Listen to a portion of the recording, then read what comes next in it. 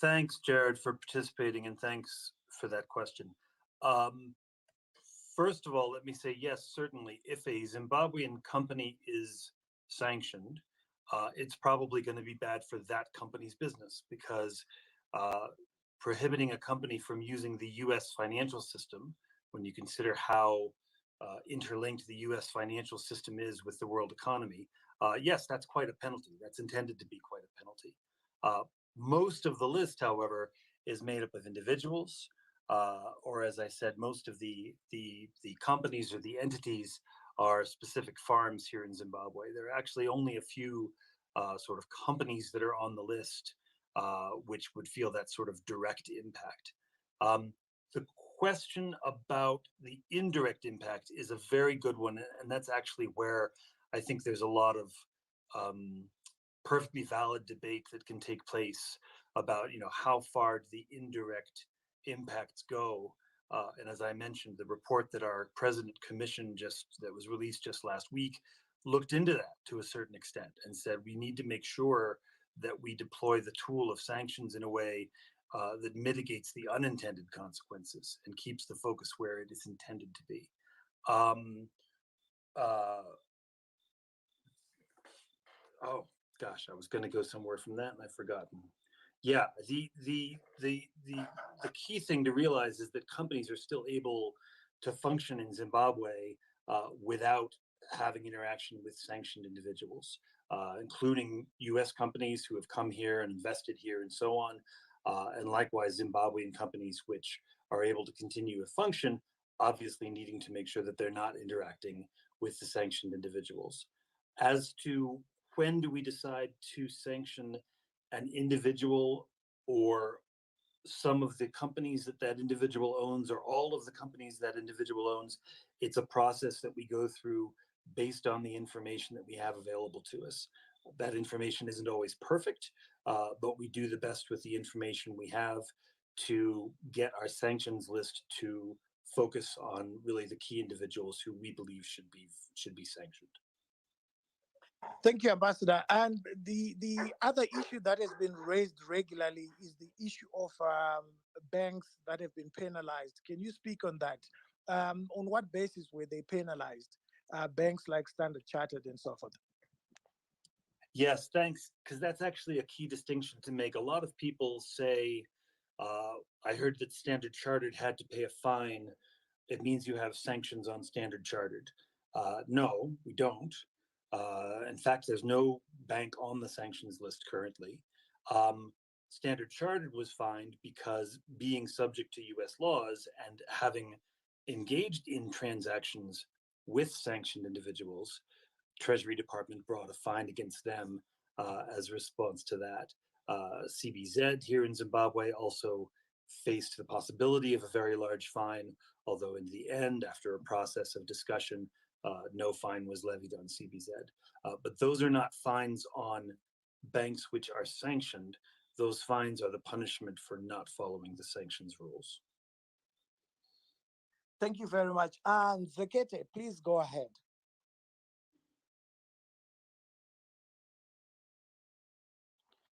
And Zekete, if you can hear me, can you unmute your mic and go ahead? Oh, thanks, Hopewell. Thanks a lot for having me. I wanted to make a presentation at the end, but probably you wanted me to ask a question. Should I ask a question? Hello? Sure. If you have a question, please go ahead, and then I'll allow you after the ambassadors have finished to make your presentation. Okay. Thank you very much, Ambassador. I just wanted to ask two things. One of them, I think you have clarified the issue of CBZ, because I think that's one of the issues that is always spoken about, that CBZ was fined. I was also under the impression that the fine went on until CBZ paid it. Actually, I wanted you to clarify that, because when I check CBZ financials, I don't see anywhere where they disclose that fine. So it was kind of confusion on my side that we have a narrative that CBZ was fined, but they don't really show such a transaction in their financials. But now that you have clarified that the fine was eventually subsequently waived, I think that clears one of my questions. The question I actually wanted to ask has to do with, there's a narrative that says sanctions were imposed because of the land issue. So that means even if MDC becomes a government today and they don't go back and take farms and give back to white people, the sanctions will remain there. I think there's a narrative like that. I may have probably one of the few people who've heard it, but it's a narrative that is there. Can you really clarify what will happen? Let's say, for example, because remember when you were discussing the DERA conditions, you said one of the issues has to do with land. Let's say ZANU-PF or any other government today in Zimbabwe, MDC or Mavambo, addresses the other conditions, but then the issue of land, as you know, is a very emotive issue in Zimbabwe. They can't really come to a solution like compensation because they don't have money. But they've addressed democracy, human rights, freedom of speech, all these other conditions. Will sanctions be removed, or America will continue to insist that because you haven't met the issue of land, therefore sanctions will remain? Can you really clarify? Is it like you have to meet all of them, including the issue of land? I'm not sure, maybe on land, I'm sure on land you said there needs to be equitable and fair compensation. I think that's what it says. But what if we meet all these other conditions, democracy, everything, but then we can't get to a solution on the issue of land? Because I don't find that there being a proper solution. What will happen? Will we continue to have sanctions on these individuals or these parastatals, or they will be removed? Thank you. Thank you very much, Zekete, for that. Ambassador, please, you can go ahead. The ambassador has got another engagement. So I will take one more question after Zekete for him. We've got three more presenters, the EU, we've got South Africa, and we have got Tinashe Mrapata, the economist. So Ambassador, please answer this one, and then we can pick someone else, and then I will let you go. Thank you. Thanks, Hopewell. Yeah, thank you for this question. Two things I'd like to say in response. One is, you mentioned, well, what if, even if the MDC or even if some other party came into government, would that change things? The short answer is that there's nothing in the sanctions and there is nothing in ZDERA which specifies what political party we're talking about. The requirements are about the behavior of the government, not who is in government. This is especially important because, of course, in 2017, when President Mnangagwa came to power, there were some people who thought, oh, well, that's it, right? It was all about Mugabe, and he's gone now, so the sanctions should go too, right? Actually, no, there's nothing. Mugabe himself was a sanctioned individual, but there was nothing in the actual conditions which said Mugabe must go or something like that. It says respect human rights, free and fair elections, or conditions for free and fair election, and so on. On the land specifically, the language in ZDERA is, this is the phrase, a commitment to equitable, legal, and transparent land reform. So, there's room for discussion. What qualifies as a commitment to equitable and legal and transparent land reform?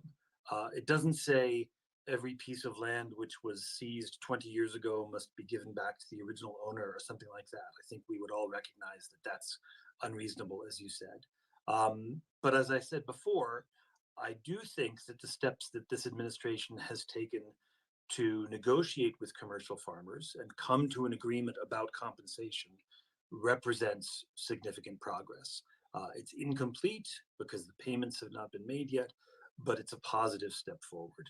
So we would anticipate that kind of conversation on each of these issues.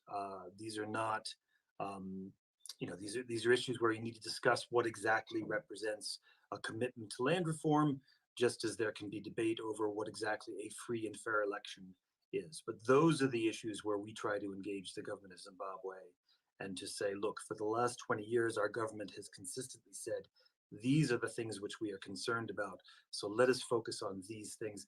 Let us see progress in those areas. Thank you very much, Ambassador. I will take the last question for the US Ambassador. So Ro Masaile, please go ahead. Hello, everyone. I hope you can all hear me. We can hear you loud and clear, Rob. You're Please fine. go. Okay. Thank you, Mr. Ambassador. Thank you for your service. My question is on the diamond issue that you raised. I'm going to ask this more on a personal level because I work for a top Harare jeweler, and we produce a lot of diamond rings, diamond necklaces, and a lot. So I wanted to ask, you said you actually, is it a trade embargo or sanctions? I'm not so sure. You said you actually, there is, right, a restriction on Marange diamonds getting into the US. So my first question, maybe I'll split my question into three parts. So my first question is, since Marange diamonds cannot be sold in the US, does that mean even our products, which are diamond necklaces, diamond bracelets, etc., we can also not sell them in the US? That's number one.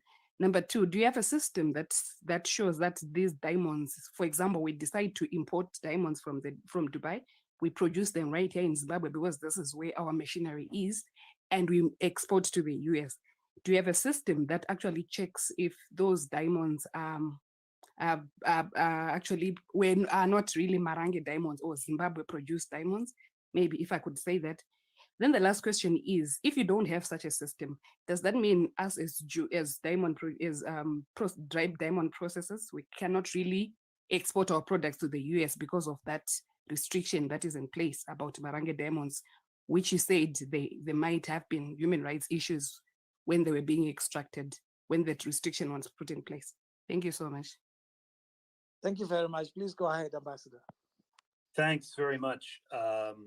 Yes, very good questions. You're getting right down into the nuts and bolts of how these things are actually put into practice and how we implement and so on. So it's good. It's keeping me on my toes. The specific language is for this restriction is rough diamonds from the Marange diamond fields. This is a restriction that was actually put into place only a few years ago in 2018, but it was justified primarily on reports from previous years. There's a Human Rights Watch report from around 2009, which lays out very clearly the allegations that forced labor was prevalent or present in the Marange diamond fields at that time. But it does include the phrase rough diamonds in the restriction. So I think that's the answer to your first question about if they've been processed elsewhere. The system we have, and I apologize, I can't give you a precise answer to this question, but what I know is that the burden of proof is essentially put on the importer to demonstrate that forced labor did not take place in the production of that good. This is a legal authority that our Customs and Border Patrol has, which is called a withhold release order.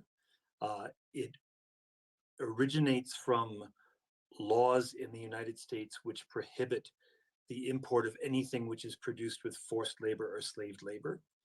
And again, the Customs and Border Patrol issues the statement that, from this product from that country, we have concerns about forced labor. And anyone who wishes to import that good, the burden of proof is on them to demonstrate by demonstrating the integrity of their supply chain or whatever measures they have in place, that in fact this shipment of diamonds or of what have you was not produced by forced labor. So in practice, that's how we implement a restriction like this. Thank you very much, Ambassador, and thank you very much for coming on board. I'm grateful because I know that you had engagement and I had to sort of bend your hand to come tonight. I just want to ask one more question. Have you actually frozen any properties or monies belonging to any individuals who were on this targeted list? Yes, when the sanctions were first put into place, there were asset freezes associated with the implementation. Our government doesn't release that information publicly, so I don't believe there's any number that I can give you or announcement that I can point to. But yes, when the sanctions were initially put in place, I believe there were assets frozen and seized at that time, which then, if an individual successfully petitions to be removed from the sanctions list, or if the sanctions were removed altogether at some point, those frozen assets would presumably be unfrozen, and those assets returned to the individuals. Yeah, Hopewell, if I can end with one other point before I have to run. If I can just go back again to this being Anti-Sanctions Day, and again, Hopewell, thanks for convening this group and giving me the chance to hopefully clarify these issues for such a large group of participants. But I wanted to point out, of course, this was a day in Zimbabwe, sort of a day of protest against sanctions, and the U.S. government supports the right to peaceful protest. We believe it's an essential right in a democracy, and that applies even when the thing that people are protesting against are the policies of the United States government. And as you know, as probably most of us on this call know, there has been a group of protesters camped outside of the US Embassy for over 2 years now. Today, I understand another 100 or so people came, and there was a protest around the embassy, and they marched around, and it was nonviolent, and that's great. That's totally great. That's exactly what the citizens of a democracy ought to be permitted to do. And for any of you who've ever visited Washington and been to the White House, there's been somebody camped out across the street from the president's house since the early 1980s, I believe, in some sort of a protest against nuclear weapons. So I just want to sort of close with that although we certainly have our differences with the government of Zimbabwe, although we certainly disagree about sanctions and certain related issues, we have no objection whatsoever to a peaceful protest, to conversations like this one in which we air our views and we disagree, and we continually engage with the government in areas of agreement and disagreement, just as any two countries with diplomatic relations do. So Hopewell, thanks again for having me on. Thank you very much, Ambassador. I wanted to say you've answered my second question, which I wanted to fire at you regarding whether these properties are then released, because I know that there's a Zimbabwean general who had his money and properties in Miami frozen. But since you've answered the question by saying that when they are removed, they will get their properties. So that has been answered. Since I've been able, Ambassador, to convene over 2,700 people, surely you allow me to allow just one more person who was the first person in this space. He was not able to speak. Just one more person, then I'll let you go. Oh, sure, Hopewell. Chair, please go ahead, Chair. I saw that you were the first person to come onto the stage. Please go ahead. Thank you so much, Hopewell, and thank you so much, Ambassador, for gracing us today and taking time to come and clarify some of the issues that I think have been misrepresented in the media. But my question regards the issue of corruption, and I wanted to just check with you if there are any chances to broaden the sanctions to include individuals and entities outside Zimbabwe who are either being used as proxies by those on the targeted sanctioned list to circumvent the sanctions, specifically on the issues regarding our minerals. Most of our minerals end up in Dubai, and they're smuggled out of Zimbabwe through countries like South Africa, Tanzania, and the entities and individuals who actually buy these smuggled minerals are known. So I just wanted to know from your side if anything is being done to either maybe curb this from happening. Thank you so much, Oprah. I think that's what I. Thank you very much, Chair. Please, Ambassador, go ahead, and I promise this is the last one. You said that last time, Hopewell. I don't believe you. Anyhow, no, it's a good question. And I'll give two answers. One is that the Zimbabwe sanctions list does not include only Zimbabweans. It is a list of people who have facilitated public corruption in Zimbabwe or committed human rights abuses, etc.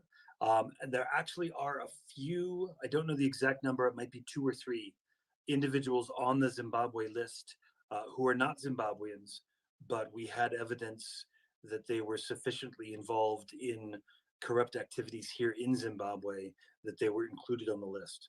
So that's one way. The second way, which is frankly the broader and the more significant way that my government is addressing corruption globally today, is that we have other sanctions programs as well, which are not particular to any one country, but which specifically target corruption. One of those is called the Global Magnitsky Program, which other countries are also involved with. And through these other sanction authorities, we can target corrupt activity wherever it occurs in the world. I believe it was that program under which we sanctioned the Guptas for their state capture in South Africa, for example. So we have other tools with which we can address corruption in Dubai, in international trade, anywhere that the corruption takes place. Thank you very much, Ambassador, for coming on board. I know that I said that's the last question. I'm tempted, but I wanted to ask about PayPal, but I'll throw that to Ambassador Timo, and I'm sure you'll be able to handle that. Thank you so much. Hopewell, thanks very much. It's a pleasure. Take care. Thank you.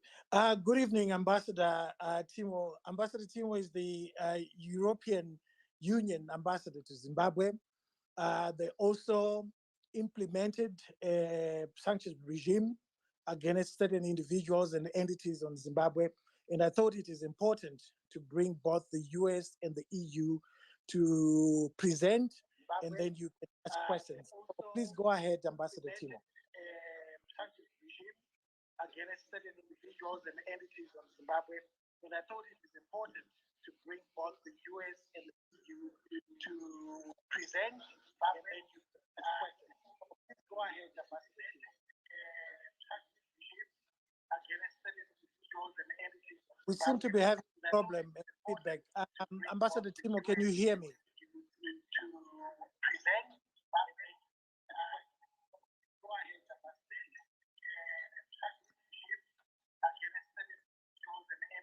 We seem to be having a problem with Ambassador Timo. So what I'm going to do is to ask Mr. Clayton Monyela from the South African government to present, and then we'll go to Ambassador Timo once we've sorted out the sound problems. Please go ahead, Mr. Monyela.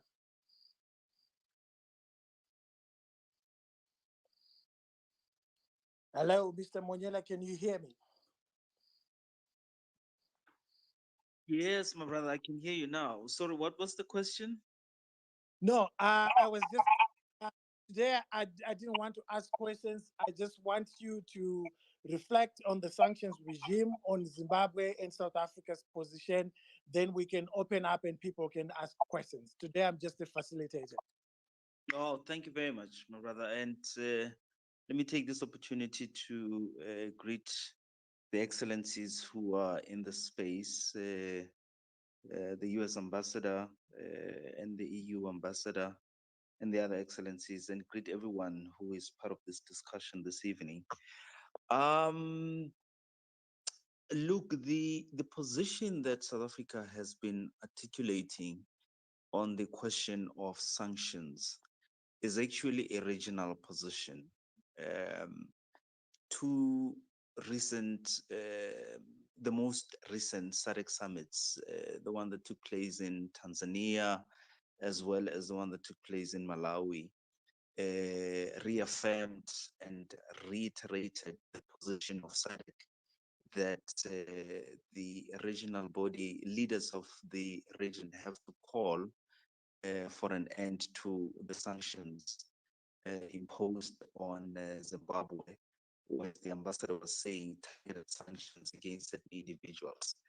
But if you listen to Rutendo, you would then get to understand that the impact thereof may not necessarily be limited to those individuals in their personal capacity, in that the impact seems to be far and wider in reach.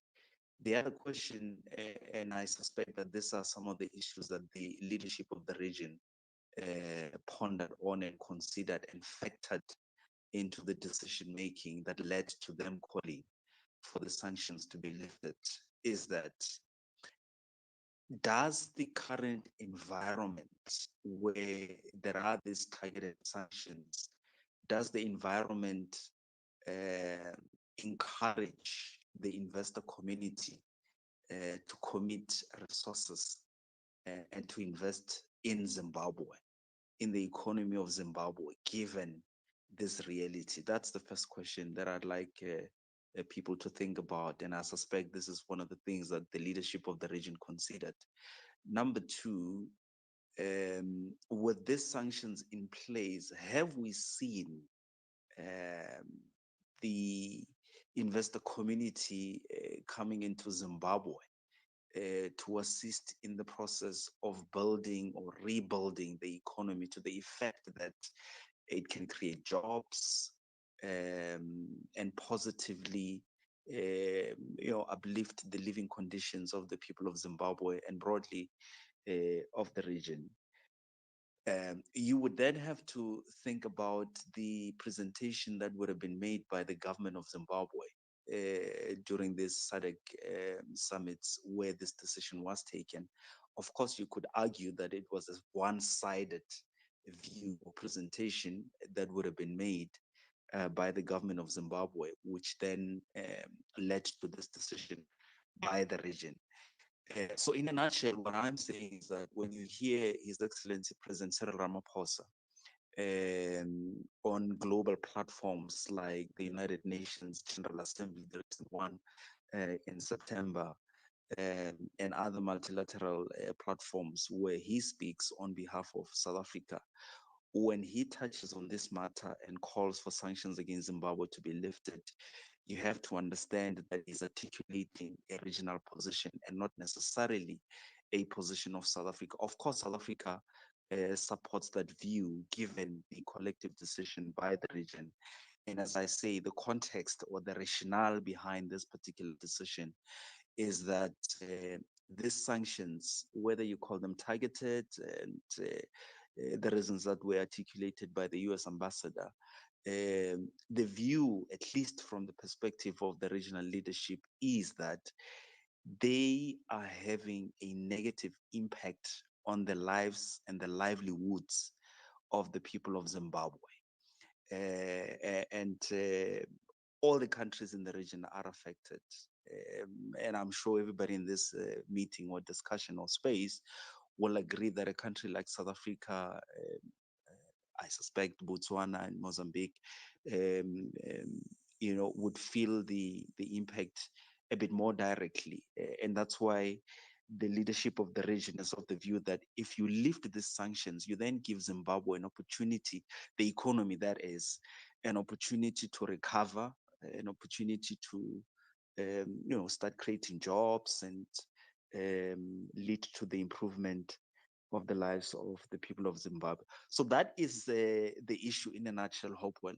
I'm sure I can expand a bit more if there are questions, but the point I wanted to clarify is that South Africa is not articulating this position in isolation. It's actually a position of the entire region of SADC. Thank you. Thank you very much, Mr. Taylor, for that. I just want to test again whether the EU ambassador can hear us. Can you hear us, Ambassador Timo? Can you hear us, Ambassador Timo? Your mic is muted. Can you hear us? Can you unmute your mic if you can hear us? Ambassador Timo. I can hear you well. Can you hear me now? Yes, we can hear you now. Ambassador Timo, your mic is muted. Can you hear us? I can hear you. Can you hear me? Yes, we can hear you. Do you have an phone? Okay, can you hear me now? Can you hear me now? Yes, we can hear you now. Your mic is muted. Can you hear us? I can hear you. Can you hear me? Your mic. Yes, we can hear you. Okay, can you hear me now? Can you hear me now? We seem to be having a problem. We seem to be having a problem. I can hear you. Can you hear me? Oh, we seem to be having a problem. All right. So what we're going to do, we'll proceed with Mr. Monyela, then we can bring the ambassador later. Mr. Monyela, you've talked about the effects of these sanctions on the region and not just on Zimbabwe. It's a natural effect, obviously, because whatever affects one country in the region will affect the other country. How difficult is it for you as regional leaders or as South Africa to simply say to Zimbabwe, the demands that are on this sanctions list are actually in the constitution of your own country? It is for the good of your own people. There is nothing that is being asked for in those sanctions that is not in your constitution. Implement your constitution so that these things can go away and the region can move forward. Why would the region allow one country to be an albatross for 20 years, and yet the solutions are found in that country's constitution?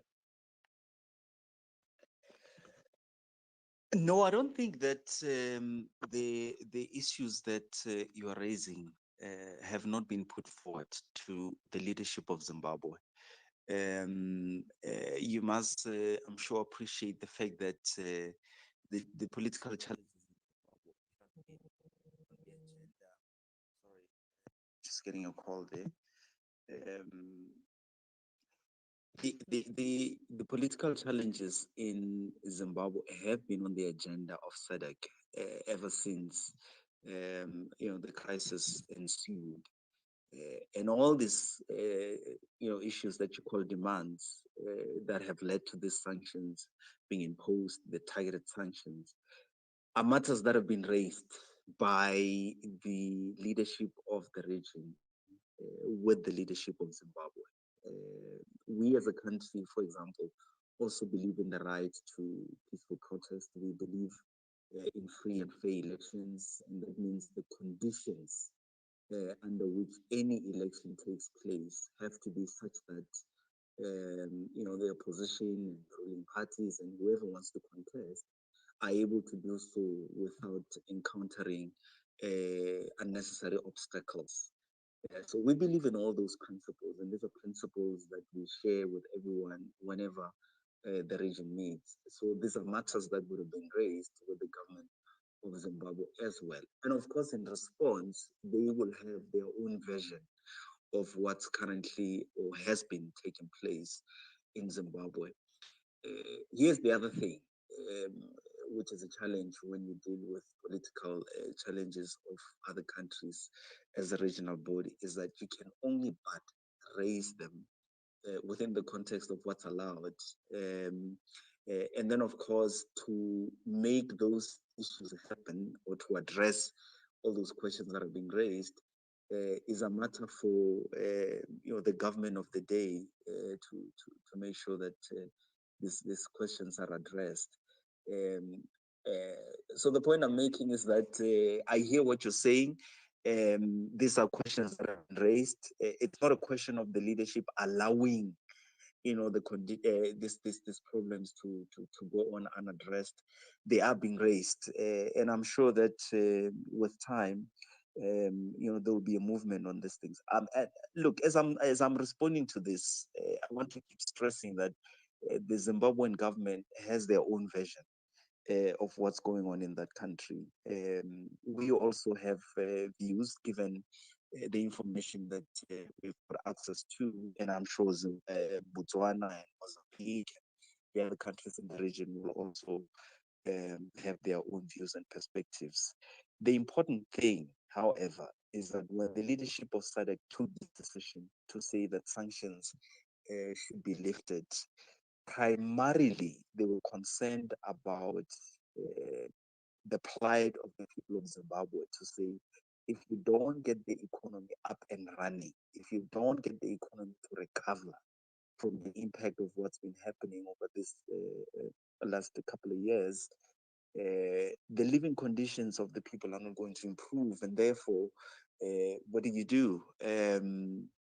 And I think that's the main rationale why the decision was taken to say all the leaders of SADC, whenever they speak on international platforms, will raise this matter, that and make the call for sanctions to be lifted, and that's why you've had the president of Rwanda, president of Botswana, all the leaders raising this particular question.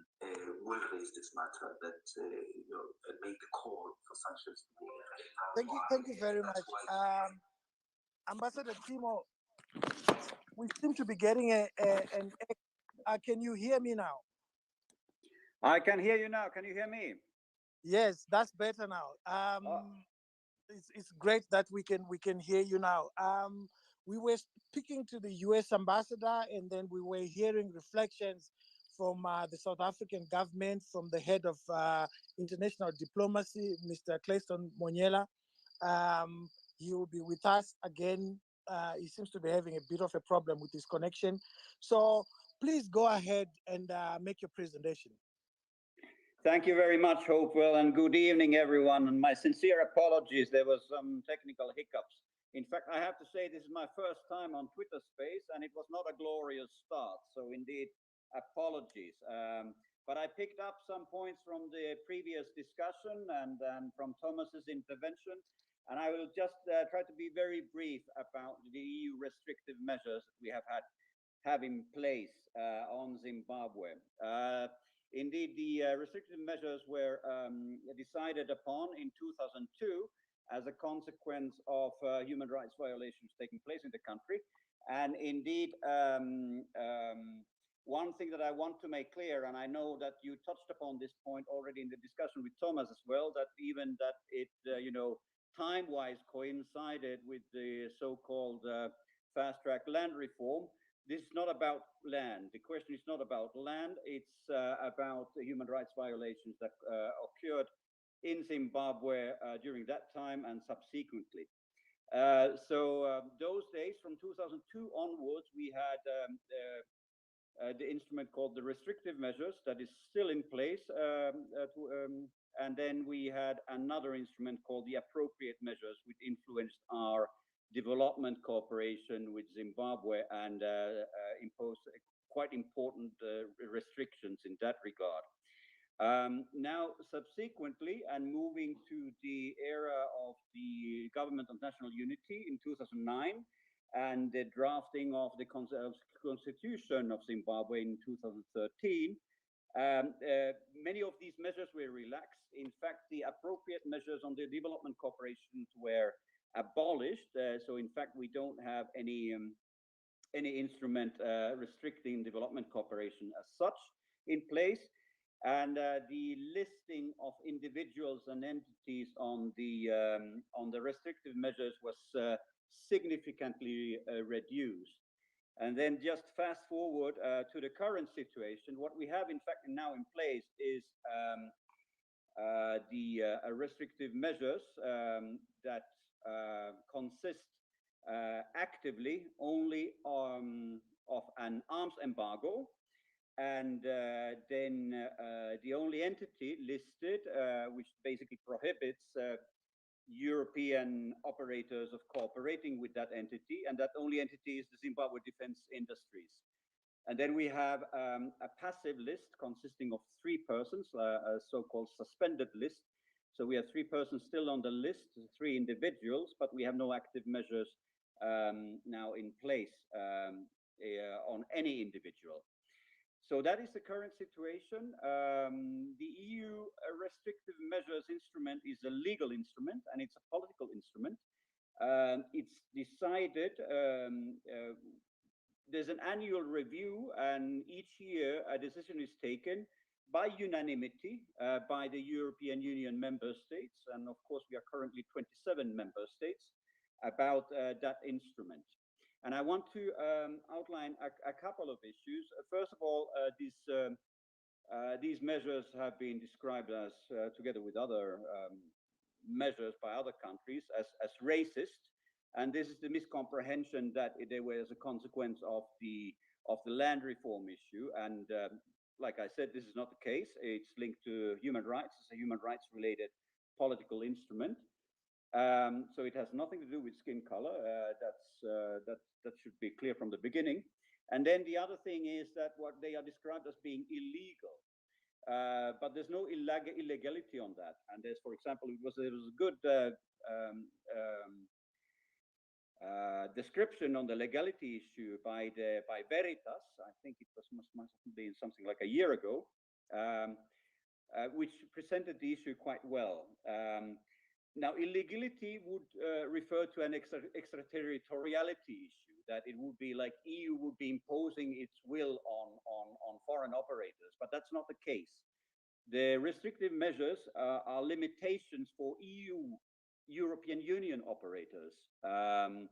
And indeed, it's totally within the limits and the rights of the European Union to take these measures. I think you touched upon some similar kind of an issues on the US instruments with your discussion with Thomas. But indeed, if we are talking about the limitations on cooperating with entities, those are decisions that influence EU private sector operators. If we are talking about, what we used to have in place regarding individuals, about the travel ban and assets freeze, that again is something that takes place within the EU territory. There's nothing extraterritorial about that. And the same can be said about the arms embargo. But I know that you have had already a long discussion, so I'll try to keep my own comments rather brief, and I'm happy to take any questions that might be out there. Okay, thank you very much, Ambassador, for coming and for agreeing to do this. Tonight is not about me. It's about Zimbabwean citizens and Africans and beyond and citizens from beyond who are interested in listening to this discussion and asking questions to you guys. So I will start with Chin'ono. Chin'ono is a development economist, a Zimbabwean based in Manchester. Please go ahead, Chin'ono. Thank you, Hopewell, and thanks for hosting this very important discussion. My question is specifically to the representative from South Africa, and also to the US ambassador. Perhaps one of their teams can help us. But unfortunately, the US ambassador has left. Okay. And Mr. Monyela is in the audience, but I think he had problems with his connection. Please, Mr. Monyela, I've sent the microphone. Can you accept it so that you can also take questions? But in the meantime, we're discussing with the EU ambassador. If you have any questions for him, please go ahead. Okay, well, perhaps I'll pose my questions in a more kind of general way, specifically around the impact of sanctions and kind of. Could it be, Hopewell, that Thomas exhausted all the interesting questions? He left the best for you. Okay, I'm waiting. So, so my question would be, given that we have been in this... Sorry, Chin'ono. You can ask your question to the EU ambassador and also ask your question for Mr. Clayton Monyela. Is back on the table now. Perfect. Thanks, Hopewell. So I think I'll start with South Africa. So given the analysis done by SADC, I suppose my first question is, was there an analysis that's actually been done and some sort of paper presented thereof, stipulating that the impact of sanctions is such that it's far worse than the impact of corruption and of human rights abuses? And I don't only speak to the case specifically for Zimbabwe, but across the region, because it would be my kind of generalistic view that where there is corruption at the level at which it is at in Zimbabwe, that is bound to have negative impacts across the region as well. So is that the conclusion from SADC? Was that actually sanctions are far worse than any form of human rights abuse or corruption? Therefore, let's focus on the debate on progressiveness, really. Let's focus on the removal of sanctions. So I'd be interested to find out if such an analysis was done, if a paper was produced, and where we can find it. And then secondly, when we look at the fact that Zimbabwe has kind of been in this situation of targeted sanctions for quite some time, what is there any, and this I guess is a question to kind of all the three reps that we've had today, where can we go next from there? So I'm aware, for instance, in South Africa, there is a provision in the South African Constitution, actually, that where there is sufficient evidence of Hopewell, I'm things just checking. like, I'm still on the line. Can you hear me? Because I can't Yes, hear we anything. can. Yes, we can hear you. You're on the line. All right. I think if while you waiting can't for hear. questions, maybe I can expand on some points. Okay. Okay, no, that's fine. The question that has been asked is for South Africa, so we will allow the head of public diplomacy for South Africa, Mr. Monyela, to take it, and then she will throw another question at you. So, Chennai, let me allow Mr. Monyela to answer, then you can throw. Could I just finish this one off, Hopewell, because that would be a question of Mr. Monyela as well, which is Please go ahead. around the provision in the Constitution for investigation and actually a pursuit through the South African courts of individuals that have been found to be perpetrating human rights abuses or even corruption. So would it not, if their genuine interest is for the region, for Zimbabwe, would it not be more beneficial to kind of specifically address this through the courts, where individuals have been named and sanctioned, and their sanctions are actually impacting, like you say, the region? Should we not then single them out to process and address these through the courts? And I would like to say that the same provision is available in America. And is it something that the EU would perhaps be willing to consider as well?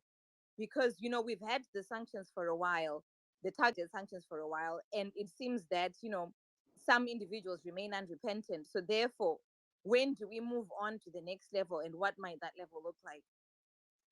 Thank you, Chennai, for that. Mr. Monyela, please go ahead. Well, thank you, Hopewell. The first question about whether a paper was presented that has perhaps made an analysis of the impact of the sanctions vis-a-vis corruption on the lives and livelihoods of people, I don't think there was a paper like that. The regional leadership, when they meet, they talk politics, what's happening in the region, and there's hardly any time on the agenda for research papers to be presented. Having said that, I don't think the leaders of the region are oblivious to the impact of corruption in country A or country B. I'm sure you'll also agree with me that the question of corruption is not limited to one particular country. I think it's a challenge for all countries in the world. So that matter would have been factored into the discussion without necessarily benefiting from a presentation that addresses the topic based on research. You then ask what else can be done, given that despite the presence of these sanctions targeted as they are, behavior of the targeted individuals is not changing, and therefore no movement. I think the options that are provided for in terms of the constitution of a country like South Africa and international law should be explored. You raised the issue of going to the court or getting. Sorry, Mr. Monyela. Sorry, Mr. Monyela. Can you bring your phone closer, because it's difficult to hear what you're saying? Sorry, is this better? Yeah, it seems it's better now. Oh. Yeah, there's terrible feedback.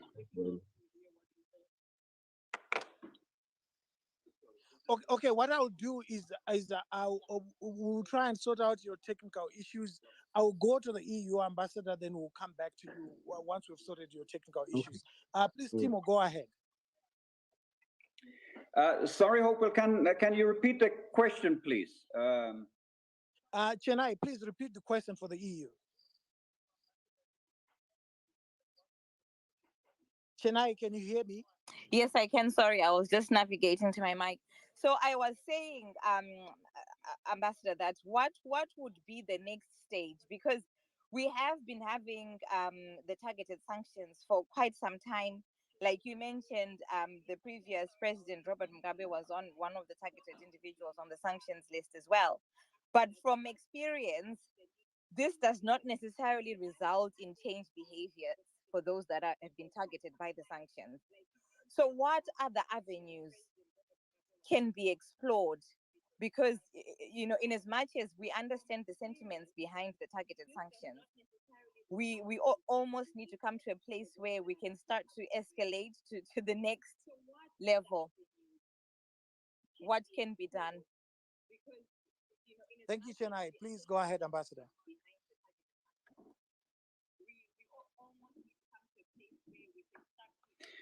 Right. Okay. About other avenues to be explored. Obviously, the restrictive measures are not the only instrument, and not the only thing that we have to, as one of our tools, when we cooperate with Zimbabwe, or the only one of the avenues. In fact, it's quite regrettable that the discussion revolves so much around sanctions. I think especially when you heard me describing how limited the EU measures are, then it really the attention given to them actually in the overall EU Zimbabwe relations is say that is disproportionate. So what we are in fact doing is that obviously, as regards human rights and our concerns about human rights, indeed the measures are there, and they are one factor also, of keeping that human rights issues also on the table. So it's a signal from the EU vis-a-vis Zimbabwe that we do have concerns about the human rights, and we want to discuss, and we do think that they need to be addressed. So that's the point on the restrictive measures, but it's not the only thing. In fact, what we have now, the main forum for us to discuss human rights related issues is the political dialogue that the European Union has with the government of Zimbabwe. So that's an avenue that we are using. I'm not sure how many of the listeners are familiar with the Cotonou Agreement, but it's the overall agreement that the European Union and its member states have in place with around 80 African, Caribbean, and Pacific states, and which has been outlining our relations. Now, that agreement is coming to a close, and there will be a successor agreement to that. But one of the clauses in that agreement is basically telling us that we should have a dialogue between the European Union and the member states, and then a respective African, Caribbean, or Pacific country, Zimbabwe in this case. It's the so-called Article 8. And in fact, with Zimbabwe, we didn't have that dialogue for a long time. There was a long break during the Mugabe era that we didn't have that dialogue going on. In 2019, we restarted a formal dialogue where we are actively discussing these issues about human rights, and we take forward our concerns and discuss them with the government. And in fact, in our last session in June, we had rather extensive discussions about the restrictive measures themselves.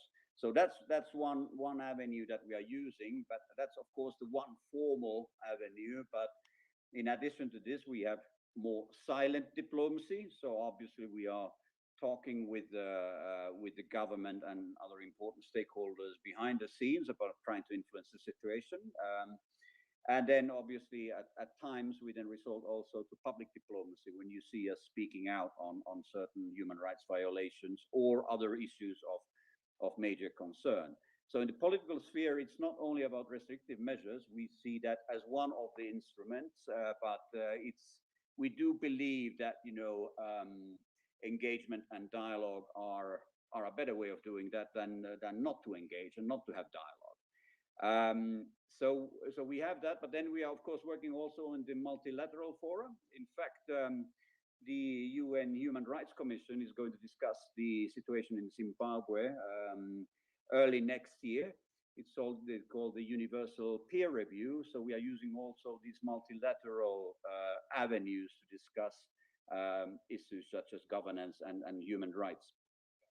But obviously then, moving out from the political sphere, we have our development cooperation, where we have had quite an important focus on governance issues. We are supporting Zimbabwean human rights organizations that are working on governance and also human rights, also through our country portfolio and also through our global instruments. And we have all the intentions of continuing with that cooperation in order to promote governance reforms in Zimbabwe. We have also been cooperating with the government, giving technical assistance to some authorities, also where we try to address also not only the demand side of human rights, but also the supply side of human rights, access to justice, legal reforms, and so forth. And indeed, even when we're moving to our trade sphere, when we are talking about our economic partnership agreement, and we are talking about rights within that context as well. We are talking about issues such as labor rights, etc., social rights, when we enter into trade negotiations. There's in fact a negotiating round going on at the moment, with the intention of expanding our trade agreement. So just to say that the restrictive measures is not the end and the only thing that we are trying to do, but indeed we are trying to engage Zimbabwe and its various stakeholders through different instruments and through different channels. Thank you very much, Ambassador. We also have tonight Rutendo Machinyarare, who's anti-sanctions activist. Rutendo, do you have any intervention or questions that you want to make at this point for the EU ambassador? Yes, I do. Thank you very much for the opportunity. I would also like to address Mr. Manye. Rutendo Machinyarare, who's anti-sanctions activist. Rutendo, do you have any intervention or questions that you want to? Right. I would also like to address Mr. Manyela before I continue. Mr. Manyela,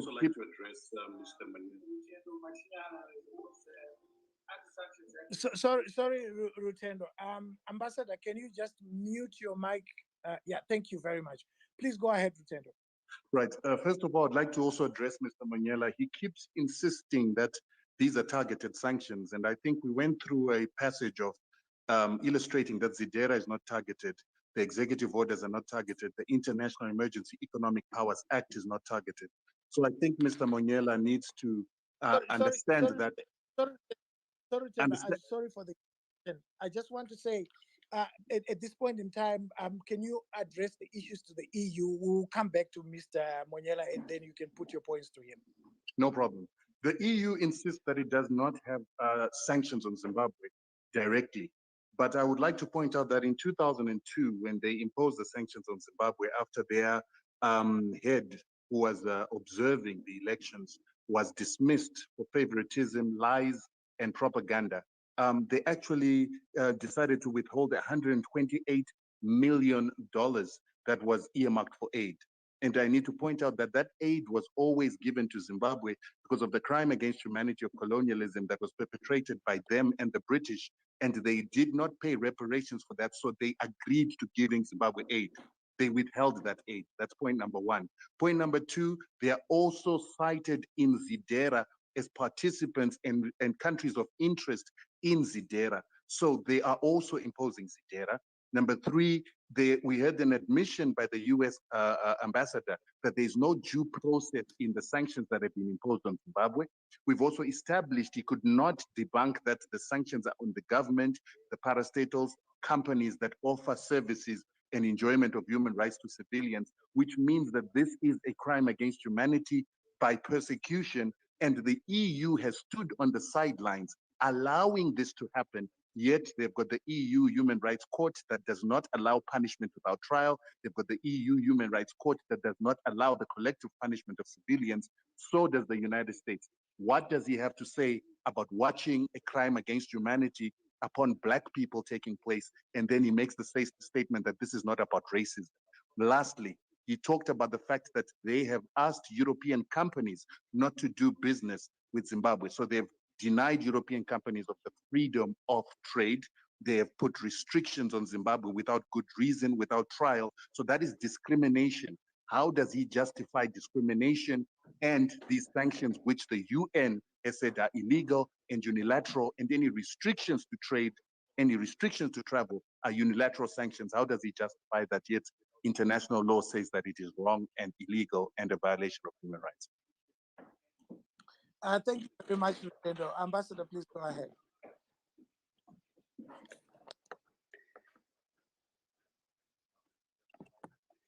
Thank you. Thank you. And for there's a technical problem that when I'm keeping my mic on, then there was a problem with my audio. But I at least I caught the two questions about the racism issue and and then about European companies. Now, coming to the restrictions on European companies, that's something that the European Union operators, European Union member states are completely allowed to do. And thinking about that, this would be some kind of a major contributor to the economic woes of in Zimbabwe is nonsense, because we are talking about one company that has been involved in the past in quite shady business, the Zimbabwe Defense Industries, and we are talking about arms embargo. So saying that that European companies can't sell armaments into Zimbabwe would be a major consequence, reason for economic and social suffering in the country is really pushing the envelope quite far. The reason why these measures, especially on the ZDI and particularly the arms embargo, are in place because it can be shown that it's the security forces that have been largely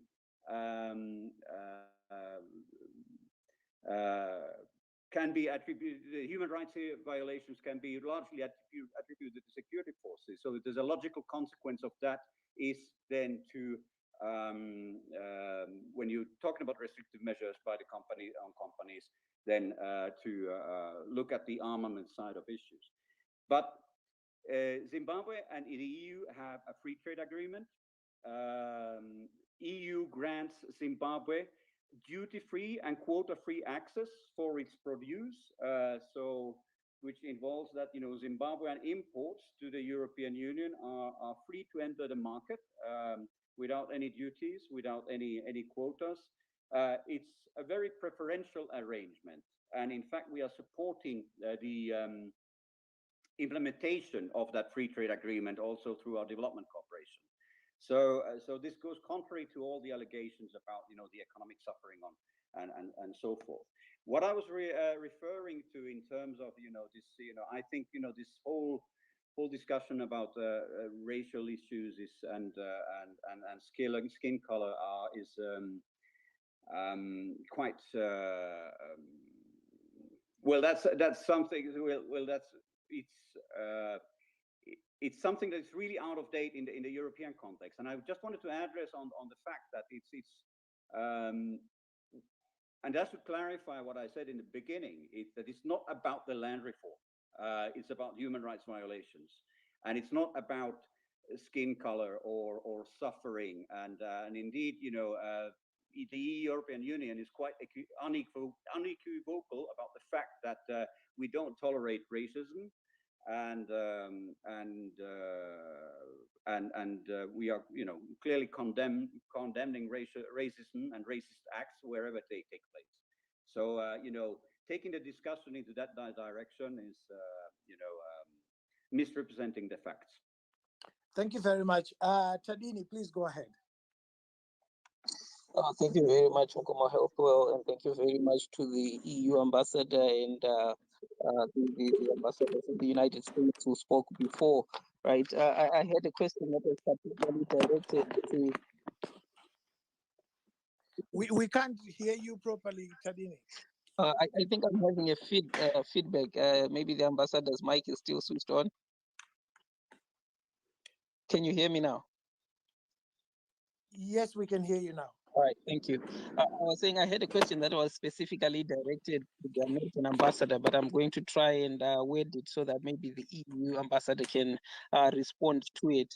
I hear that he does mention that the sanctions were not a result of, were not motivated by, say, the land reform, but rather it was an issue to do with human rights violations.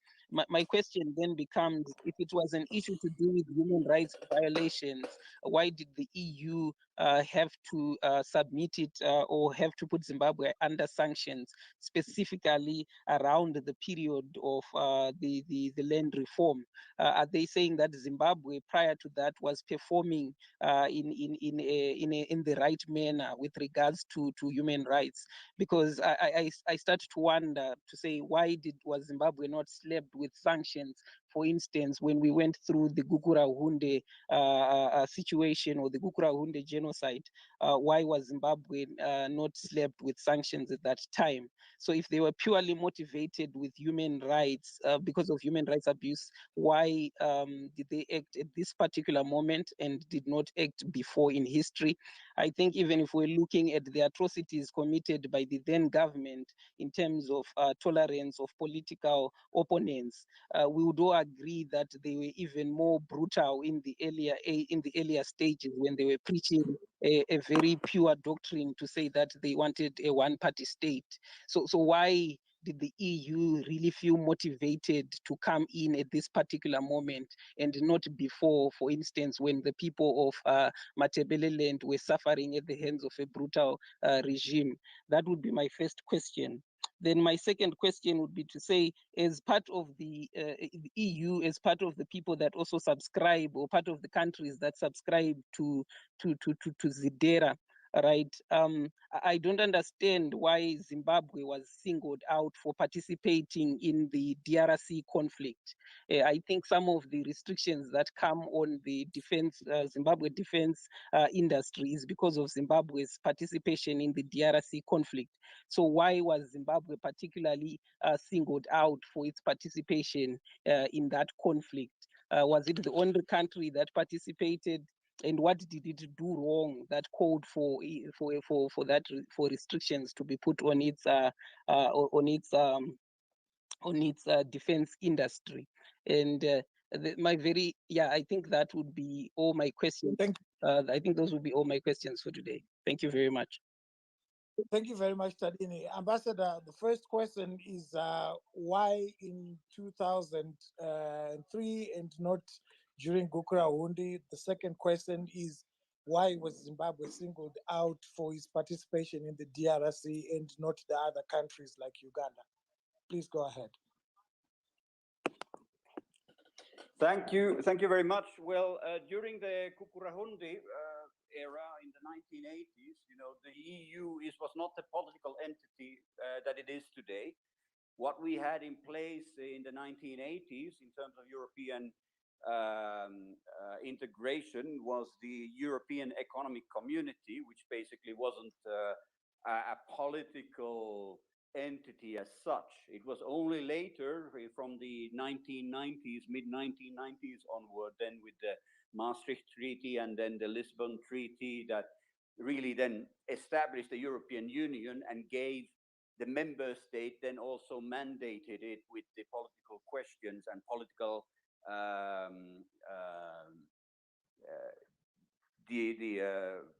the capability and the right to involve also them, in the political sphere and the security sphere. And so in the 1980s, the EU would not have been able to react to what happened in Zimbabwe because the EU as such was not yet there. So maybe that's that would be my response to that. On the DRC war and Zimbabwe's involvement, it's true. Well, obviously, many countries got involved in that that conflict, and the story about Zimbabwe's involvement is, of course, a highly problematic one. But it was not the only reason for the restrictive measures to have been implemented in 2002. There was human rights violations taking place at the time, and there were subsequent human rights violations still continuing in 2008. So it's not an issue that is exclusively connected to the DRC war. Thank you very much, Ambassador. Reason, please go ahead. Thank you so much. Thank you so much, Mkoma Hopewell. My question is going to be targeted onto the South African head of diplomacy, public diplomacy, Clayson Monyela.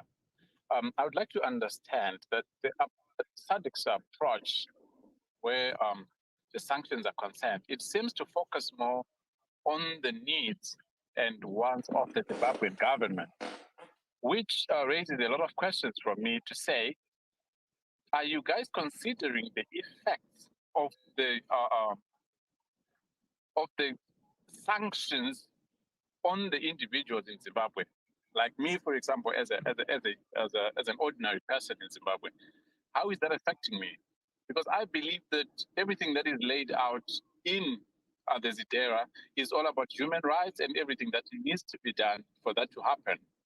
There's an influx of migrants into South Africa due to the fact that some of the people are political refugees, some of the people are economic refugees, people who are running away from political violence that is been erupting over and over again.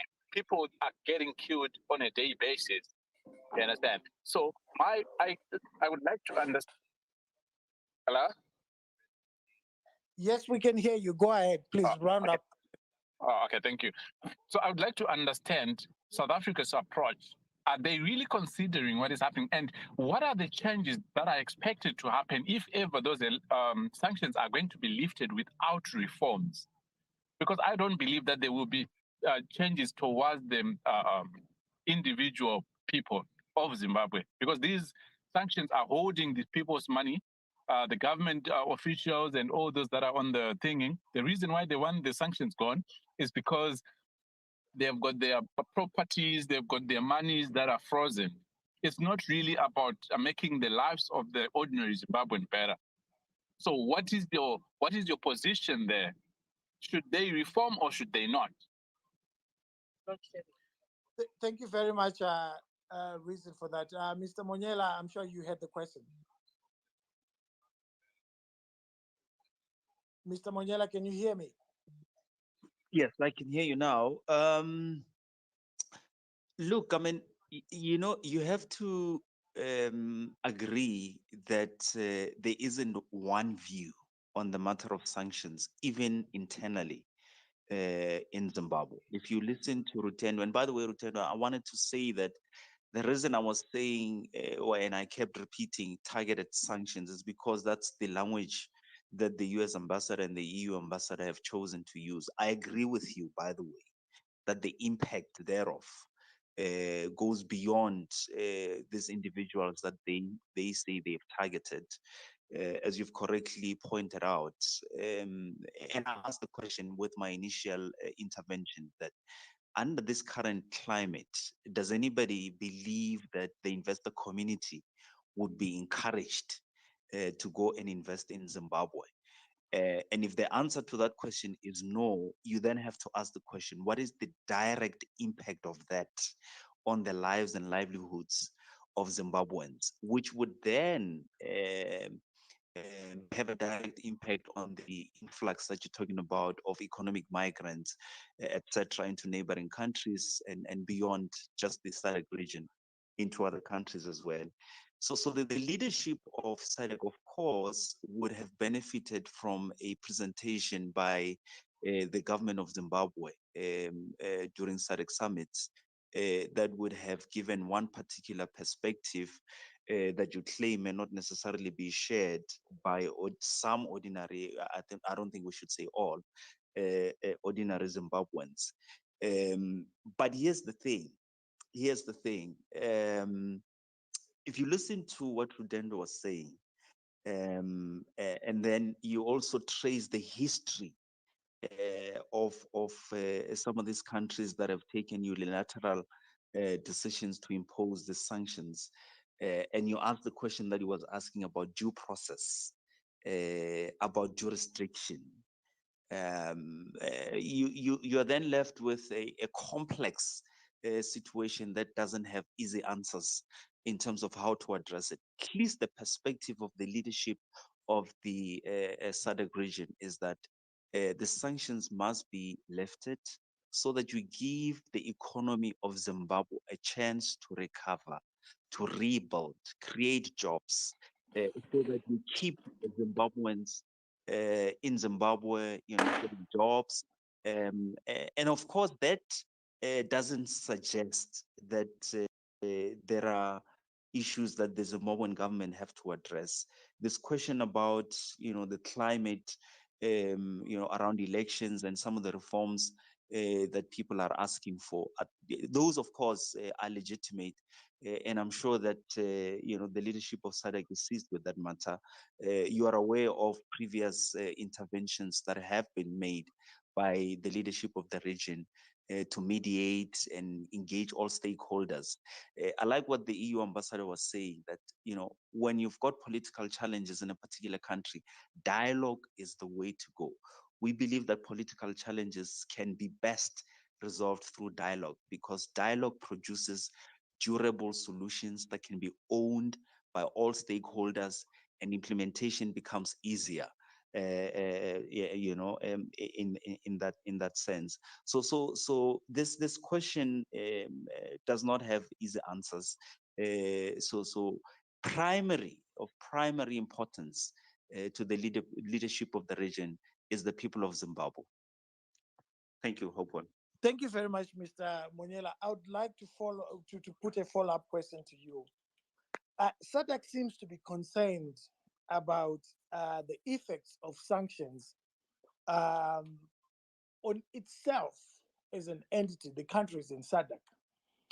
This problem has been ongoing for over 20 years. Is SADC concerned about the violence against citizens of Zimbabwe, the abuse of the judiciary, where journalists are arrested and thrown into prison without proper due process? Is SADC concerned about the rigging of elections, where the right to choose a government of choice is taken away from Zimbabwean citizens? Why would SADC, and I would say specifically South Africa, because you are a South African leader, why would South Africa want to have a standard for its own citizens where it allows protests to take place, which are underpinned by the South African Constitution, and yet not be concerned about Zimbabwean citizens exercising their constitutional right to protest? This right is in the Zimbabwean Constitution.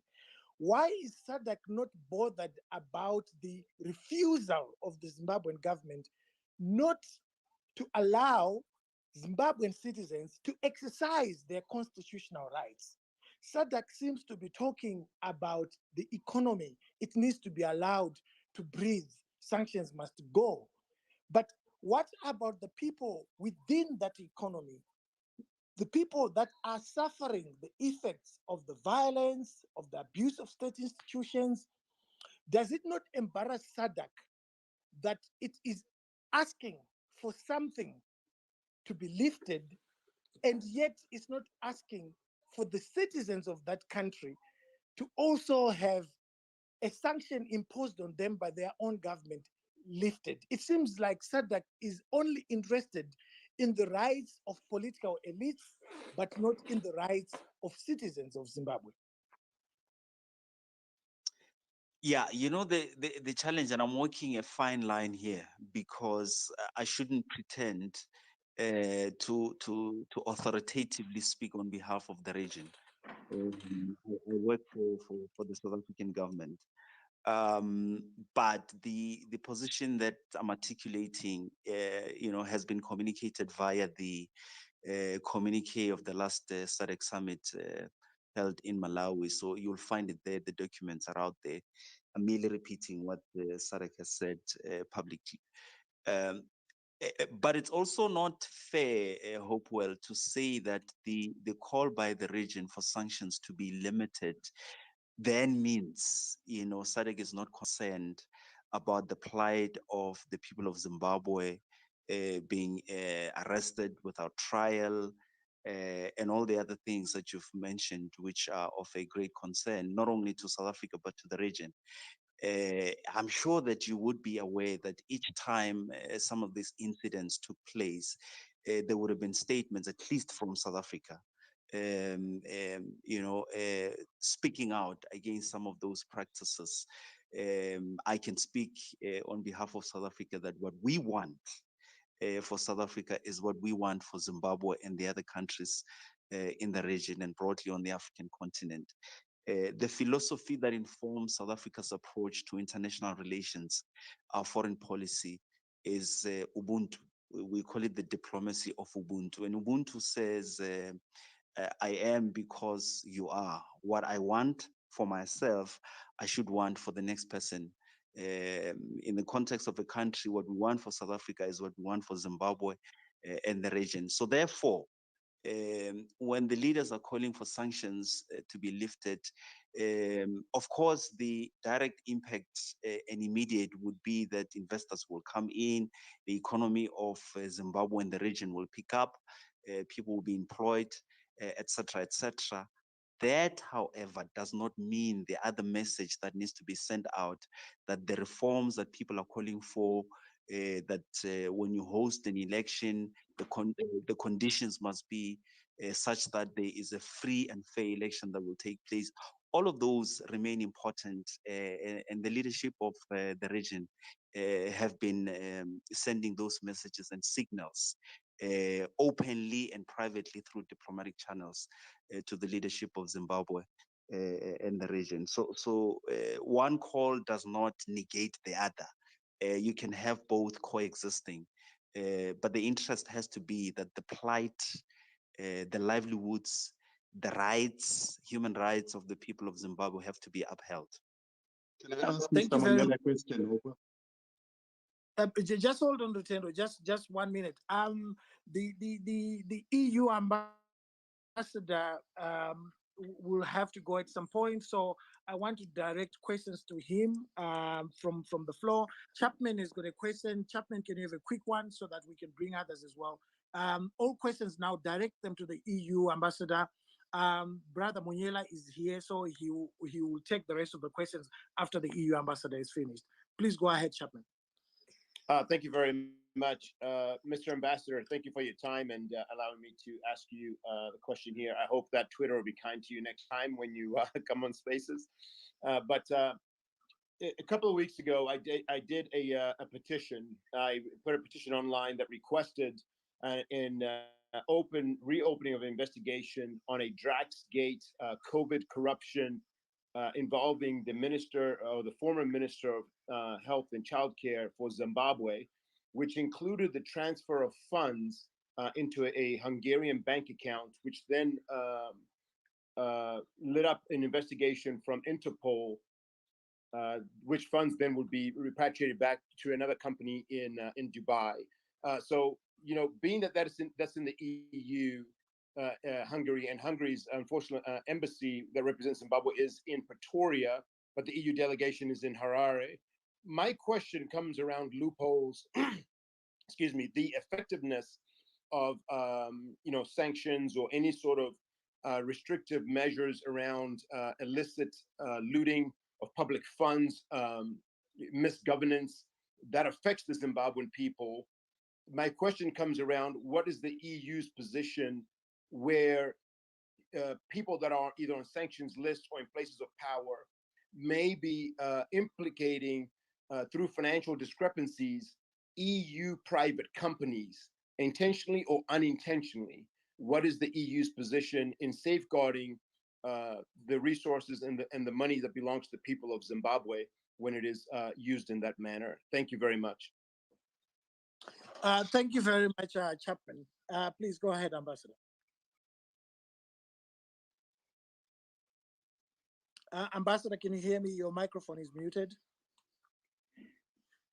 Yes, I can hear you. Can you hear me? Yes, we can hear you. Please go ahead. Okay, very good. Okay. There are some issues, like, for example, following up on these criminal investigations and so forth, where the competencies are mixed. They are primarily for the member states. For example, when you're referring to this case, I do hope that the Hungarian authorities would be involved. Obviously,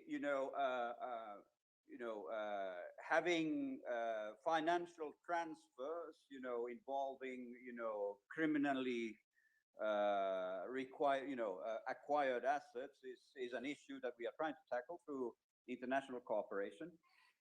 We have that's why we are, for example, this is the Financial Action Task Force, FATF, gray listed Zimbabwe. That's something like almost 2 years ago now, and after that, the European Commission also took its own measures about listing Zimbabwe. And basically, on the points of these, obviously it's more related to anti-money laundering and terrorism financing. But what the EU has offered in this regard is for Zimbabwe also technical assistance in order to tackle these issues in the financial sector. So partly, yes, we did list Zimbabwe, but we have been also at the same time offering technical assistance to Zimbabwe. Well, we have offered it. It has not been taken advantage of yet, which would then also help increasing transparency in the financial sector and also to track these kind of illicit transfers. But on the case as such, I really can't comment because it's something that hasn't really involved in the EU delegation. But about the issue about tracking and returning illicitly gained access, that's something that indeed the police and investigative authorities should be involved in. Thank you very much, Ambassador. The ambassadors have to go, both of them, but I'm going to ask them to stay for about 20, 30 minutes if they can. So please keep your questions very short. Avoid making long-winded questions. Just ask your questions straightforward and it will be answered. Esau, please go ahead. Esau, can you hear me? Okay, we'll skip yes, it. I can. Please ask. Yes, I can. Please go ahead. Please ask your question. Yes, I would like to ask my question to Mr. Monyela, and I want to know what he thinks should go first: the human rights abuses or the so-called sanctions that he says. That's my first question. So my next question is, does SADC actually know that they are not representing the will of the people? Those are my questions. Thank you. Thank you very much, Mr. Monyela. I'm sure you've heard the questions. Please go ahead. Yeah, I'm not sure what he means by what needs to go first, the sanctions or the human rights abuses. He's saying that when the political elites in SADC, and obviously which includes South Africa, what do they think needs to go first in order for progress to be there? The human rights abuses that have attracted the sanctions, or the sanctions that were attracted by the human rights abuses? Yeah. Well, look, I mean, speaking in general terms, if sanctions are triggered by a particular concern, the logical way of going about it would be that the issue that triggered the sanctions first must be addressed for the sanctions to be lifted. However, in the context of Zimbabwe, I'm sure the issue is not that simple in terms of what came first, the chicken or the egg. But also the issue of these individuals vis-a-vis whether the sanctions are more broad and general. Rutendo has articulated that question well, so I will not repeat what he said. So it's not an issue that you can answer with a simple yes or no, because it's quite complex. The second question he asks is, does the SADC leadership know that they don't represent the will of the people? How do you determine the will of the people? Countries in the region hold regular democratic elections. That's how citizens of a particular country express their will, by voting a particular party into government, and that party becomes the government of the day. That's how you determine the will of the people. And my assumption is the leaders of the region, the president, the heads of state, when they meet, they represent their countries, having been given a mandate by their citizens, which would then translate into the will of the people. So I would argue strongly that the leadership of the region do represent the will of the people. Thank you very much for that. Matambanazo, please go ahead. Thank you, Hopewell. My question to Ambassador Timo is two questions. Is the MDC responsible for calling for sanctions on Zimbabwe? I mean, Chamisa's MDC. And what's your take on the anti-sanctions protests going on today? Like, do they have any effects on your decision to maintain or lift sanctions on Zimbabwe? Thank you. Thank you very much. Ambassador Timo, were the sanctions called for by the MDC, and do the protests taking place that have been organized by the government of Zimbabwe and ZANU-PF, do they have an effect on whether these sanctions will be lifted or not? Please go ahead. Well, thank you very much for those questions. Yeah, during my time, at least, and I'm not aware of the MDC having been calling or initiating the sanctions to vis-a-vis the EU. So that's what I can say about that. So I'm not aware of MDC at any moment in time, having been approaching the EU on the issue of the restrictive measures. On the protests, well, obviously we will,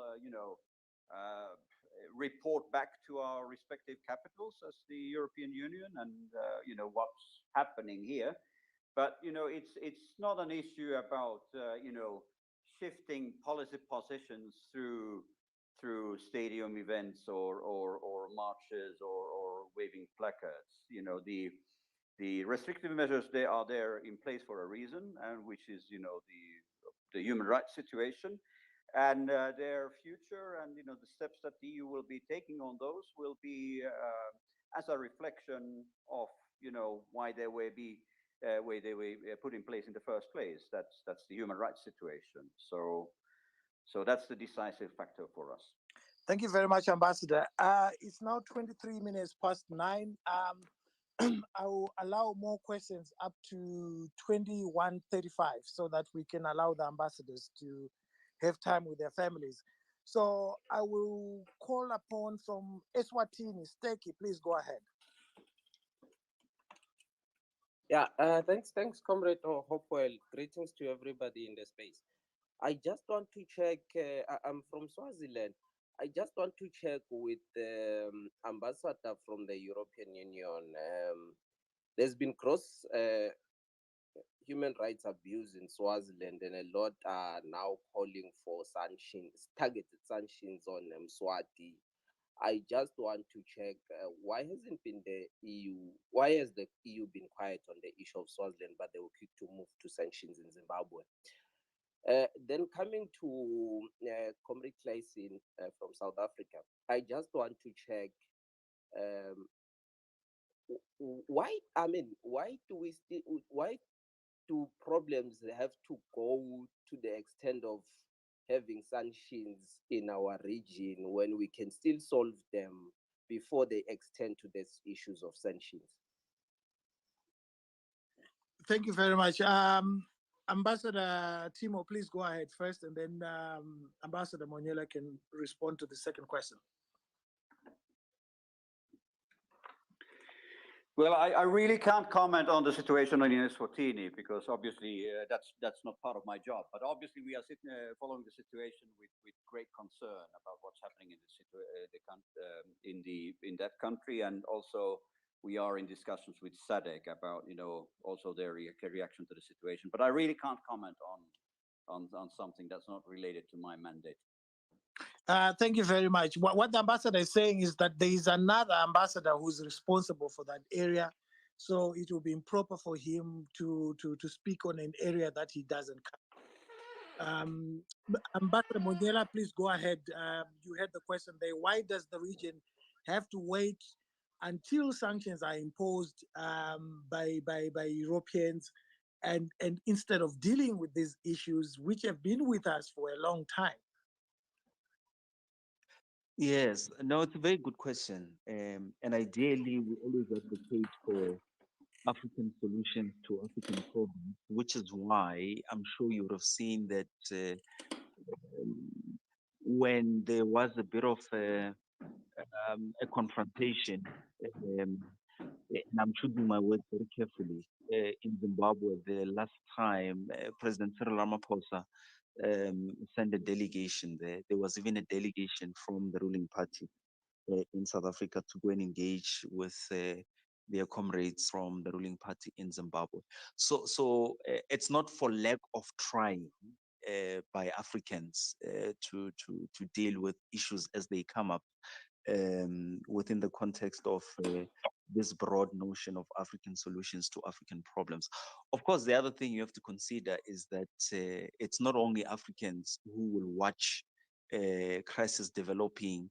There will be others, our friends and relatives, in other regions of the world who have an interest for whatever reason in the affairs of our region. And they will also, have their own processes. And that's why, the issue of sanctions, will come up. So at least from the perspective of Africans, we do try to deal with issues by ourselves, but you can't you can't exclude the other countries internationally, because this matters.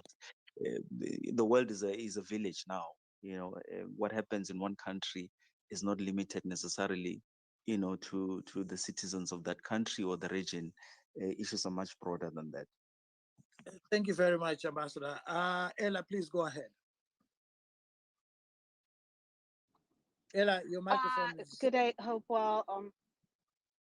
Okay, I hope you can hear me now. Loud and clear. We can hear that twang. Oh, thank you. Thank you for accepting me. I have two questions.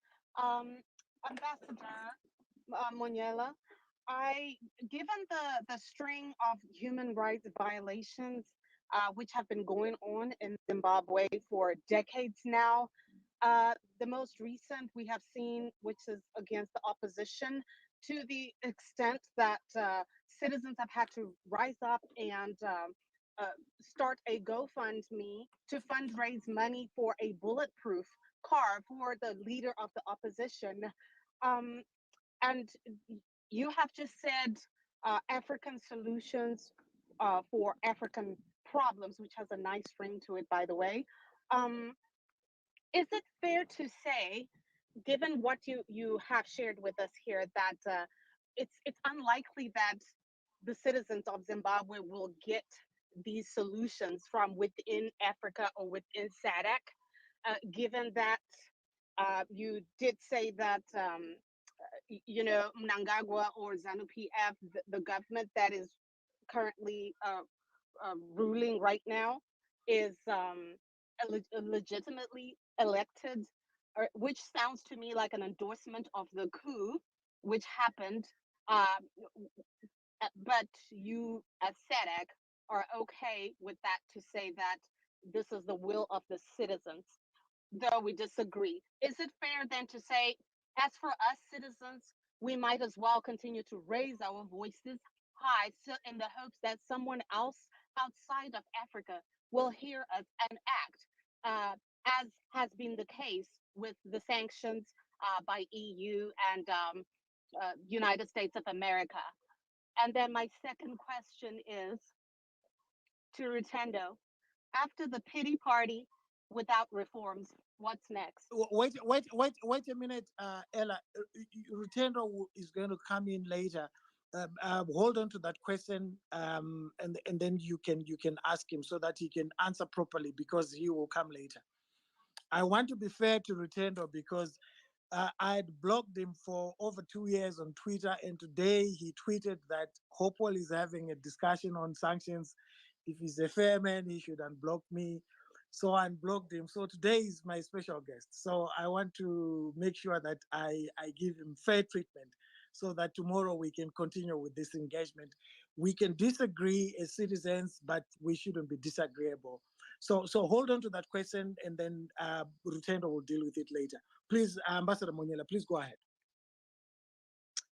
Yeah, Hopewell, it was a very long, convoluted question with many questions within one. I'm not sure how to tackle it, except to reiterate a principle, perhaps. Just that, Mr. Monyela. Ella, can you just shoot once, straight question, so that he answers you? Given that decades long now, we have not seen, the citizens of Zimbabwe have not seen any concrete actions from within SADC. Is it fair to conclude that the 10 or so people that sit on the SADC board are really representing themselves, given that we had a coup in 2017 and we don't have a legitimate government? Is it fair to conclude that we will not be getting help from SADC? Therefore, we might as well continue to call for sanctions and whatever else from outside Africa that could help us as citizens. Thank you, Ella. Please go ahead. Well, the simple answer is that it wouldn't be a fair conclusion for a couple of reasons. One, SADC is not folding its hands and not engaging with the political process in Zimbabwe.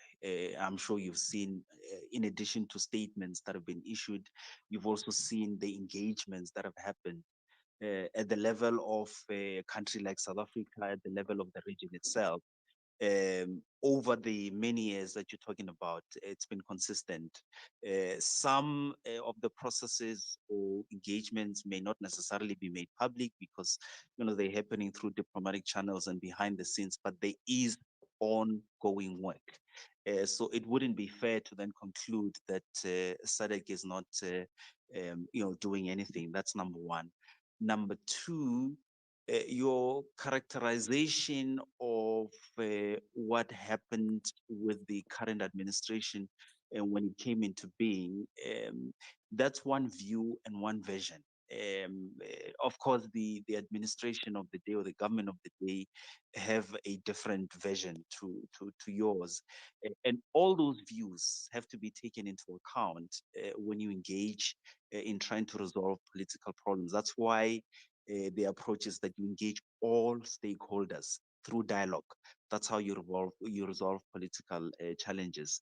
Having said that, your question about whether you should continue to demonstrate peacefully and engage other international partners, organizations, and countries, all of that is allowed. It has to be allowed in a democracy. So the solution, you see, when you engaged in a struggle like we did in South Africa and many other countries, it's the citizens that lead that struggle, and then you get solidarity from the international community. So that would be the broad principle. Thanks. Thank you very much for that. I will go on to Sylvester. Sylvester, please ask your question. Sylvester, can you hear me? Your mic is muted. Please ask your question. Sylvester, 1, 2, 3. We move on to the villager. The villager, please ask your question.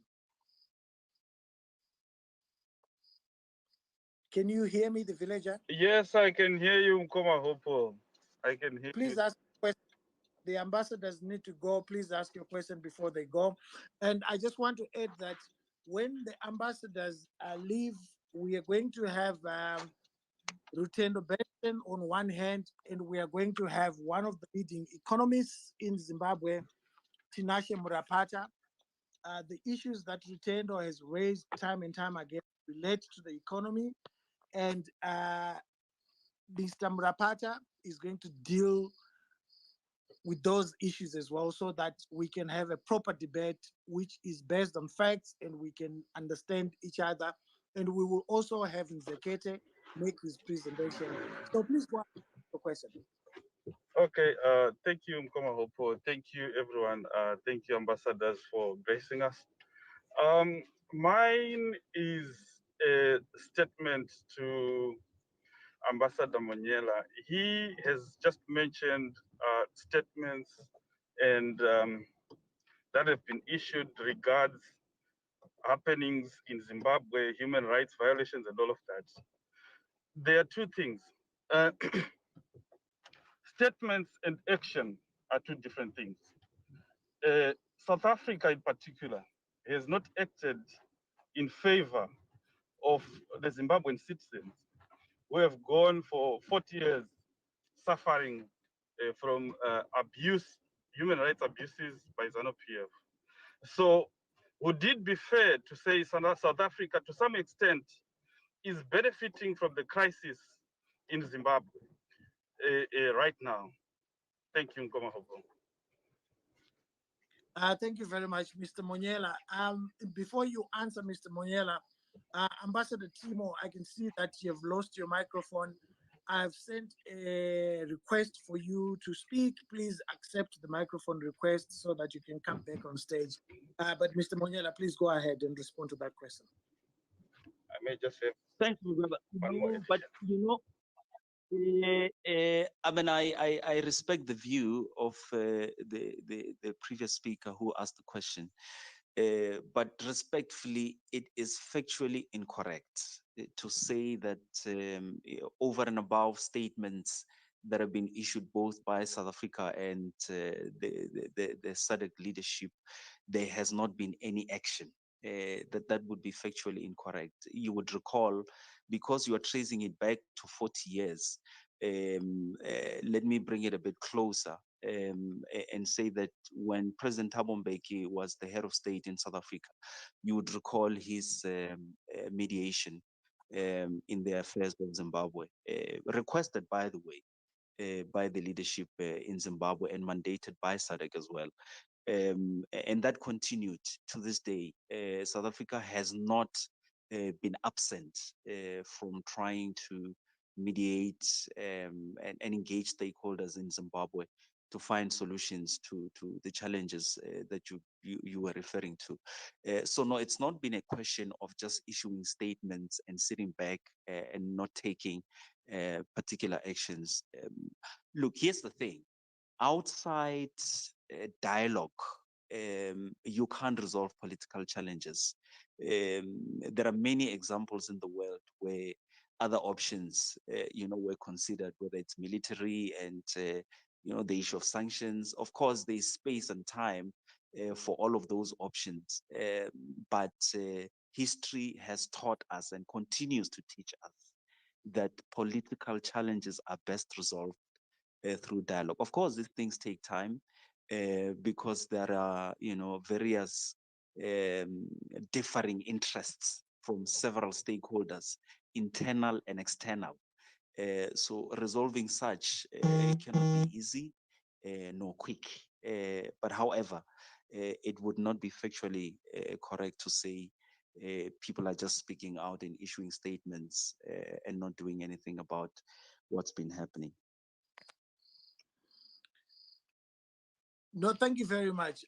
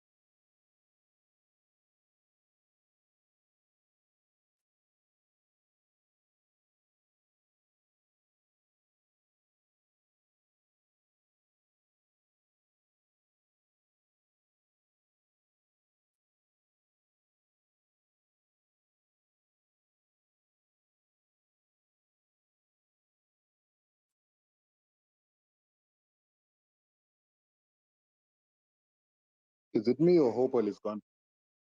Hello, can you hear me? Oh, we can hear you. We can hear you. Okay, sorry. I was speaking to myself. I was actually speaking with a muted microphone. Thank you, Rutendo, that you spoke.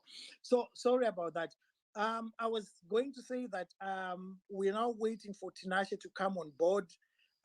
Would like to hear what he has to say and what Rutendo has to say.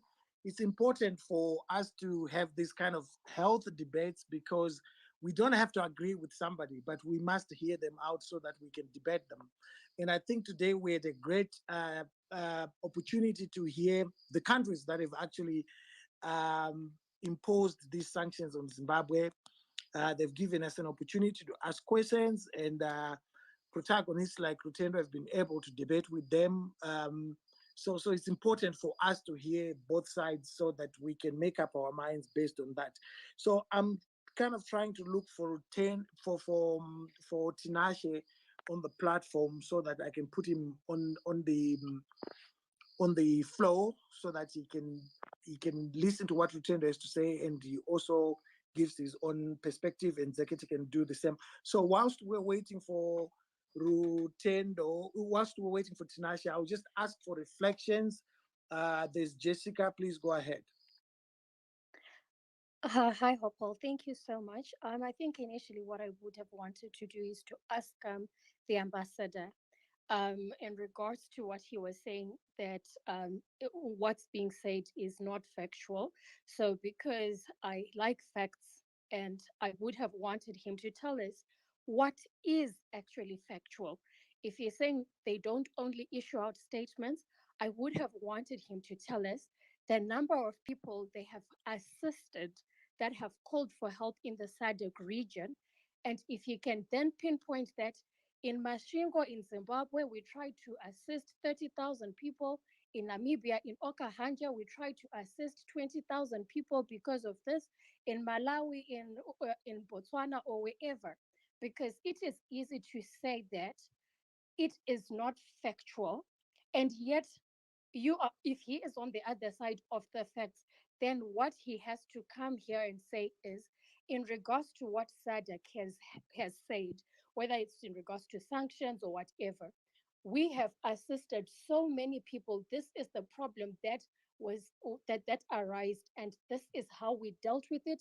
We dialogued, because saying that, oh, we are on the table dialoguing, that doesn't make sense to me. And just in closing, the reason I say this is because I find that South Africa, for instance, when they talk about dialogue, they came to have tea or coffee with biscuits and then just talk to the president, to ED and the rest of the government officials, right? Which doesn't necessarily make sense. When you're dialoguing, you have to speak to everyone. So maybe next time I will get an opportunity, he has to come with numbers, facts, and figures, sources and references, because that is the only way we can then attribute to what they're doing.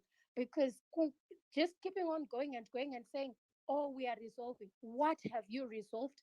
Tell us in quantities. Tell us how many people you have rescued from the issues that are arising. Then we can say SADC, as a regional SADC, is actually doing something. As of now, I don't know anything that SADC has done except being a group of people that are drinking and having tea and biscuits and doing absolutely nothing. Thank you so much. Thank you very much for that intervention. Mr. Monyela is in the space. He just can't come to the stage. I think it's an internet connection, but he's heard your point. And I think I will ask him to come for a specific space where we can discuss these issues, particularly relating to South Africa, because South Africa is the biggest player in the region. By economy, by politics, by everything. So it's important to have that discussion. I'm waiting for Tinashe. I can't see him. So Rutendo, please go ahead whilst we wait for Tinashe. And wait a minute, Rutendo. Ambassador Monyela has come on board. Please, Ambassador, you've heard that intervention from Jessica. Do you want to respond to it? No, unfortunately, I didn't hear it. Hey, I was cut off.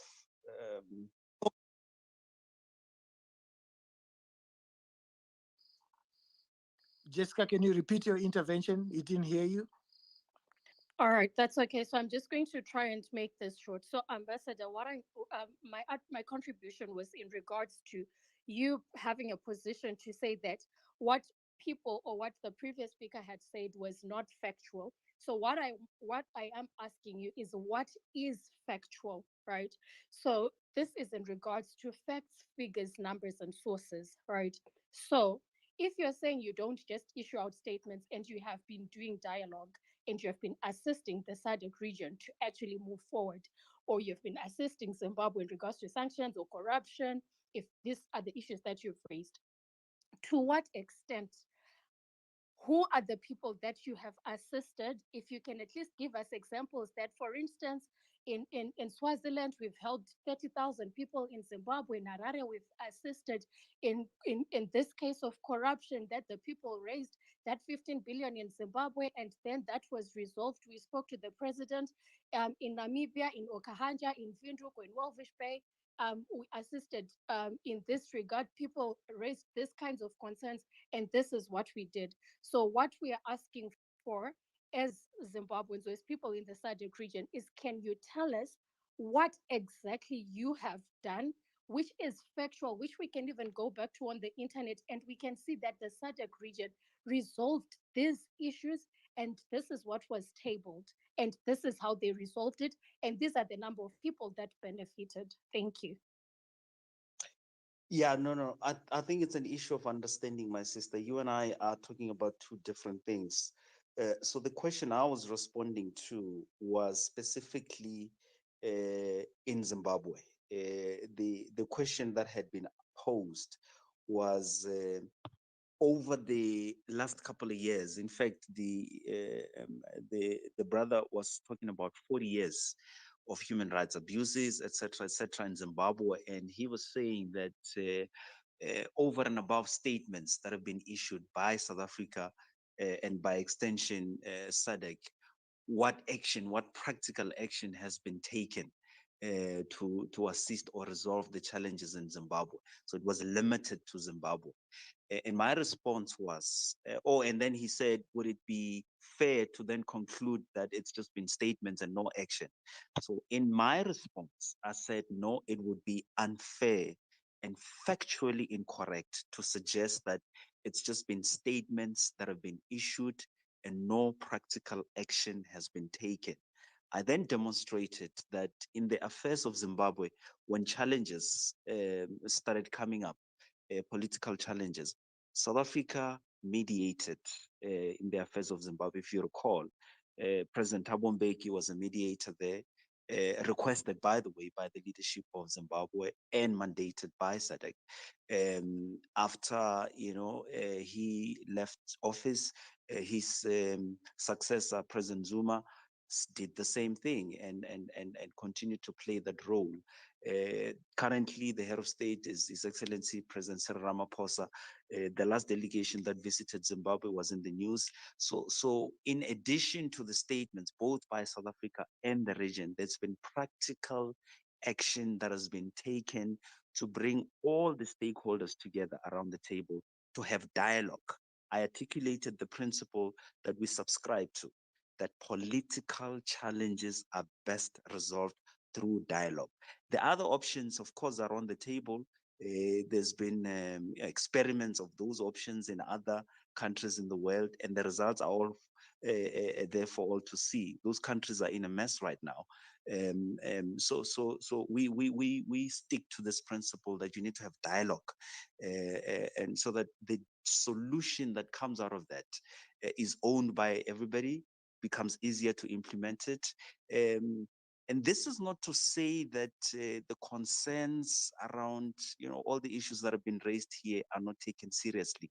It's precisely because these are important questions.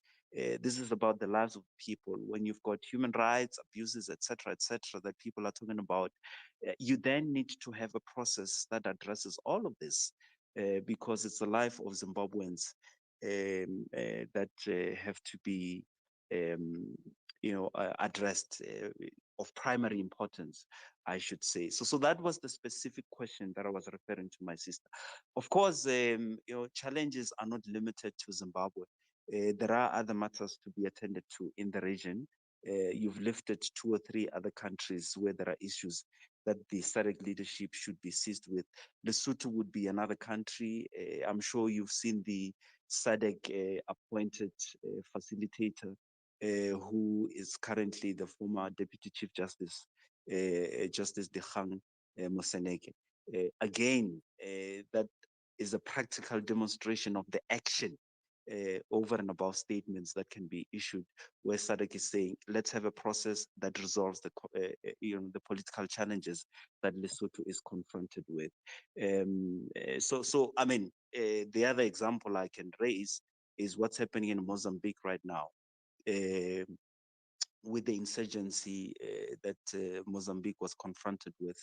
SADC has deployed troops that are boots on the ground, contributed by member states in the region, to go and deal with that security threat there. So there is practical action that's taken by the leadership of the region whenever there are challenges in a member state or a member country. Thanks, Hopewell.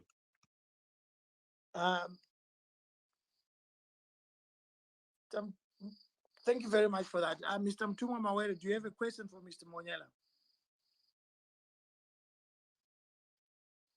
Your microphone is off. Can you hear me? He cannot hear me. Dev, do you have a question for Mr. Monyela? He needs to go, so we just want to round off the questions.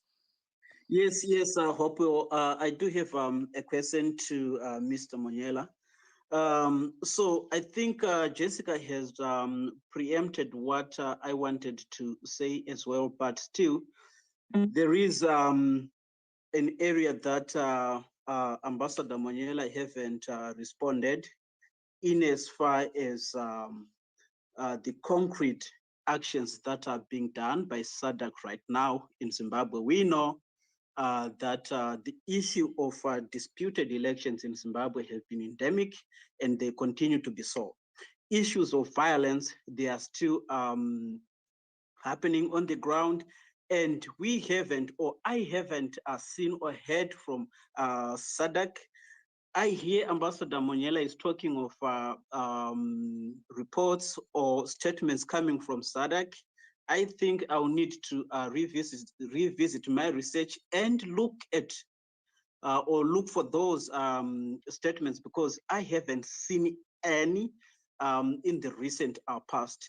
Then he talked about the delegation that was sent by His Excellency Cyril Ramaphosa to engage with the Zimbabwean authorities. You and me, Hopo, and the rest of Zimbabweans, we know what happened. We have the video footages. We have the pictures of the delegation captured by ZANU-PF, made to wear the ZANU-PF t-shirts. We have pictures of S. Makashule in ZANU-PF regalia, waving fists. And we can't really say those people were sent to engage on behalf of the Zimbabweans and SADC. But I would want to believe, though, that's the big brother mentality that we are suffering from right now as we speak, because we know also the consequences of what happened out of that aborted trip to Harare, because ANC was made to repay the expenses that has been incurred.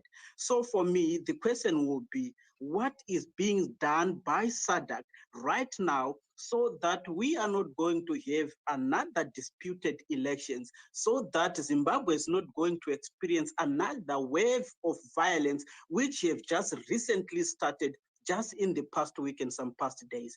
Thank you, Hopo. Thank you, Ambassador. Please go ahead.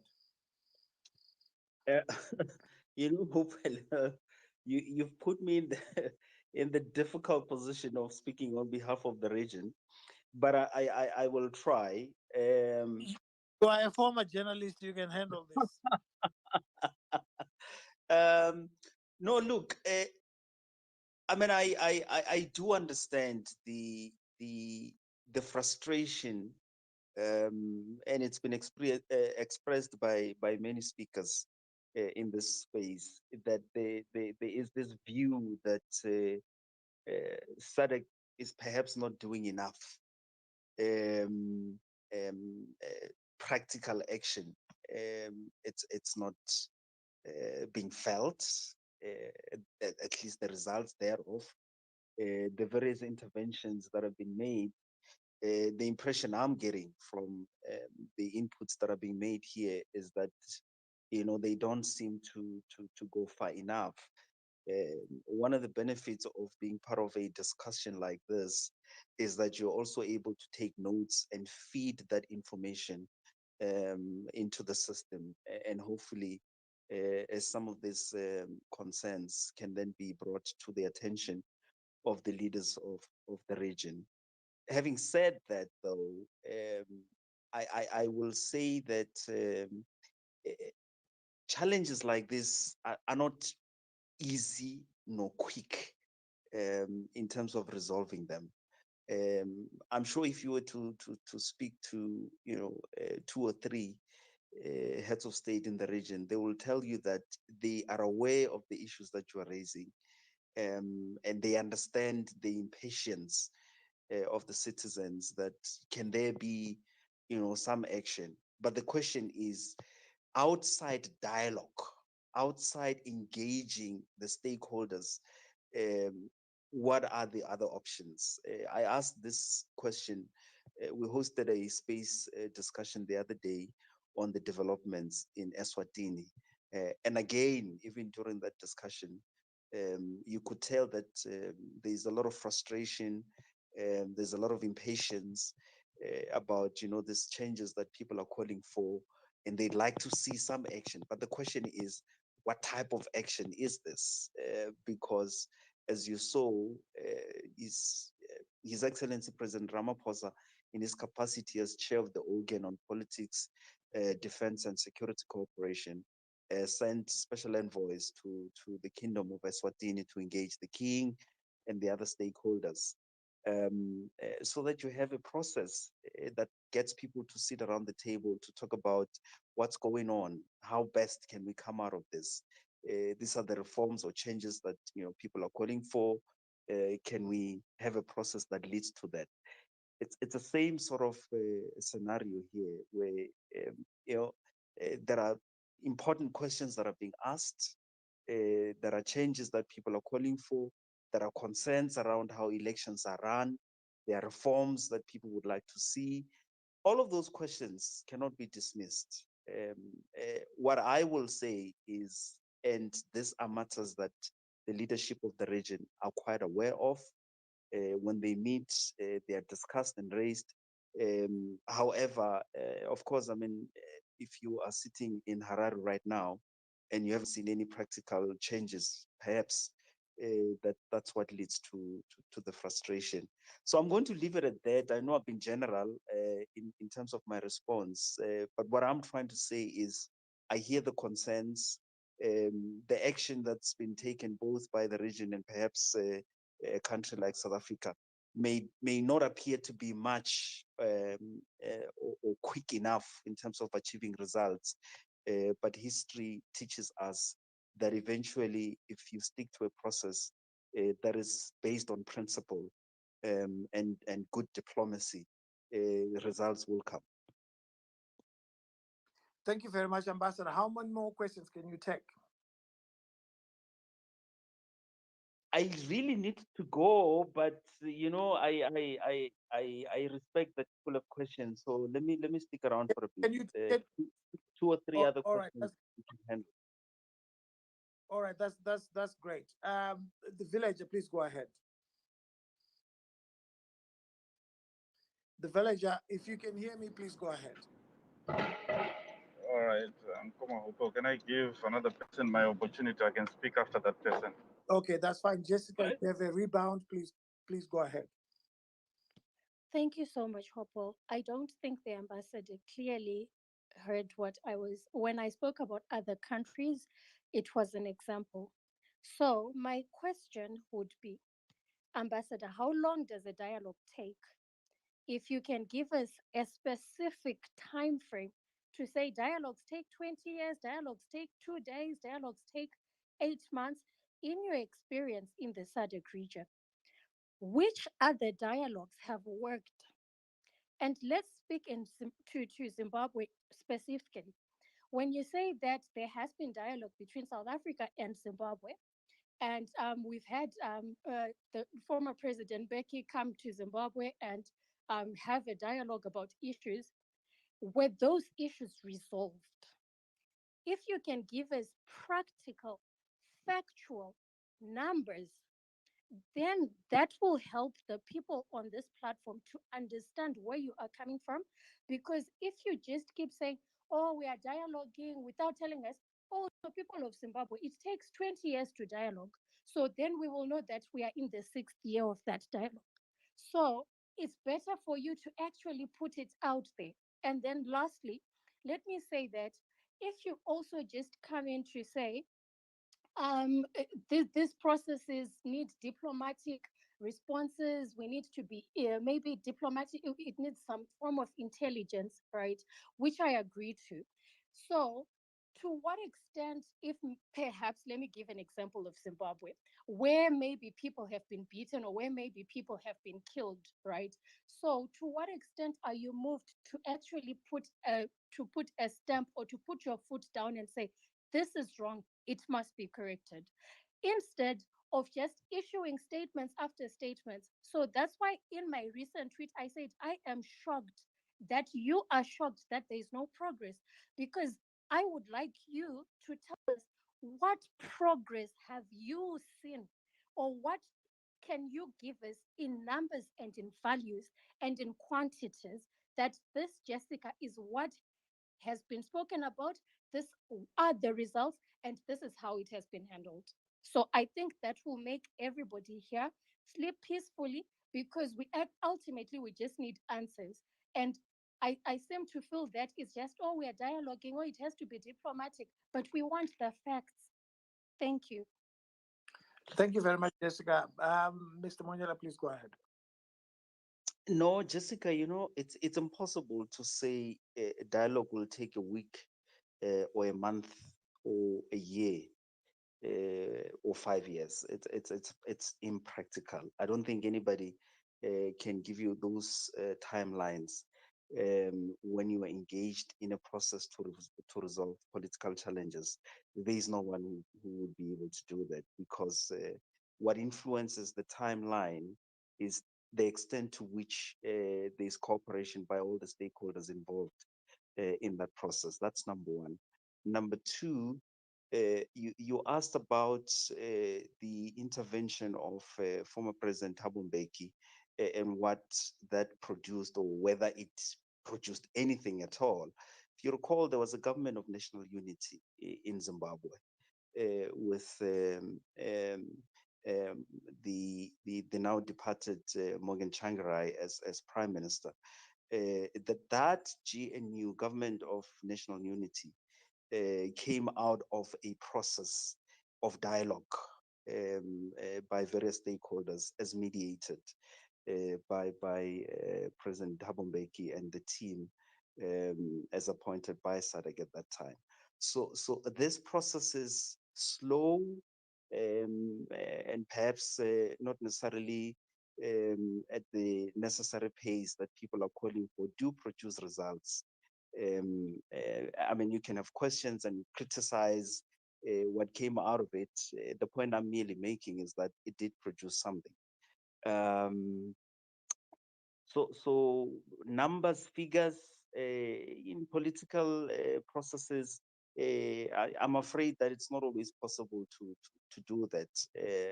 The only thing I will say is that the concerns that are being raised here, the leadership of the region is quite aware of that. And that's why there are all these processes to bring stakeholders around the table to dialogue and hopefully resolve them. The question that I'm going to ask you is what I keep asking when people say, this dialogue thing and diplomacy thing, is doesn't seem to be working.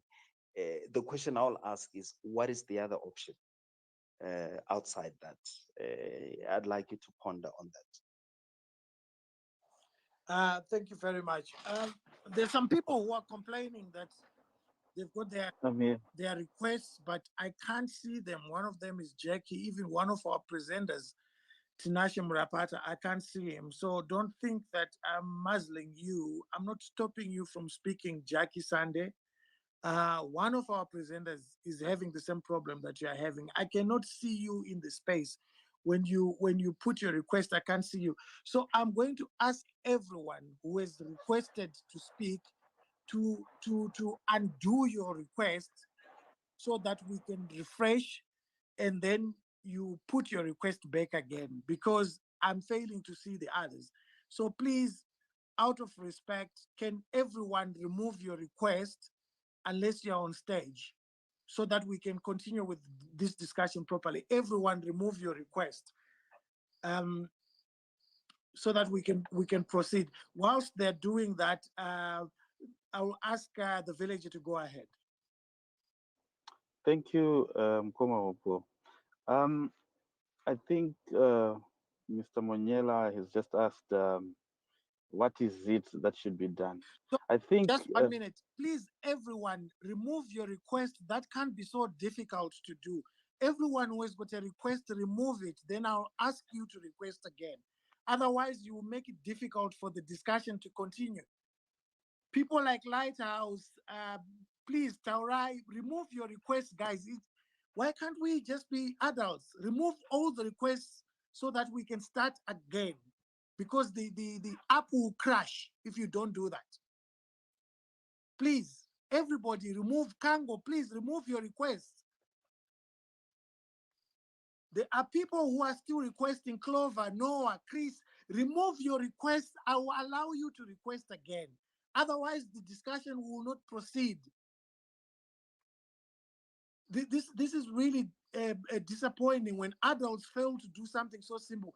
Remove your request so that we can proceed. The app is about to crash.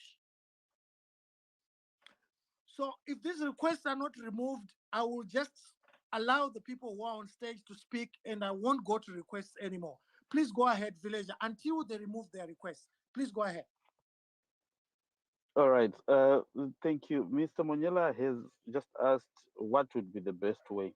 The best way, Mr. Monyela, is to speak and authoritatively when it comes to issues of human rights violations in respect of South Africa. We personally have not come across any authoritative statement that says to the government of Zimbabwe, what you are doing is wrong. You need to stop this. What you're doing is wrong. You need to hold free and fair elections. I've not seen that personally, number one. Number two, in my personal capacity as a young person out there doing business with South Africa, Dubai, China, and everything else, I have not been affected by these sanctions that you want or you're asking to be removed before, or that you say the government of South Africa has advocated on behalf of a regional opposition to have them removed. I go about doing my thing every day, day in, day out. So from a poor boy from the village who hasn't heard anything, or who hasn't, who hasn't gone above and done all these things, I know sanctions haven't affected me. But what has affected me in my country is corruption. And the corruption is way too deep. It keeps on affecting me day in, day out. So what I would want you to speak to is the human rights violations. South Africa has not done anything about that. Just like what Jessica has said, and I think David spoke to that as well. So that's just my bid from my end. Thank you. Thank you. Please go ahead, Mr. Monyela. Yeah, no, again, I mean, look, I don't know whether it's the preference of a particular choice of words. I mean, just if you went to Google now and just Googled statements issued both by South Africa and the region, somebody said they haven't seen a statement by SADC on the situation in Zimbabwe. I think if you just went onto the website of SADC, and recalled the communiques that have been issued on that particular subject, you will come across numerous pronouncements. So I mean, it could be a choice, the issue of a choice of language. Here's the other thing that you need to consider: what is said publicly in statements, and also when people are meeting behind closed doors, where conversations take place. You also have to think about that. Diplomacy also requires a certain measure in terms of how you engage with sovereign countries. And that's where the issue of the language comes in. Megaphone diplomacy, has advantages and disadvantages. Quiet diplomacy has advantages and disadvantages. So it's about considering, when to, adopt a particular approach and strategy, I guess, from a diplomatic point of view. The objective, however, has to be that we assist and work with a particular country to resolve whatever challenges it may be confronted with, involving the other stakeholders. Look, the frustration that is being expressed here is well understood, but you have to also understand that when a regional body like SADC works with a member country that is going through or dealing with a particular set of challenges, there are procedures in how you get involved and work with that particular country. So I mean that has to be also factored into the conversation. Having said that, what I can say, Hopewell, and I really need to go now, is to say that there is a commitment from South Africa. Look, Zimbabwe is a brotherly country to us. Our history as South Africa and Zimbabwe is intertwined. You can't separate the two countries, and that goes to the other countries in the region as well. Our future as South Africa is intrinsically linked to that of Zimbabwe. So you can't have South Africa stable and developing and prospering, and Zimbabwe, being stagnant. So it's in our interest that Zimbabwe addresses the current challenges it's confronted with, so that it can once again be restored to the position that it held of being the breadbasket of the region, and prosper the economy to get up and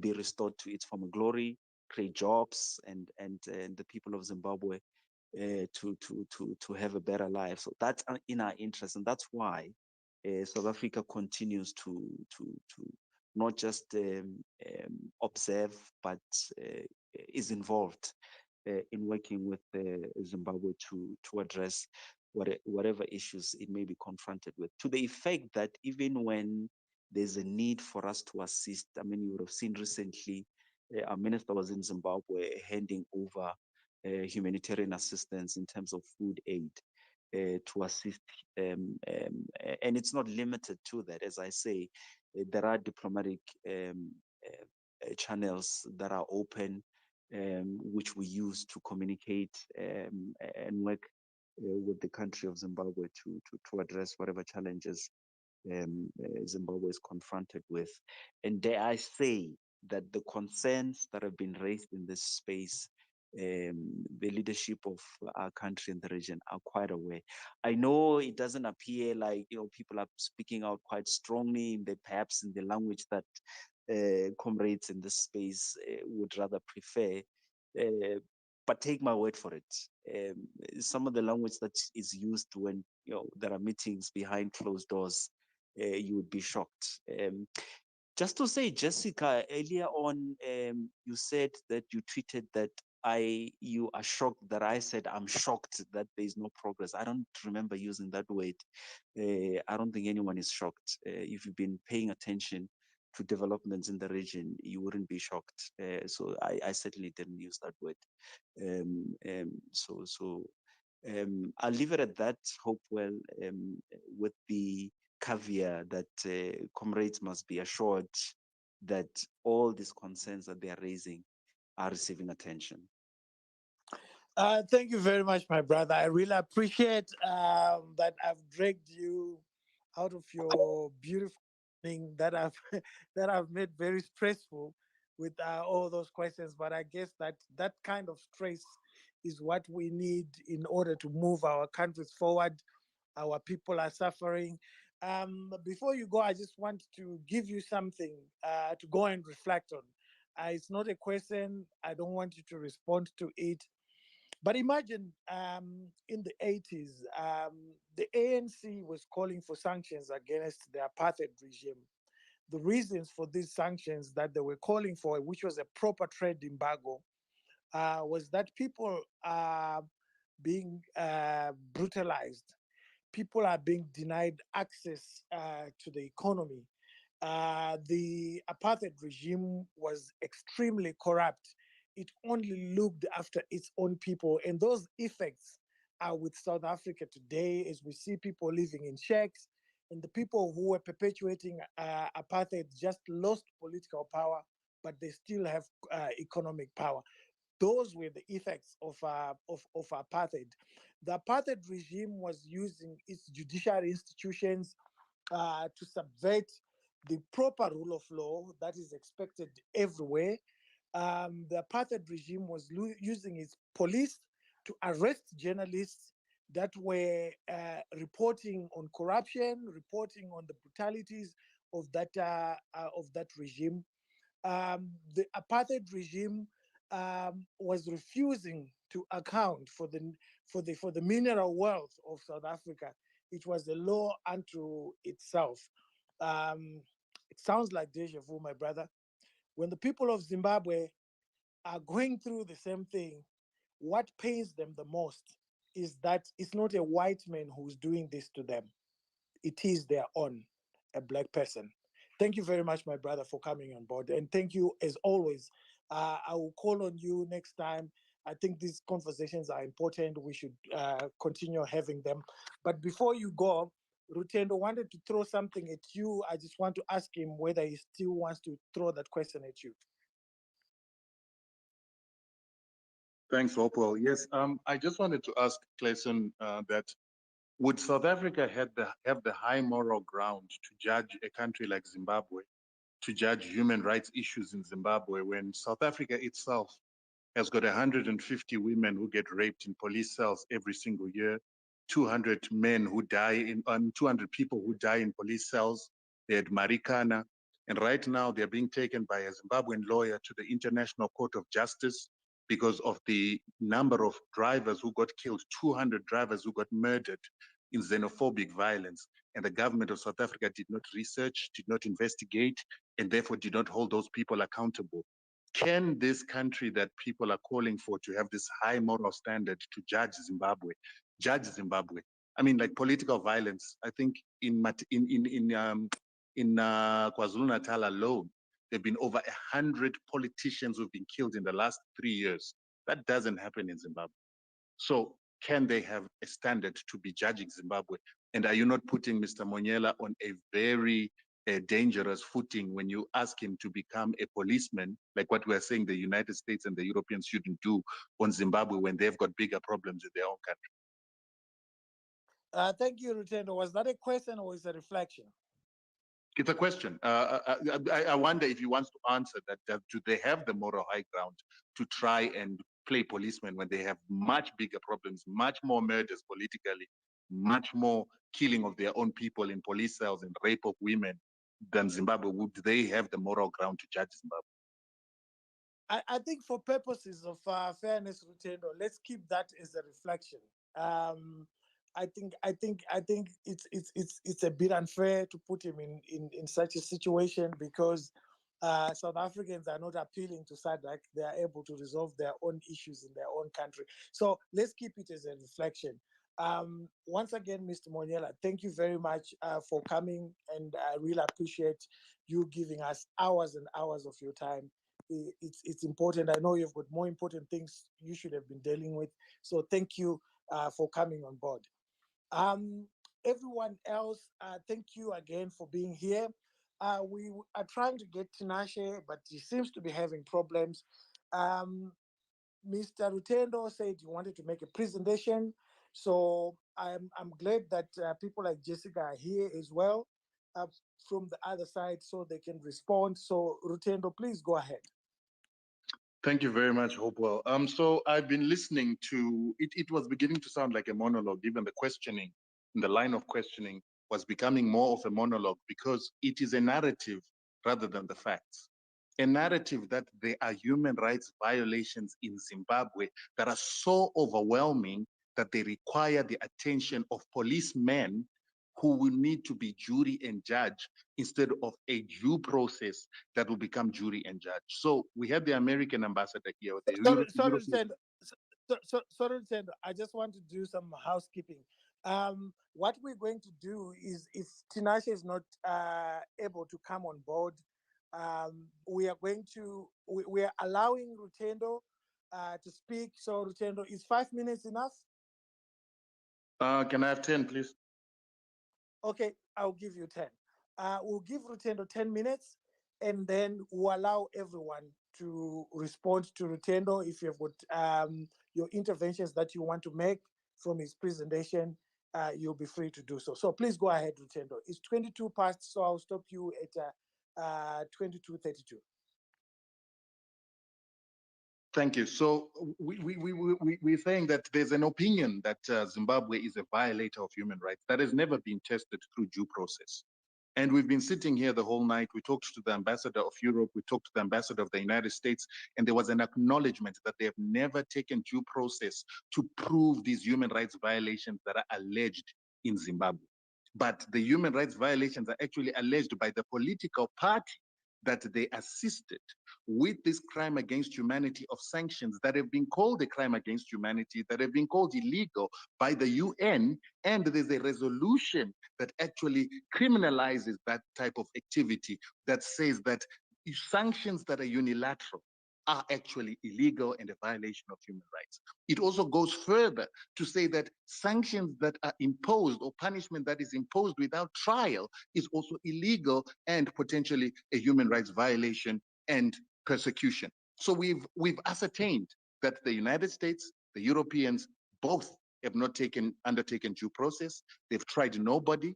They've never taken any process to determine whether these allegations that they give upon the people of Zimbabwe are true, but they've gone ahead and punished people by sanctions, by imposing collective punishment on the people of Zimbabwe. And that is a crime against humanity, but we're sitting here talking about allegations of human rights as being much more of a critical problem in Zimbabwe, while ignoring the crime against humanity that is taking place on Zimbabweans and in Zimbabwe, for which the UN is currently undertaking an impact assessment, and for which the United States Congress Subcommittee on Human Rights, Health, and Organization is also taking an impact assessment. I think that's problematic. It's problematic because either Zimbabweans don't understand their own humanity and they don't think that they're human, or Zimbabweans are so committed to the to using criminal activities to get one political party into power to the extent that they are willing to ignore the human rights violations that are being exerted on the Zimbabwean people who are being denied food, water, healthcare, economic development by these illegal sanctions. And that for me is a problem, because the people that are supporting this notion that Zimbabwe has got human rights violations are members of MDC. Members of MDC who've got a political party that was assisted to come into parliament by this crime against humanity of unilateral sanctions that were given and punishment that were given to the Zimbabwean people without trial and collectively given upon the Zimbabwean people to collectively punish them so that they are forced to vote for the MDC. that MDC automatically has to be questioned as to whether its existence in our parliament through the use of a crime against humanity is legitimate. It has to be questioned that if they are sitting in our parliament because they utilize the same methods used by the Germans to execute a crime against humanity of a Holocaust upon the Jews, and they are doing it upon Zimbabweans, displacing 3 million of them into the diaspora, can that political party be deemed to be a legitimate political party? And if it went into our parliament and has been making our laws and has made our constitution, can MDC and the constitution they've made be seen to be a legitimate one?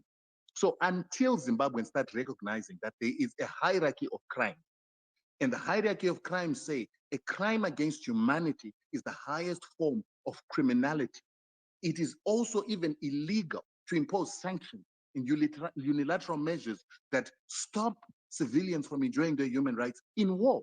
The Geneva Convention doesn't allow it. If you do that, it's a war crime. If you sanction people and kill people of hunger, deprivation of clean water, deprivation of development in wartime, you are charged with a crime against humanity. I mean, sorry, a war crime.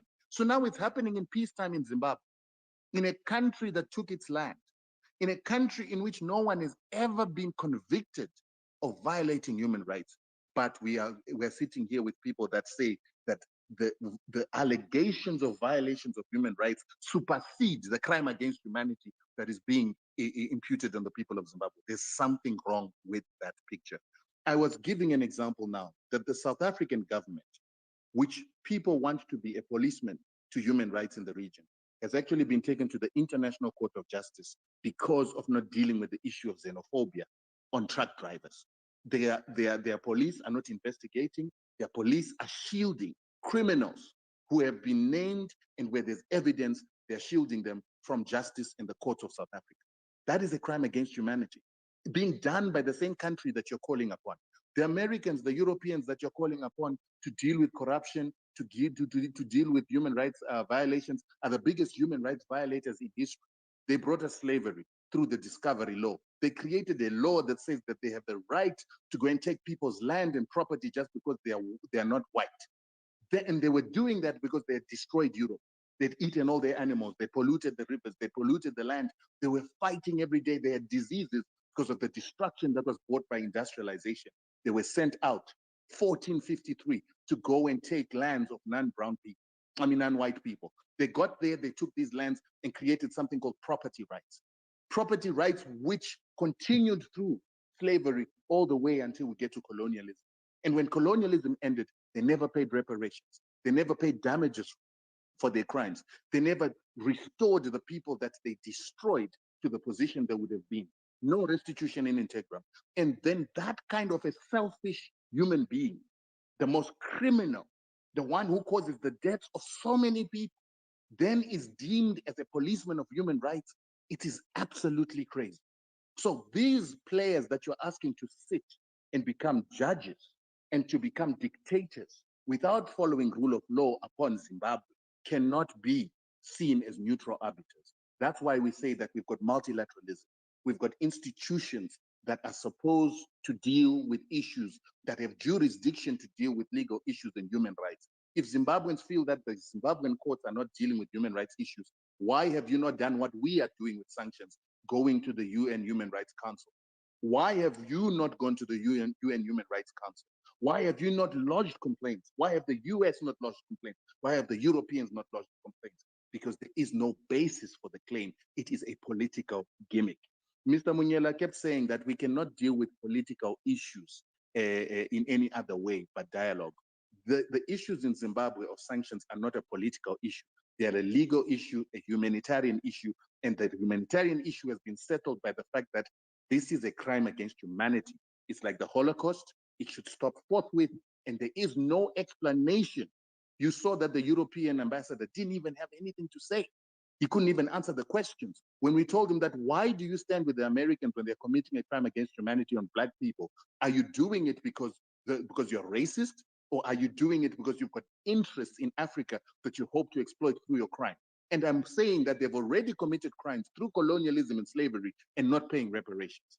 And now we've got a UN human rights resolution that says that unilateral sanctions are illegal. Not only are they illegal, they must be quantified, countries must not implement them, and there must be reparations and damages paid for the damage that is caused by unilateral sanctions upon civilians and upon innocent people. And I will hasten to say that even the targeted people in Zimbabwe, the politicians that are so hated, who have not been tried, are actually victims of a crime because they have been punished without trial. And so that's the issue that I want us to talk about.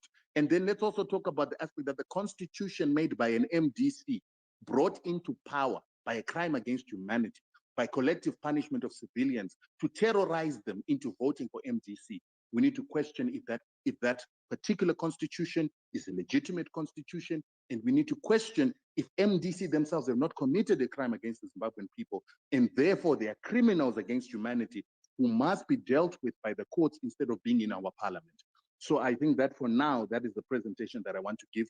This narrative that Zimbabwe abuses human rights when it has never been convicted, but the Americans you want have been convicted in a Nicaragua case. They've been lost a case in front of the ICC in 2018 against Iran for unilateral sanctions.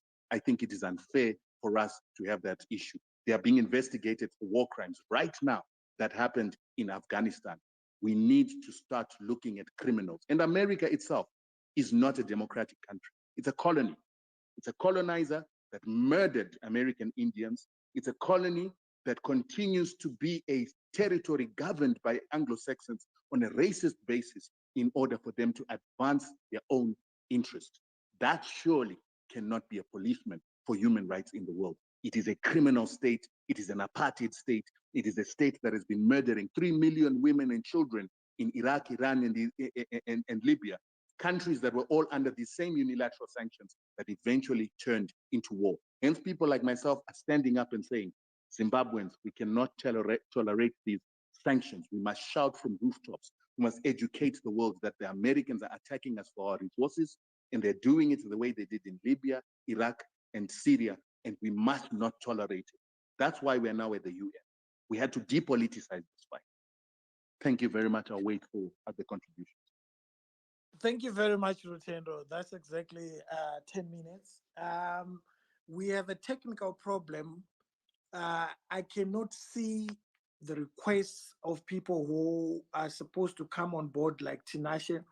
So I'm going to request the almost 2,000 people who are here right now to please bear with me. I'm going to stop this space and start again. The new space will be called Sanctions, the Response, so that we can have everyone on board. So many people are requesting, they're sending me their screen grabs of the requests, but I can't see them. Brother Rutendo has made his presentation. We need people to come back and respond to that. So I'm going to Question, Hopper, question. To avoid it being a monologue or an echo chamber, when people make their allegations or their issues, will I have an opportunity for right of reply specifically to those, each one, so that we don't get inundated with so many issues that I can't address them all at once in the end? Yes, it's going to be a discussion. You have presented. They are going to come back one by one. They will be putting across their points as well. You are a presenter. You respond to the points that they would have put across. Is that fair? Perfect. That's amazing. Yeah. Okay, so I'm going to crash this space. The new space, you just go to my timeline, is going to be titled Sanctions, the Response. Please come back and join the space, the new space that I'm going to create. Then the discussion can proceed so that we can have Tinashe and we can have everyone else. A lot of people have told me that they've requested, but I can't see them. It happens when the space is so big. So let's restart again and we can continue. Thanks.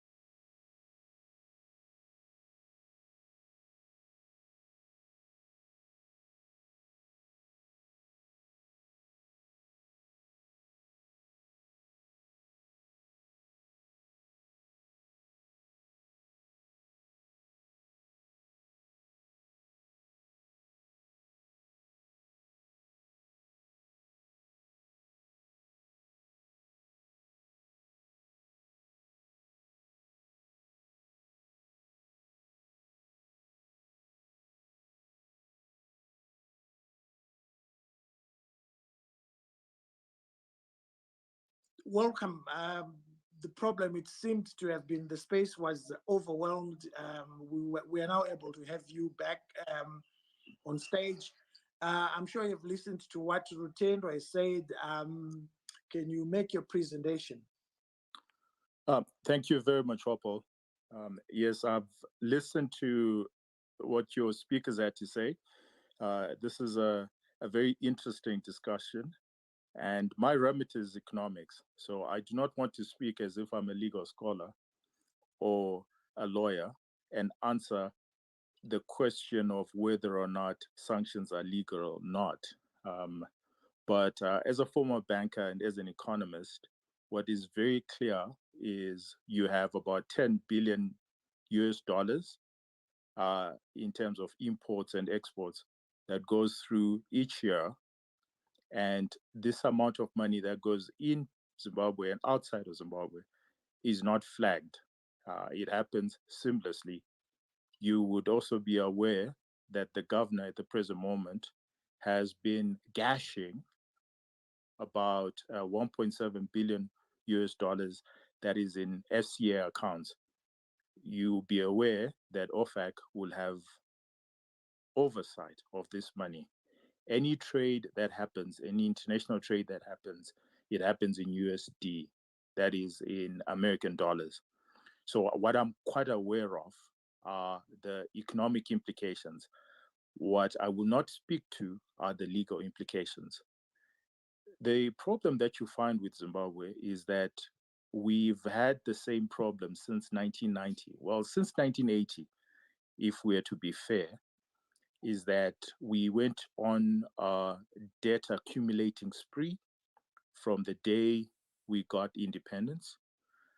You'll be well aware that by 1990, Zimbabwe was a bigger economy than Kenya. Its GDP per capita was way above 1,500. This is 30 years ago. So there were no sanctions in 1990. There were no sanctions in 1980. But it was bad mismanagement of an economy. So from an economics perspective, and I've heard you use the term political economy, looking at causation and correlation, I would say what eventually led to the political crisis was actually an economic crisis. If your listeners were older or were, at least old enough in 1990, they would have remembered that in 1990, interest rates were as high as 42% because inflation was as high as 50%. Now that tells you that the problem started then. So when you had, I think it's 1990 elections, when you had Zoom competing in those elections, what happened was massive printing of money that happened at that time to win that electoral contest. And that continued again in 1995. And these are numbers that we see. So what you then term as the Black Friday that then happened in 1997, or the emergence of the movement for democratic change later on in 1999, I'm afraid that from an economics perspective, it's an aberration. It's a result of economic mismanagement. And the economic mismanagement has continued for 40 years. Now, the problem is, unlike elsewhere in Africa, well, one has to be circumspect again when making that assertion. But I think that elsewhere around the world, when a political party cannot manage the economy, it changes hands. Now, the unfortunate thing that has happened in Zimbabwe is the political party has, there's a dislocation between the economics and the politics. So the economic mismanagement has not resulted in political change for whatever reason. I'm not a political analyst, nor am I a political activist to understand why. But if you look at American political processes, if you look everywhere, political processes, you find that if the economy is not doing well, then you just get a new manager to manage the economy. But unfortunately, in Zimbabwe, this has not happened. So the problem continues, and it's exacerbated because there hasn't been any feedback loop or any consequence to bad mismanagement of the economy. And like I said, it started in 1990. If your listeners were old enough, they would remember that interest rates were extremely high. They would remember that the only reason why you had economic structural adjustment program, a lot of people may not know this, but the reason why you had ESOP was purely because you could not pay your debt.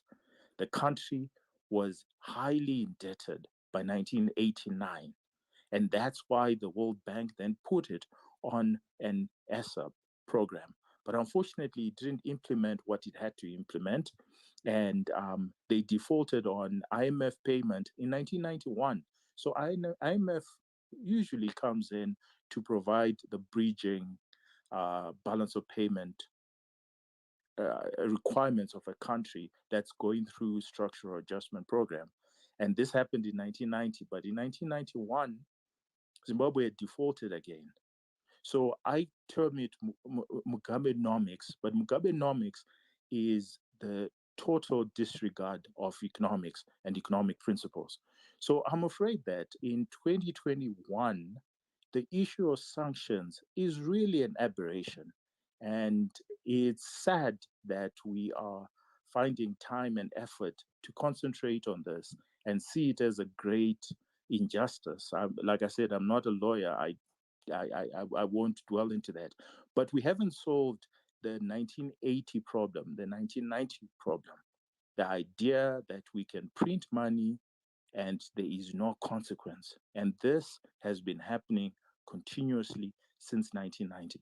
You must understand that for a country in Africa to have been through hyperinflation, we've got 54 countries, but they're only excuse me if I get it wrong, but it should be 4 or 5 countries that have gone through hyperinflation. So it's very difficult to go through hyperinflation. And I'm saying that Zimbabwe went through hyperinflation way before 2000. And the problems that caused the hyperinflation is primarily has to do with the printing of money and printing of money for political ends. It's got nothing to do with sanctions. Now, the impact of sanctions, I think that if we have not acknowledged the genesis of our economic problem, we cannot solve the sanctions problem. And unfortunately, Zimbabweans are very good at politicking.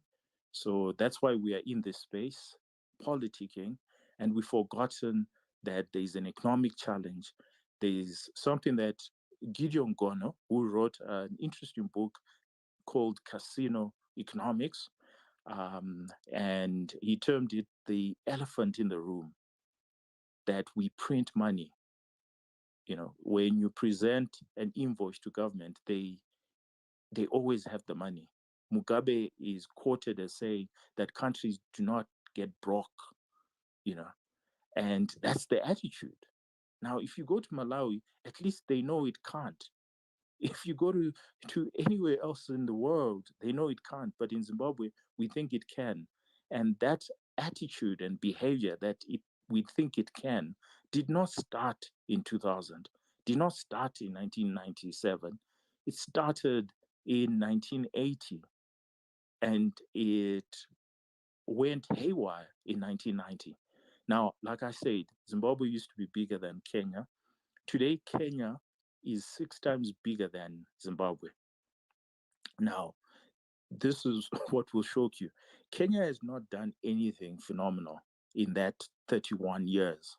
It's just that Zimbabwe has done something disastrous in that 31 years.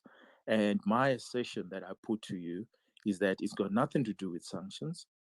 I think sanctions is a political game that we love, both opposition and the ruling party and global politics. You must understand that a lot of these people that are in embassies are not economists, they're politicians as well. And I think that this is something that they are familiar with, and that's the game that they love to play. They love to play sanctions as a political game, but it's got nothing to do with economics. I think that unless and until we address the economic problem, I'm afraid that we will continue on the politicking, and Zimbabwe will continue to regress unless we address the economic problem. That's the elephant in the room. Thank you very much. Thank you very much, Tinashe. A lot to reflect on. After Rutendo's presentation and Tinashe's presentation, I'm sure there are some reflections. So I'll allow people who are on the platform now to ask questions to either Rutendo or to Tinashe.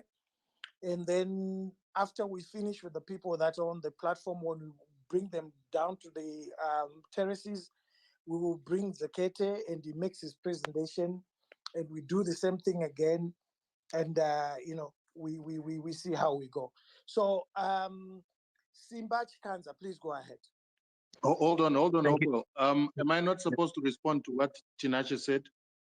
No, both of you are presenters. So you've presented and he has presented. So we want people to reflect, then we'll come back to you and you'll respond to him. Thank you, Hopewell. Brother, I want to ask Rutendo. Rutendo, you're very eloquent in your projection. I'm not sure if your eloquence is heavy enough to convey the truth. Rutendo, you said while you were speaking that the allegations of human rights violation have never been tested. Rutendo, you're saying that because of this, that you allege these are the countries, the US, UK, EU, are committing war crimes. Before we charge these countries for war crimes that you allege, why don't we come down here, come back to the truth? This is not true, Rutendo, that allegations of war crimes, allegations of human rights violations in our country for decades have not been tested. We have numerous, how do you answer to this, Rutendo? That we have numerous high court cases inside and outside of Zimbabwe that have these cases debated and ruled upon. Many won inside Zimbabwe, and I can cite several here for you. We have the one on abductions and torture, Justina Mkoko, which was one. I can cite for you several, and that even gave rise to the setup and the empowering of the Human Rights Commission inside Zimbabwe. And we have many that have been held over Zimbabwe, outside of Zimbabwe, the SADC Tribunal, the verdict. We also have Supreme Court cases in South Africa over Zimbabwe that were tested. This is not one Supreme Court case. There are at least 2 Supreme Court cases in South Africa by judges, not politicians, to prosecute people who have been proven to have committed serious human rights violations in Zimbabwe. And Rutendo, how could you forget, surely, the Motlanthe Commission, another Kazi court in Zimbabwe, just a few years ago, if not months, 3 years or so, where clear war crimes were discussed. They were brought forward and tested. What you're saying here, that these allegations have not been tested. And the army was found to have truly violated And Rutendo, Hope, my brother, I might not have much to say here, but we also have the Justice Sisi Kampempe report. A group of 3 judges who came to Zimbabwe between 2002 and 2003, and they investigated. But well, you could perhaps dismiss this one and just say it because it was just a report.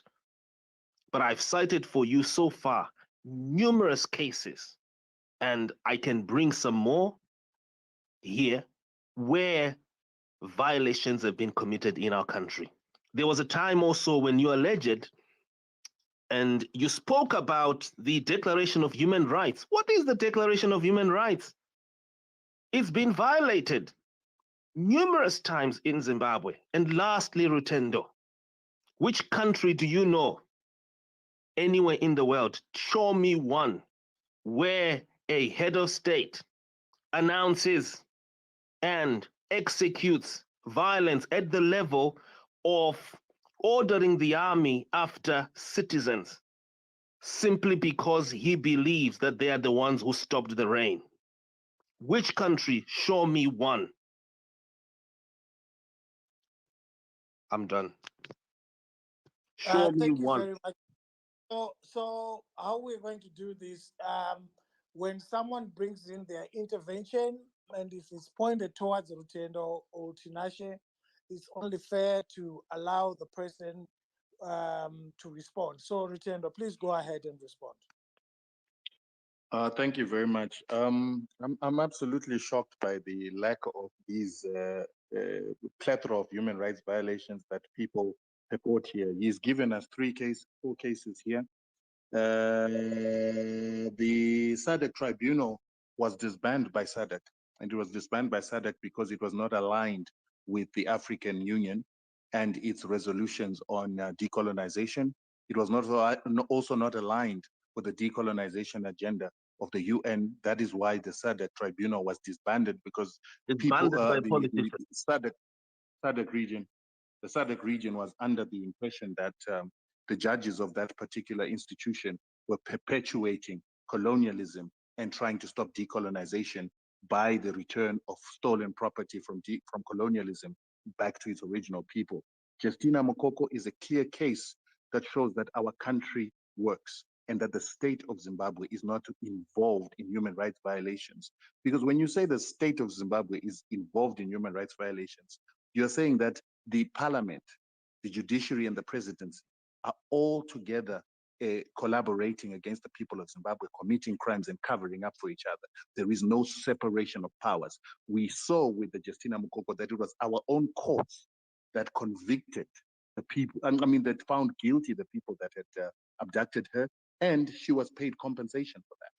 That wouldn't happen in a state that is perpetuating crimes against humanity upon its own people. And a few individuals who are breaking the law, a few individuals who are committing crimes against humanity, does not equal the state committing crimes against humanity. And therefore, if you take a case like this to the UN Human Rights Council, they'll tell you that the courts in Zimbabwe are working, they're dealing with these kind of issues, and so therefore there is no violation of human rights by the government of Zimbabwe. The South African courts are constituted by judges who come from the apartheid era, judges who were never changed after they committed a crime against humanity of apartheid in the very same courts. Those courts cannot be deemed to be impartial courts. Right now, there is a discussion that maybe it's time for the South Africans to go back to the UN to say that apartheid is not gone in South Africa, because the courts continue to perpetuate apartheid. Hence, only a few people, the same criminals of apartheid, are holding on to all the wealth in the country. They've never paid reparations. They've never restituted the people of South Africa, because there is a perpetuation of the crime against humanity that was happening before. JC Kampepe, together with the Motlanthe Commission, are all not courts. They are not legally binding. They did not have the testing of evidence. They did not have interrogation of witnesses. They did not have cross-examination. So they do not constitute courts. So it's absolutely pointless for us to talk about those. And you ask me, which other country would citizens be killed by the police or the army? In Zimbabwe, we had an issue of insurrection. the same I insurrection didn't that we say that. saw. I said No. sending soldiers to punish them because this man believes that they are the ones who stopped the rain. Show me one country anywhere in the world right now. We've been conducting discussions here without interrupting each other. I really don't think that we're going to get anywhere. Well, you have said something that is false, so I'm simply correcting you. Please do go ahead. Sorry, both of you. Can you wait? Simba, allow him to finish. I'll give you another bite, and so that the conversation can flow, because there's so many people who want to intervene.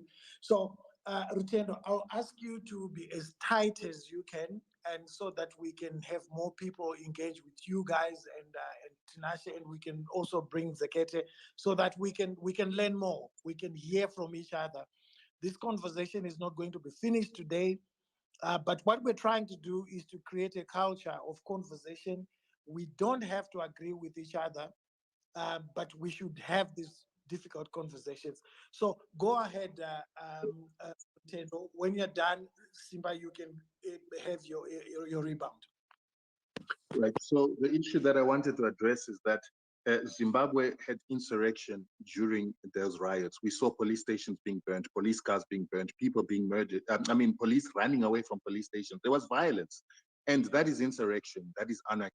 And under those conditions, our own constitution enjoins the government to do whatever it takes, utilizing law enforcement and utilizing the military that deals with threats, external or internal, to deal with that. We saw that in America when the National Guard was called to come and deal with people on Capitol Hill. We saw in Marikana where 43 South Africans were murdered for asking for a livable income. So these things happen all across the world. It's not unique to Zimbabwe. And sometimes it's necessary for the police or the army to take a hard hand with threats to national security. Thank you, Rutendo. Simba, do you want to respond to that so that? Yes, Rutendo, thank you, Hopo. You conveniently ignored there. There are actually two Supreme Court cases. You said Justice Sisi Kampempe and Motlanthe are not courts here. There are two Supreme Court cases that have been ruled upon in South Africa over Zimbabwe between 2014 and 2016 over crimes against humanity, gross crimes against humanity committed in Zimbabwe. And I don't know why you did that. Secondly, Rutendo, you are not the Human Rights Commission. You said there the Human Rights Commission would never hear. Rutendo, the Human Rights Commission has actually already heard, they already sat on this. I invite you to just peruse the pages over the last 2 years, and there are investigations that have concluded by UN experts that there are crimes here against humanity that have been committed in Zimbabwe. And Rutendo, lastly, we have here a case of these things that are happening. I mean, Rutendo, you're seeing these things happening. Chinamasa has just had his house burnt there. I mean, things are happening in Zimbabwe right now. What do you think the business community are saying? Let's forget about the Americans, forget about the British and all these foreigners. What are these, our own local business community, saying about us, about our own politics? Before we talk about the Americans, because look, Ian Smith, like Hopewell quoted a powerful article in the morning that he posted a few years ago, and it has got a letter that was sent to Robert Mugabe in 1980, and it told Robert Mugabe, do you know what? You are better off with sanctions, because sanctions have been the defining factor that has made Rhodesia successful. And I'm asking you, as I close here, what is our local business community saying about us before we talk about so-called sanctions? Thank you very much, Simba. We'll leave that as a reflection. Is there anyone who's on stage, who wants to address this specific issue that these two gentlemen were talking about? If there is somebody, put your hand up if you're on stage. Okay, there's nobody. So we're going to move on. Chapman.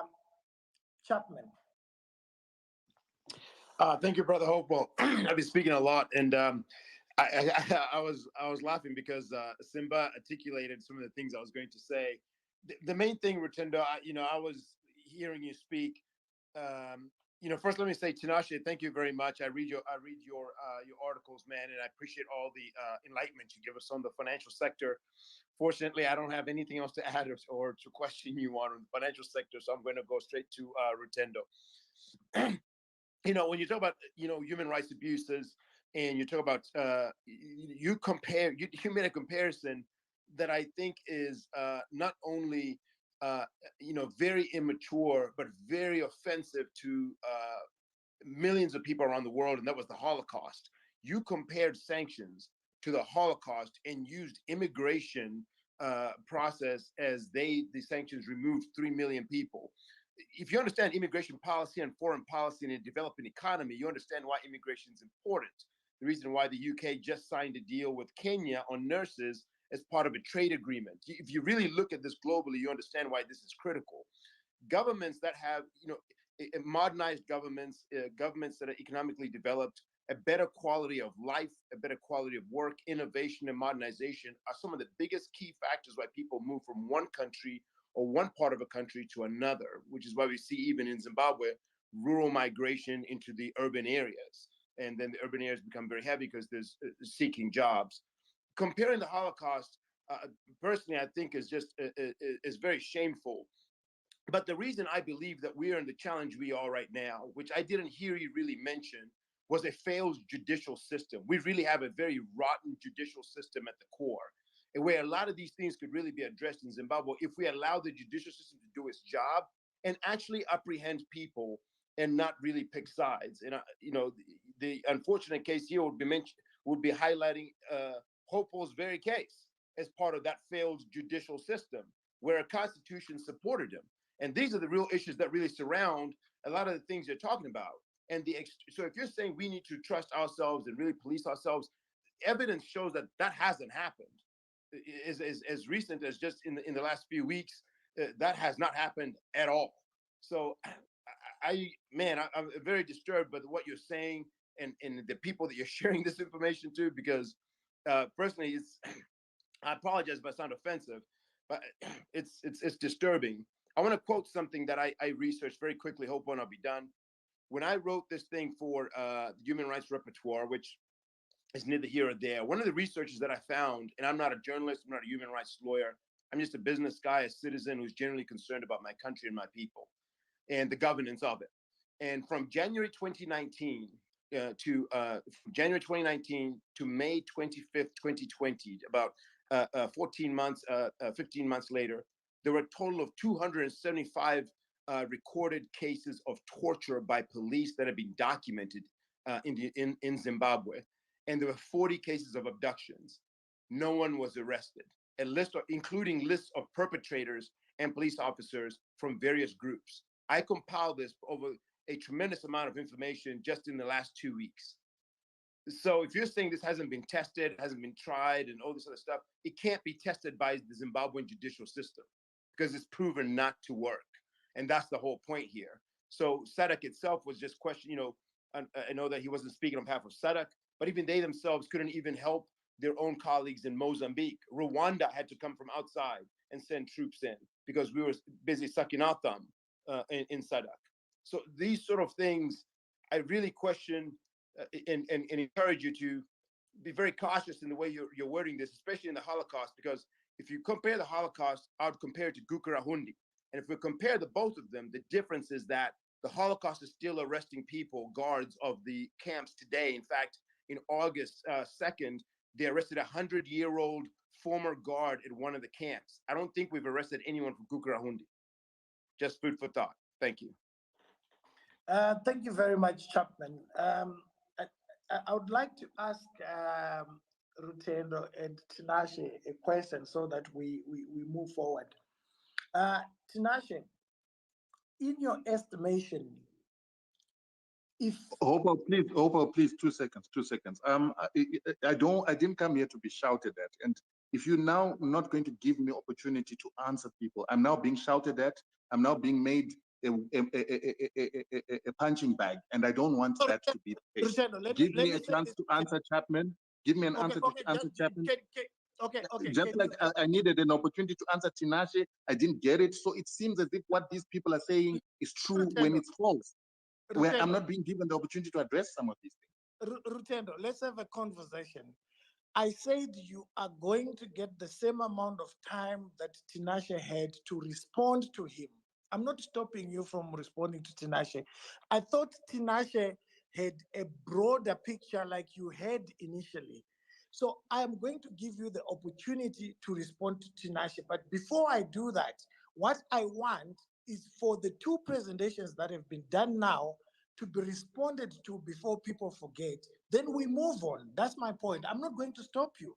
Why would I'll tell you the problem, Hopewell. I'll tell you the problem. When you've got a consistent chain narrative of the same thing being said again and again, and 5 people in a row are saying the same thing, and I'm not being given an opportunity to interject or to answer, what that starts to do is it creates a dominant narrative. A dominant narrative that does not give me an opportunity to air my views. And when I do need to air those views, you just give me a short time. Rutendo, I've heard you. I could also argue that it could be that there are very few people that are sharing your view. I'm not stopping people from speaking. I want to be fair to you. I'm going to go beyond what I usually do when I'm holding a space so that you feel comfortable. I don't want you to feel very uncomfortable in this space. If there is anybody who shares Rutendo's view and wants to come up, please put your hand so that I can pick you up so that Rutendo doesn't think that I've lined up people who will only say the opposite of what he's saying. If there's anybody who wants to share the same view as Rutendo, please put your hand up. So that I'm not saying that you are lining up people. Let me get this right to you. The issue is that the dominant narrative is bred by the media. It is bred by all sorts of means and ways that have made a lot of people ignorant. That's why I hear you, my brother. So let's do it this way. Just indulge me. Allow me to just do things the way I think they are going to bring us a better result. I'm not going to undermine you. I'm not going to allow anything that you think needs to be responded to go without being responded to. You have my word for it. I'm not going to do that. Anybody who says something and you want to respond to it, just put your hand up, Rutendo, and I'll allow you to respond to them. So like now I wanted to respond to Chapman before you went on. Is that okay? All right. You will respond to Chapman. I just want to ask a question as a moderator to both of you, and then when we are done with that question, you can respond to Chapman. Is that okay? So my question, I'll start with you, Tinashe.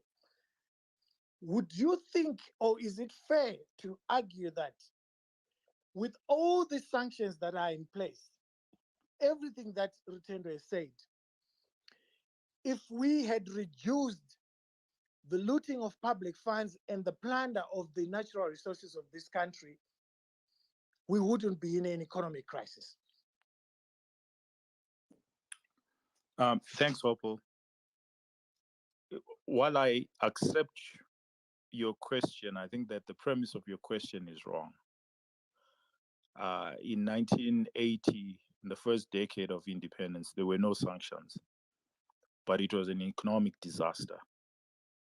So unless you solve the original problem, you will get to 2000 and you will still be in problems. And no, let me intervene, Tinashe. I'm not saying sanctions are the problem. I'm asking you that if we had halved the level of looting and the level of plunder, would things have been drastically different in the economy? Obviously, it's true. Yes, from a very simplistic perspective, it is true that if you reduce, I think we've already seen, Zimstats produced the economic data for the last 2 years, that's 2019 and 2020. And what is clear is that the economy has actually shrunk and it has not grown. And what is also clear is that there's a serious leakage. That is money that is being taken out of our monetary system. So while it is true, but I don't think that you would have made a major impact. I don't think that if we didn't have command agriculture, if we had done the right things, I don't think that much would have changed, because we haven't changed the mentality that got us here. And that mentality did not start in 2000, is what I want our, our, our, our leaders and the nation to wrap their heads around. That the problems that you are citing in 2021 are manifestation of a deeper ingrained issue that started in 1980. In fact, some would argue that started with Ian Smith. So you have an industry that is inward looking. So you have these deep-seated issues that you haven't resolved. So you are playing, marbles with what's happening in 2021, because you're now a tiny economy that nobody cares about. So you try and find solutions to what the problem is in 2021, but you have to address the fundamental problem that happened in 1980, that happened in 1990. Why did we get to the situation we got to in 1990? That hasn't been addressed. And it's got nothing to do with sanctions. Like I said, we love politicking. So when I listen to Rutendo and all the other guests, to me, it just tells me that you're not yet serious about the core issue. And the core issue is you have the wrong policies, and those policies have been here since 1980, and that's why the economy is where it is.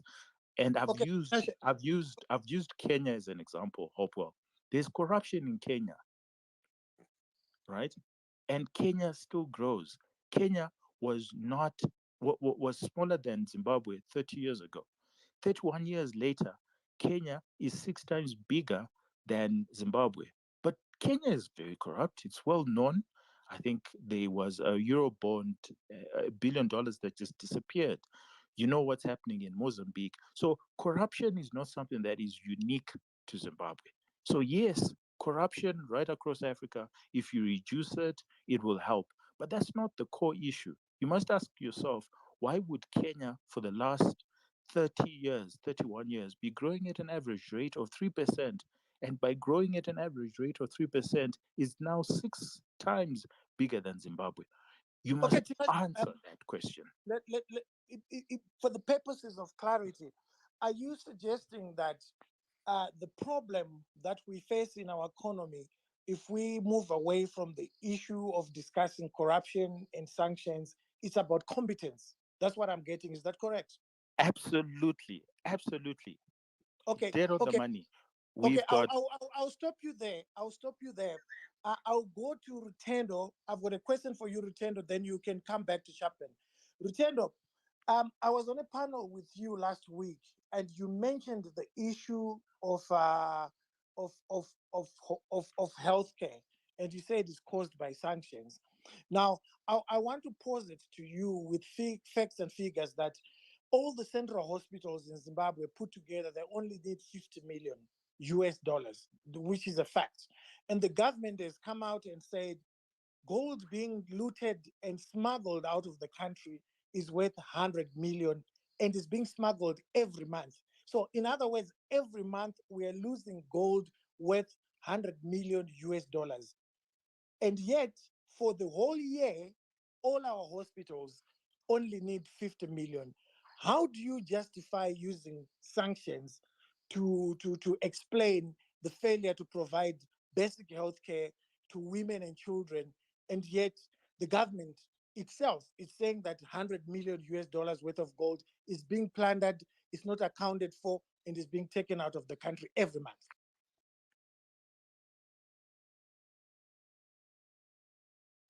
Go ahead, Rutendo. Your mic is muted.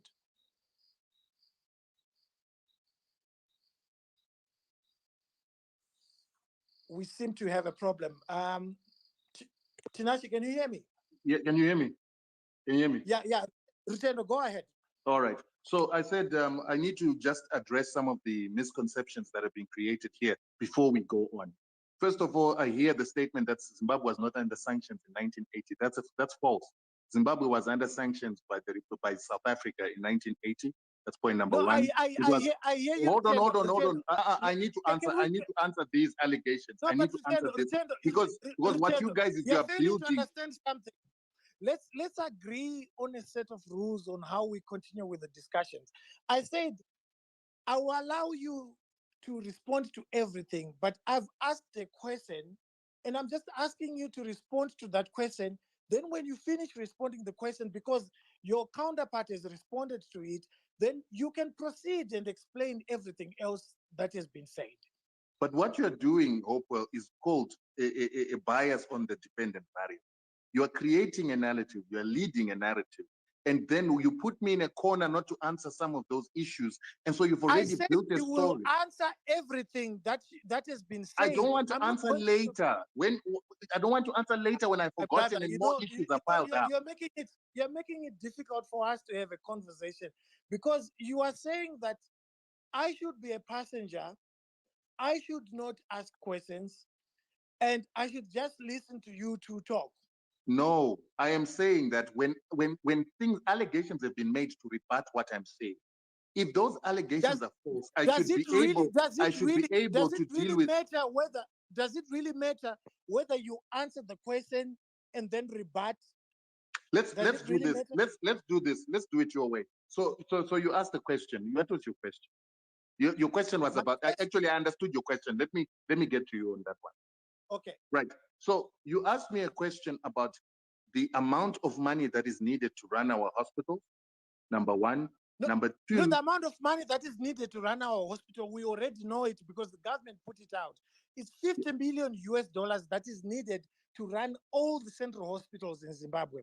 I'm addressing the issue. I'm addressing the issue. I heard what you said. Yes. Unless you want to be the one that now wants to talk over me, then I can always leave. You can continue.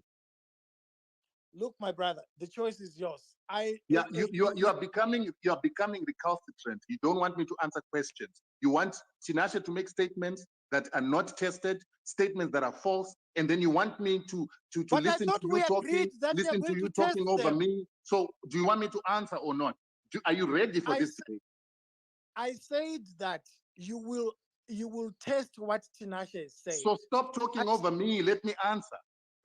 Okay, go ahead and answer. Right. So you, as far as I'm concerned, you made an allegation. It's an allegation what you've said.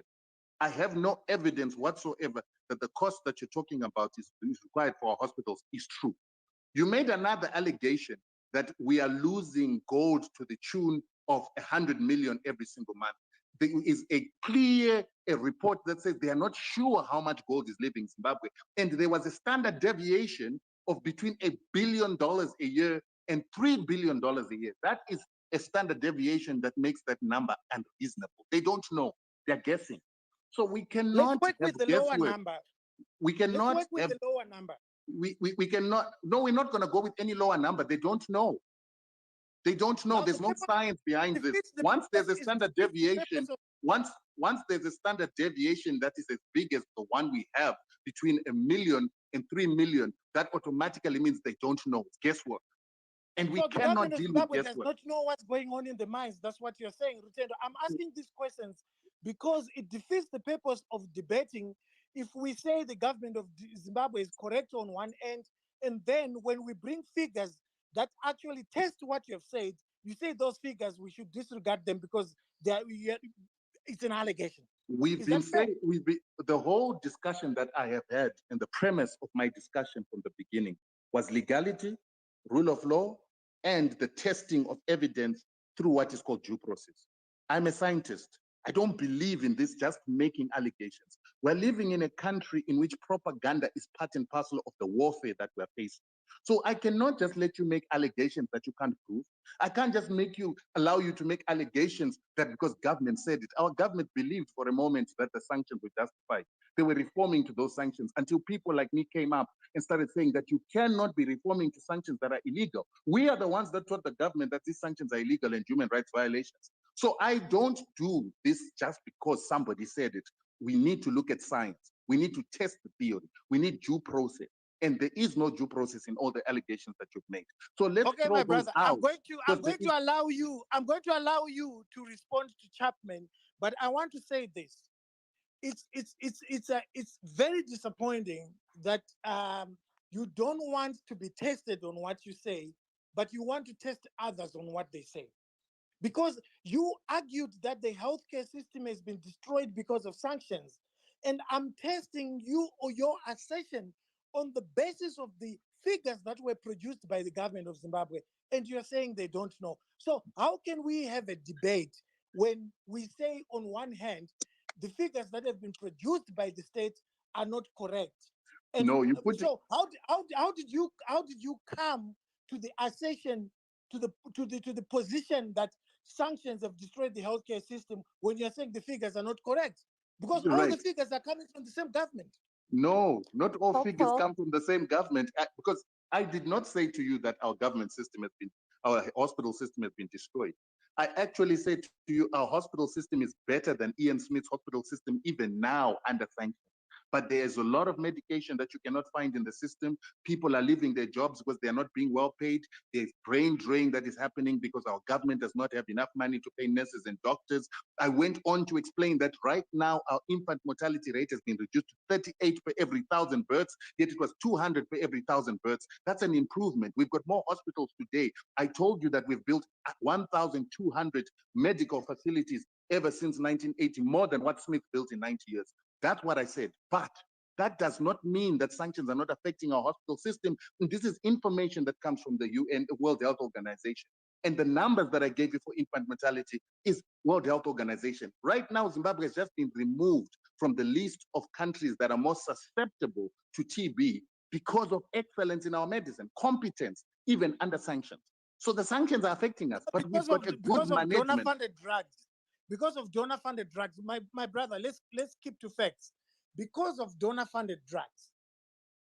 And the evidence comes from where? Tell me which donor-funded drugs took away TB. Tell me the name of the drugs. Tell me how many were brought in.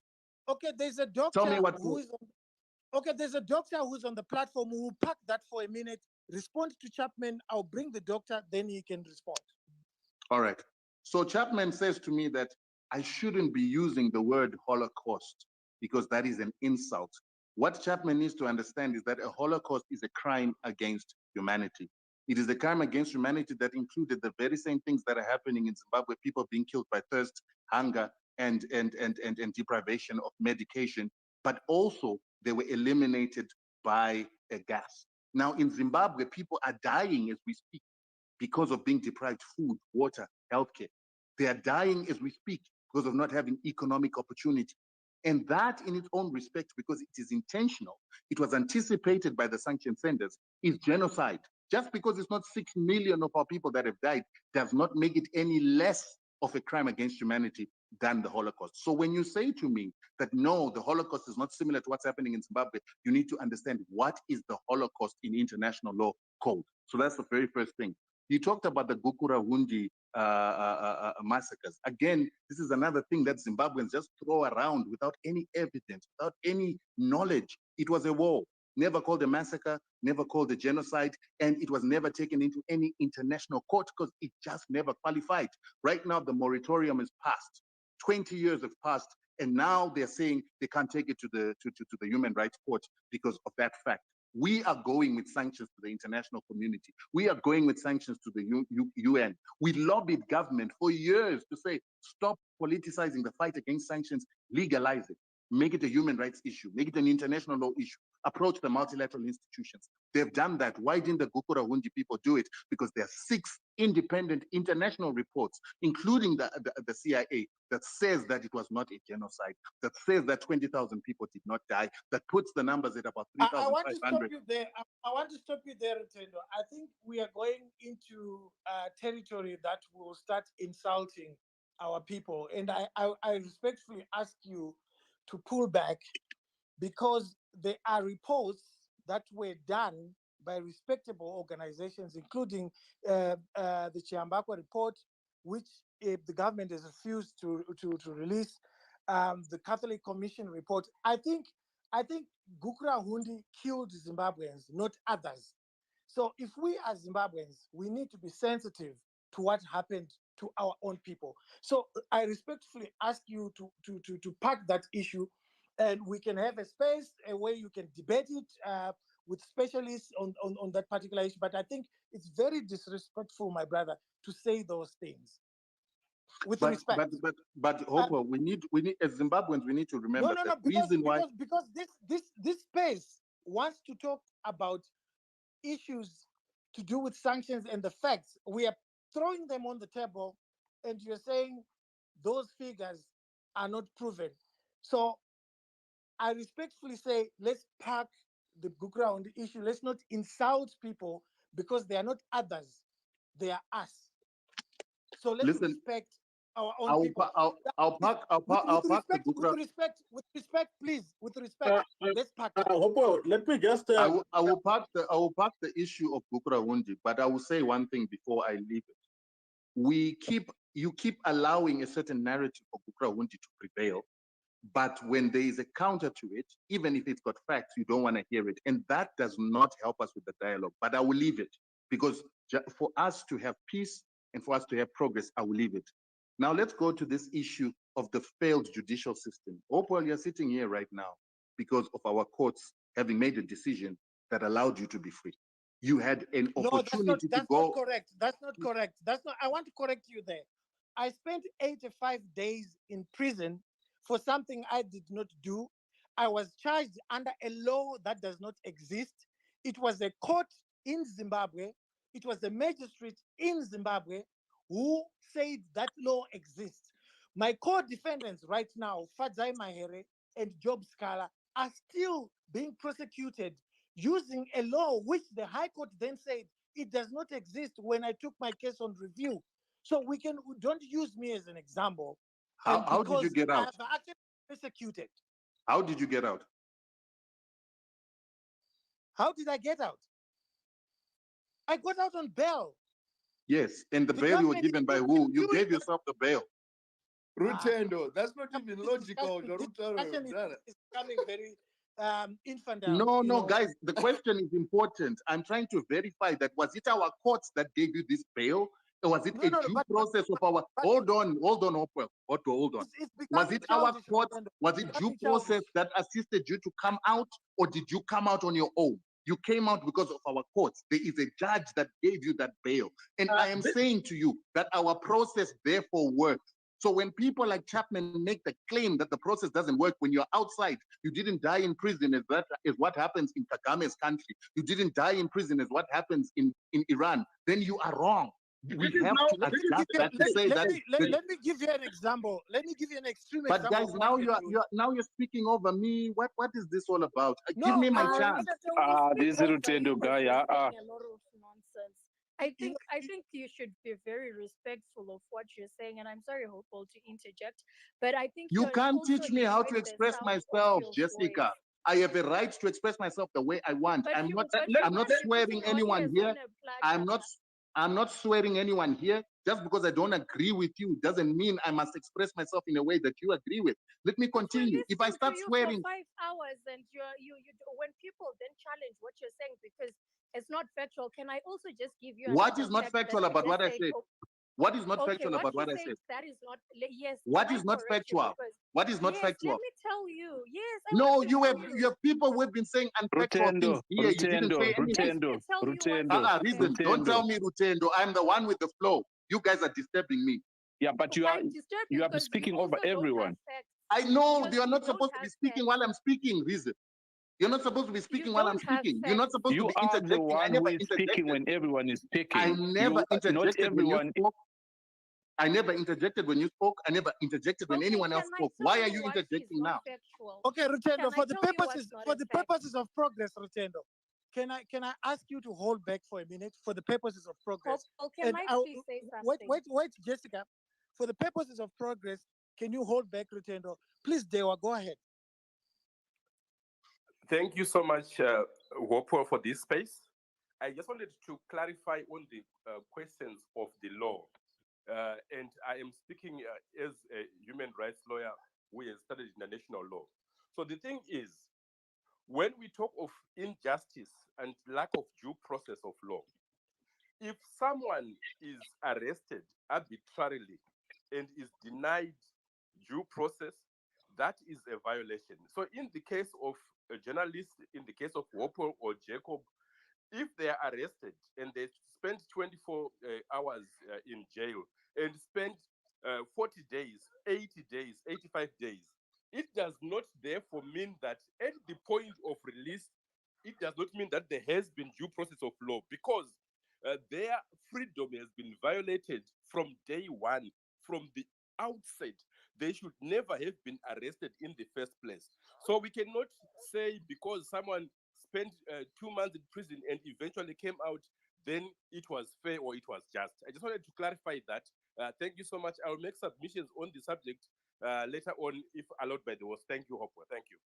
I think Dewa, you're being hypocritical, my brother, because you're the same person we've been speaking and arguing for a very long time on this platform, together with Hopewell, that you guys have supported the punishment of the collective people of Zimbabwe by sanctions without due process. But you want to talk about due process to do with Hopewell. Hopewell is out. He was out after some days in prison. But right now we've got 20 years of the Zimbabwean people being collectively punished without going to court. The Zimbabwean people being collectively punished by a crime against humanity. And our courts let Hopewell go. The Americans and the Europeans have not let any Zimbabwean go off the sanctions list while perpetuating a crime against humanity, depriving people of water, depriving people of food. That, I think, is disingenuous. And let me just continue with my issue that I wanted to finish with our brother Chapman. And move forward. Can you continue with your response to Chapman? Yes, So that we let me continue with my response to Chapman. And please, Hopewell, just let me finish. Even if you don't agree, just let me finish. So you said that there was a failed judicial system, Chapman. We've addressed the Holocaust, but you are wrong. The failed judicial system. Hopewell is out today. Pastor Ivan is out. Fadzai Mahere is out. If our justice system did not work, these people would be rotting in prison. And some of us even believe that they should be rotting in prison in the aspect that they support a crime against the Zimbabwean people, they perpetuate propaganda against the nation, they are treasonous to the nation. But those are our feelings. But that doesn't make it right. Justice allows them to approach the courts, to be heard, to get representation. I heard that you say 200 counts of torture and abductions have been reported in Zimbabwe. According to you, a report is tantamount to guilt. I am telling you that in South Africa right now, 60,000 cases of rape are thrown out every single, every single year. And only 1% of them end up being prosecuted successfully because a lot of those are lies. We have got the Americans having made an allegation that the Iraqi people had weapons of mass destruction and they had evidence to it. They killed 600,000 people and it wasn't proved. What I'm trying to say is allegations, especially in an environment where we've got MDC supporters who support a crime against humanity upon their own parents, their own children. You cannot trust those people's opinion. You cannot trust what those people say unless it is tested through due process. And policemen only prosecute, take a case to a prosecutor when they've got enough evidence. If you make a claim that you've been abducted or you've been tortured when it's not true, what's supposed to happen? Itai Zamara, we're told that he was abducted. Right now, the evidence is coming out that the Canadians killed Itai Zamara. But you guys don't want to hear about that because it doesn't suit your narrative. It doesn't suit the American narrative. But we know that they tap the communication of our government. All of those countries, they tap the communication of our government. If Itai Zamara had really been killed by the government of Zimbabwe, they would have released their taps that they tap. They would have gotten their best investigators to come into Zimbabwe and to investigate. Vanadewa are here. Okay, Rutendo, you talked about making allegations without evidence. We don't have the evidence of what you're saying. So let's move on. I do. I've got prima facie evidence. I've got prima facie evidence. That's why I made a video. No, please provide the evidence and we can have another space on that. I'm happy to have another space on that. But for the purposes of our progress, Zekete, please go ahead. Yeah. Thanks a lot, Hopewell, for giving me the opportunity. Yeah, I was becoming emotional when my brother Rutendo was now trying to talk about Gugura Hundi and comparing it to Holocaust. All I can say to Rutendo is, you are lucky that Gugura Hundi was committed on black people. You cannot say what you just said now about Holocaust to say, oh, Jews were not killed. There's no evidence. There's nothing like that. Especially if you're in South Africa, you can never ever get away with it. If ever you accuse the victims of Holocaust of lying, of there not being evidence of Holocaust, you are doing this because you know Ndebele people are powerless. They are the minority, and they are black people, and no one can take you up. With Jews you can't do that, and you know it, and that's why you were quick to say, "Oh yeah, Holocaust it happened. It's a genocide." Because you cannot get away with that if you have ever trivialized or undermined Holocaust, which is quite sad, because you talk about decolonization, which I assume you mean empowering of black people and getting rid of this colonial concept. So I would have expected you to be the opposite, someone who rebuff the Holocaust and actually believe the killing of black people happened. But instead, you rebuff the killing of black people and actually believe the killing of white people happened, which is strange. But that's for you to digest. I just wanted to, the reason why I decided to join the space was to comment particularly on the economy side. I will also try and address some of the issues that Rutendo raised, but I wanted to talk to Zimbabweans about the economy, our economy as a country, because this idea of sanctions came in because ZANU-PF is finding a reason why the economy is not doing well or has not been doing well. So they came up with the sanction narrative. And so the question on the table is, did our economy collapse because of sanctions? And the only way of answering that question is to look at before sanctions, like what Tinashe tried to do, where he went back and said, let's look at 1980, let's look at 1990. How was our economy performing? Because that was the period we didn't have sanctions. So if our economy was doing well and we were growing, and then suddenly in 2002 or 2000, we started collapsing after sanctions or on the aftermath of sanctions, then the hypothesis that our economy collapsed because of sanctions would make sense. So you need data. You go back to 1980 and say, what was our GDP? What was our GDP in 1980? And the numbers we have show that our GDP was actually 6.7 billion in 1980. That was Zimbabwe's GDP when ZANU-PF took over government. Because this is ZANU-PF making an allegation that we are not responsible for destroying the economy. It is sanctions that are responsible.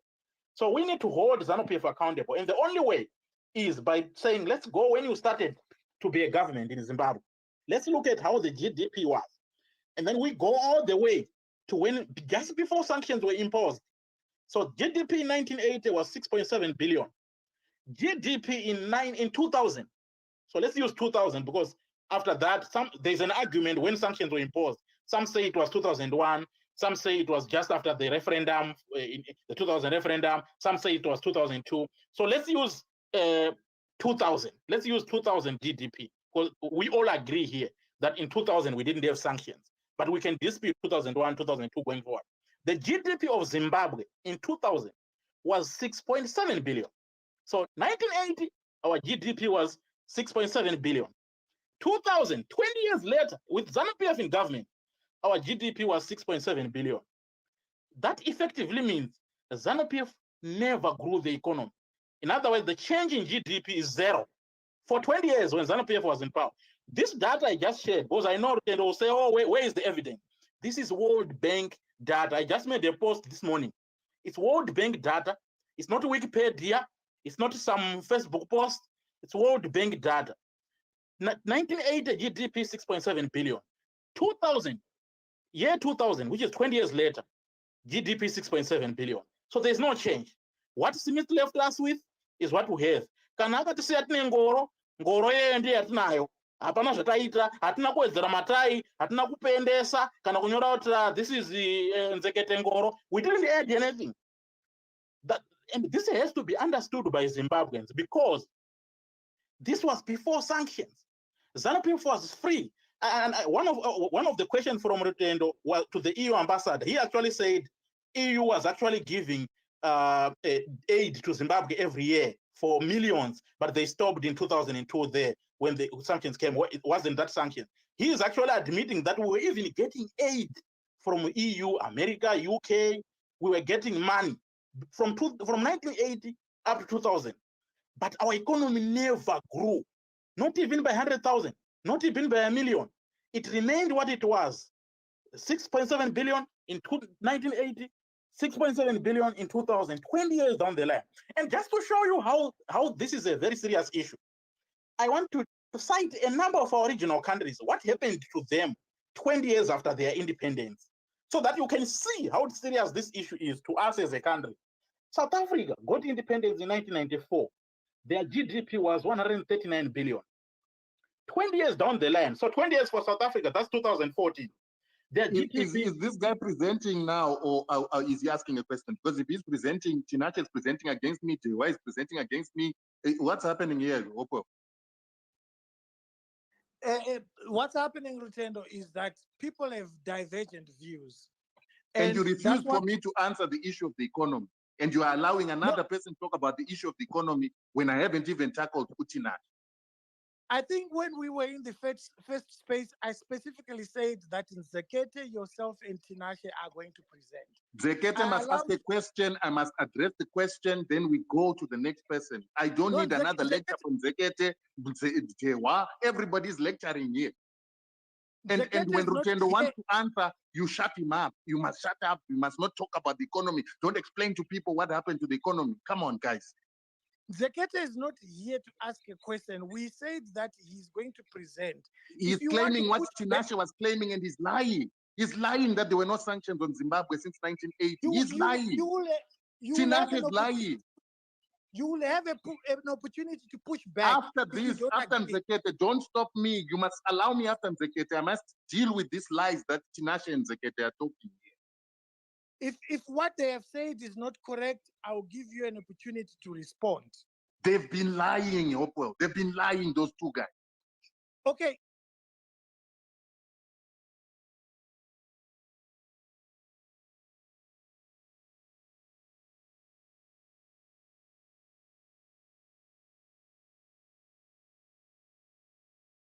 Said now whether I'm lying or not. So I'll just continue with my presentation. And just to clarify, this what I'm saying is meant for everyone on the space. It's meant for Zimbabweans. So just to give an example, it's meant for Gerald who is here. It's meant for Shami, Mutumwa. So it's not specifically for you. It's for Zimbabweans to understand because you have also spoken with them. So I'm also speaking with them just like what you have done. So I was giving South Africa as an example to say, if you really want to see what happened to other countries 20 years, and by using 20 years, I'm being generous, we could have used 5, 10, but we are giving ZANU-PF 4 terms. For 20 years, that's 4 presidential terms. So that's why you heard even Kira was saying they want to extend the presidential terms. So we are giving them 4 terms from 1980 to 2000. So we are now saying, let's look at, we have just said Zimbabwe, 1980, 6.7 billion. 2000 GDP remained 6.7 billion, nothing changed. You can argue, okay, what happened there, but those are the numbers from World Bank. South Africa, just after independence, their independence in 1994, their GDP was 139 billion. In 2014, that's 20 years, same 20 years I've just given Zimbabwe, their GDP was now 350 billion. That's more than double their GDP. If you look at Botswana, for example, if you look at Botswana, their GDP when they got their independence, in 1980, for example, if we can go back, but let's use 1980 with Zimbabwe, because someone will say, well, in the 1970s, they were not in war, but let's use 1980 also. Botswana, 1980, their GDP was 1 billion. In 2000, GDP for Botswana was 6 billion. That's 6 times the increase. You can go to Mozambique. You know the painful story of Mozambique. Everyone here knows. Mozambique suffered. They had wars, insurgents, Alfonso Zekama and all these disturbances. They started using data collection for World Bank and all these GDP numbers around 1991. And their GDP in 1991 was 3.6 billion. In 2000, so just look, Hopo and everyone on the space. For Mozambique, I'm just going to look at their 10-year period. I'm not even going to talk about 20 years. Their 10-year period from 1991, because before that they were in war. In 1991, that's when they had the settlement with Afonso Dhlakama, and they started having the GDP data. So 1991, their GDP was 3.6 billion. 2000, their GDP was now 5.6 billion, double. This is a country that was suffering. This is a country that was giving us, those guys who had cattle in the villages. They didn't even know how to speak English. They didn't even know how to write, but they were able to double their GDP in 10 years. Zimbabwe, with everything, literacy, resources, everything, gold, everything, tobacco, whatever, you can name it. We could not even increase our GDP by 1 million for 20 years before sanctions. So the reason I'm saying these things is when someone comes to you, be it a politician, be it an activist, and say everything that we are suffering is because of sanctions, the first question they have to account for the 20 years from 1980 up to 2000. What did they do? If they couldn't account there, if they can't account what happened there, can they even account what happened after 2000? These are questions they need to answer. Because the reason I'm saying this is one of the arguments, the challenge we are having is when you have sanctions in 2002, someone is now trying to say, oh, that's the reason why we struggled. But what could have been our GDP without sanctions? It's easy to tell. You just use regression analysis. Go back to 1980 to 2000. The data we have show that the GDP did not grow. So if I'm to draw a regression analysis, it will just be, instead of mx plus c, because m, which is the slope change in GDP, is 0. So you're just going to have y is equal to c. So our GDP, even in 2006, would have been around 6 billion. In 2007, it would have been around 6 billion.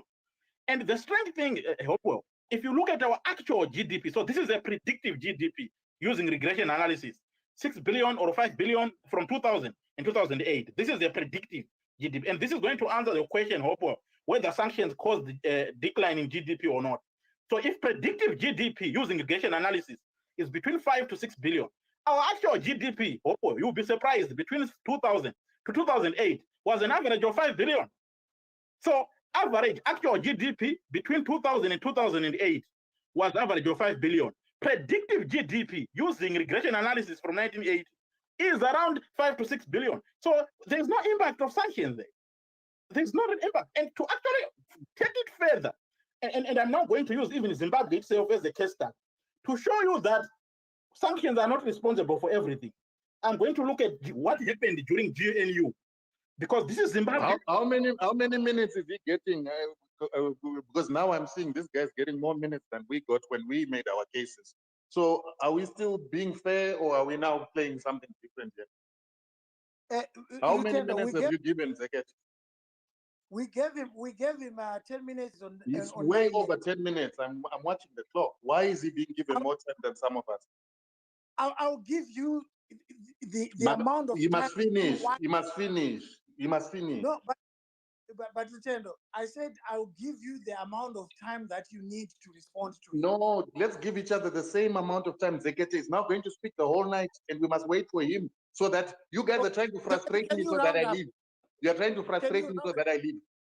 Because you don't want me to answer the question. You know that I will deal with what you are saying here. So now you want to look for ways to frustrate me. Is that what's happening here? Rutendo, let's allow him to round off, and then you respond.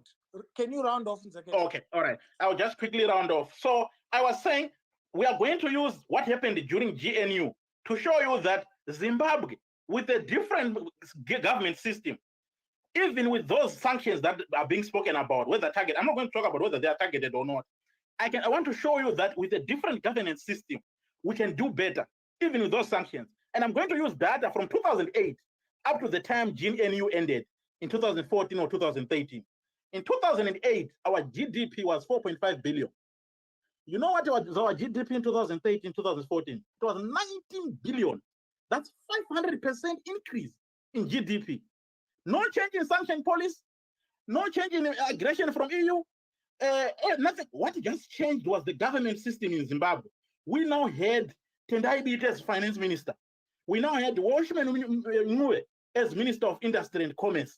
You now have Prime Minister Morgan Tsvangirai. and everything. Yes, of course, you have ZANU-PF and what was happening with Obetumpov and the Marange Diamond. You know what was happening there and how they created a parallel government to finance the election. But that alone to show you that between 2008 to 2013, our GDP increased by 500%. And I want to point this to you. That was more than 20 years of ZANU-PF from 1980 to 2000. 20 years of ZANU-PF was not equal to what the unity government did for 5 years between 2008 to 2013. And to use Rotendo's phrase, under sanctions. So under sanctions, we performed better than ZANU-PF's 20 years alone in government. Thank you. Thank you very much, Chendo. Yes, I need to respond to this. Thank you very much. So first of all, we've been hearing this allegation that we had no sanctions on Zimbabwe since 1980. So therefore, the story of Zimbabwe should have been perfect. We actually had sanctions on Zimbabwe from the apartheid government from 1980 all the way until 1991. We had sanctions on Zimbabwe in the aspect that we had to buy land from white farmers in willing buyer, willing seller. We had a war that we had to fight in Mozambique in order to save Mozambique from this crisis that you're talking about. We fought that war. We fought the war in Matabeleland, which was also against a similar thing that was happening in Mozambique. I just don't want to get in there because it might hurt other people's feelings here. Those were sanctions. We inherited the debt of the Rhodesian government that was taken during UN sanctions. Rhodesia was under 14 years of UN sanctions, whose underdevelopment was passed on to Zimbabwe.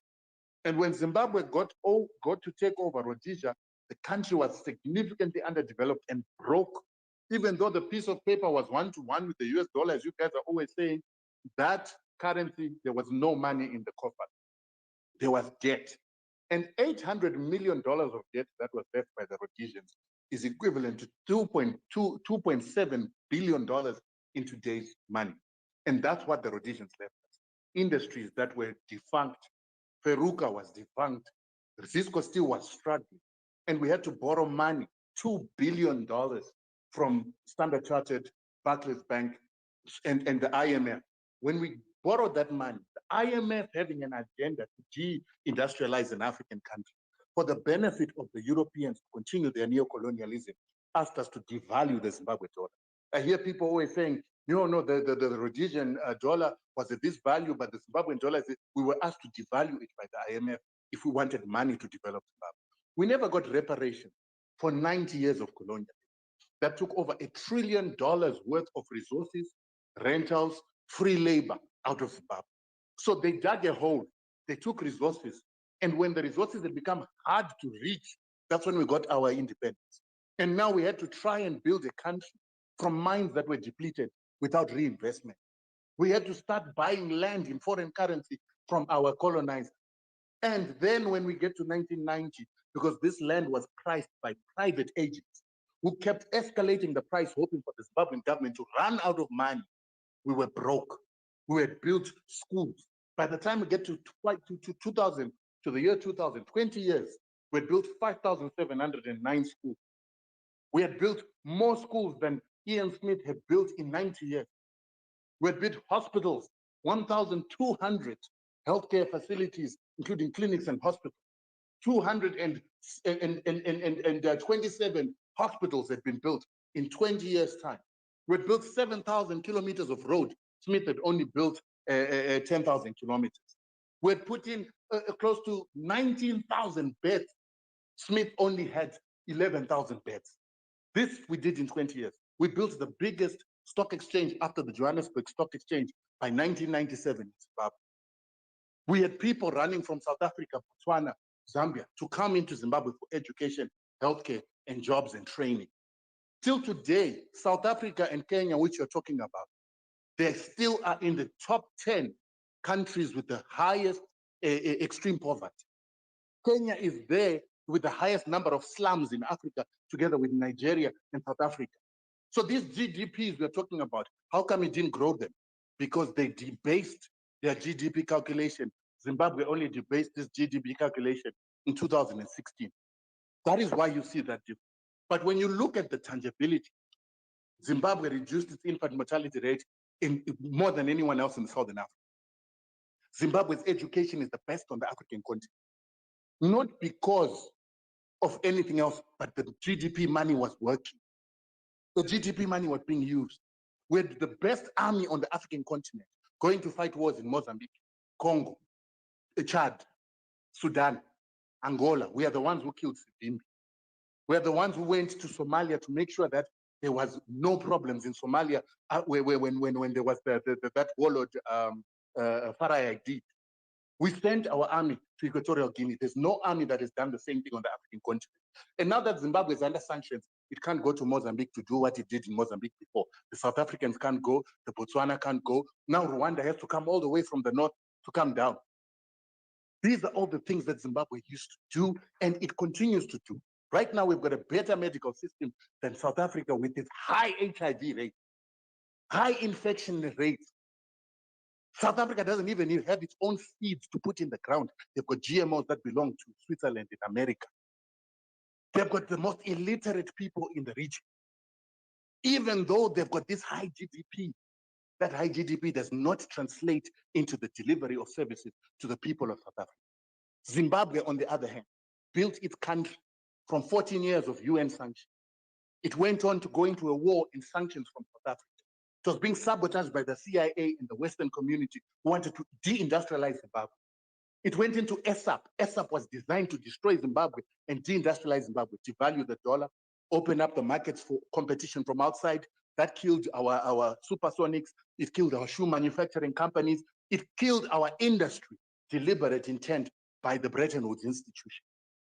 And then these are things that we as Zimbabweans don't want to learn.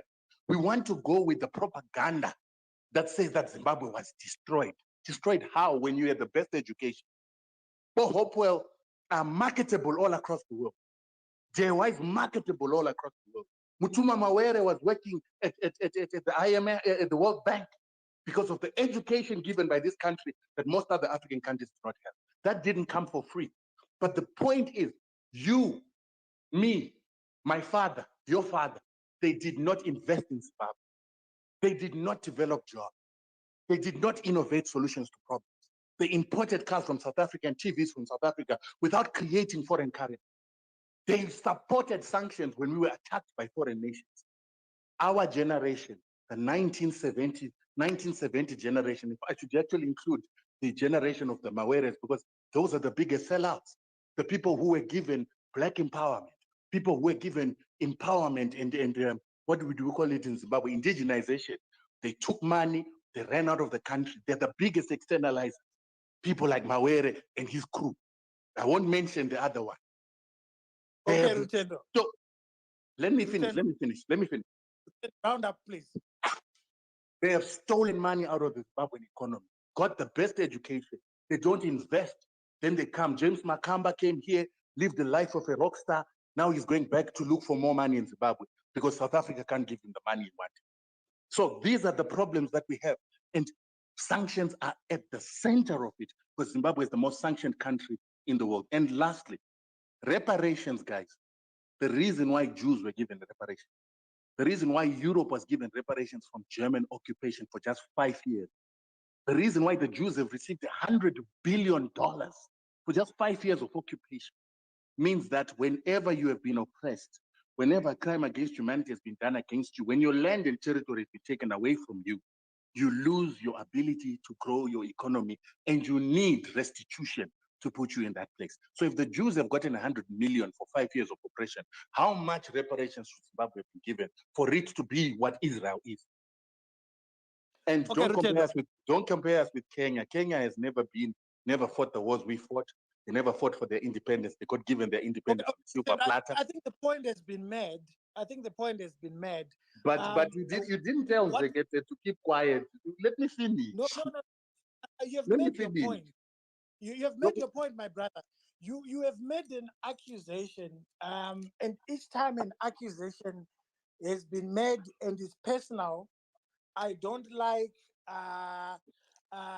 not giving the person who has been accused. You have accused Mtumwa Mawere. I was actually, I brought him to the platform because there were issues of the economy, and he's a I differ with him from time to time, but he's a man I respect. He worked for the IFC, as you said, for the Bretton Woods institutions. I wanted to bring him to give a quick analysis on that, but I want him to respond first to the accusations that you have made, because he is here. You have accused him. Mr. Mtumwa Mawere, go ahead. Hold on, Hopewell. Since you've asked him to respond, then let me just make one more sentence that he must also respond to. How come when Mtumwa, you have not been able to make money in South Africa the way you made in Zimbabwe? What happened if South Africa is so great in Zimbabwe, such a nasty country? Mr. Mtumwa, please go ahead.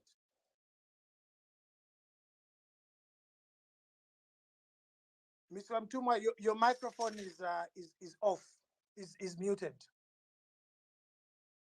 He's scared. No, let's not be personal, Rutendo. If you might be having problems, many people were having problems. I'm just joking. Me and Mawere play like that. Okay. For purposes of progress, Jessica. Thank you so much, Hopewell. So initially, I just wanted to respond to Rutendo by saying that when Hopewell is talking about 100 million, I don't think he just woke up one day and decided that 100 million is being smuggled. So according to a paper, a minister of Home Affairs, who's Kazembe, actually told the state-owned Chronicle newspaper, that was in September of 2020, that gold was being smuggled, and it was at least worth 100 million per month. So Kazembe, though he didn't respond to a lot of to comment post that. But Kazembe, as we all know, he is actually a government official. So once a government official says something like that, we will run with it, just the same way they say we are vaccinating people in Zimbabwe. So we are going to run with the fact that people are being vaccinated. So please do not say. Didn't they say 15 billion was stolen from Zimbabwe as well in diamonds? Didn't they say that? Can I just finish? Did they not say that? Did they not say that? No, Rutendo, you were complaining about interjection. But she was doing this. She must appreciate it as well. No. Can we have order, my brother? Let's allow her to finish and so that we have progress. We've got over 1,800 on this platform, and I think it's disrespectful for these people who are here for quality debate to hear people start quarreling. Please allow her to finish, then we can progress. All right, thanks, Hopewell. So I just wanted to let him know that you did not wake up, or you did not dream kana kuoneswa mumweya that there is some certain figure, right? This was according to a government official who said it, and it's on record. If he is welcome to Google it, or he's welcome to find that information. Then I just wanted to also support your notion about gold being smuggled. So one of the best places to find information is actually Bloomberg. So actually, according to Bloomberg, more than 1.5 billion of gold is smuggled out of Zimbabwe every year. And they were saying depriving the cash-strapped economy of crucial foreign exchange revenues. And this is actually also according to the research organization called the International Crisis Group. And he is also welcome to find that information on the International Crisis Group on some of the reports that they make. And this is actually raw data that they use.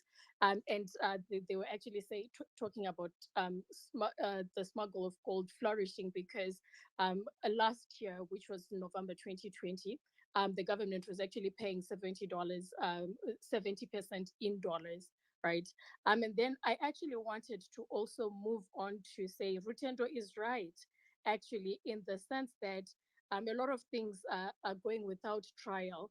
And I would like to agree with him because crime against humanity in Zimbabwe is not just, or internationally, is not just genocide and everything. Killing people with poverty, people living with at least when reports are coming out and saying about 7.1 to 7.5 million Zimbabweans are living under extreme poverty or under the poverty datum line, meaning that people in Zimbabwe are living at least they're getting a monthly pay of about $30 US, which means that and further disintegrating that figure if you actually do the calculations properly, which I have done, and I'm happy to post them if he wants them. People are living at $1.87 per day, right? Doma So sanctions if you look at, acho Jesse. Doma sanctions acho wa. No, can I Luciano, finish off what I'm saying? please allow. We want as many people to speak so that it's now 12 midnight. The fact that we have 1,816 people, it means people are interested in hearing the debate. So let's allow as many people to speak, and then you guys can round off when we have had interventions from other people. Okay, thank you, Hopewell. I'm actually just about to finish off. So I just wanted to say that the 100 million that is actually being smuggled, which is actually supported, and a lot more other reports, like for instance Bloomberg, like for instance the World Bank statistics, and a lot of people like to quote all these kinds of things that they don't understand, which I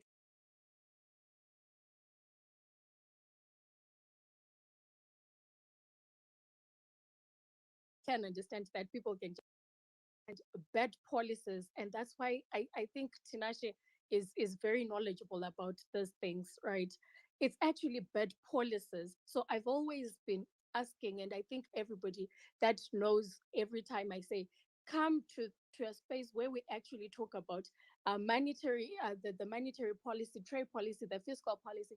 Let's actually see how things are actually happening in terms of governance. So if you're going to have politicians, or if you're going to put people based on the fact that they went to war, right? Because that's actually Zimbabwe right now.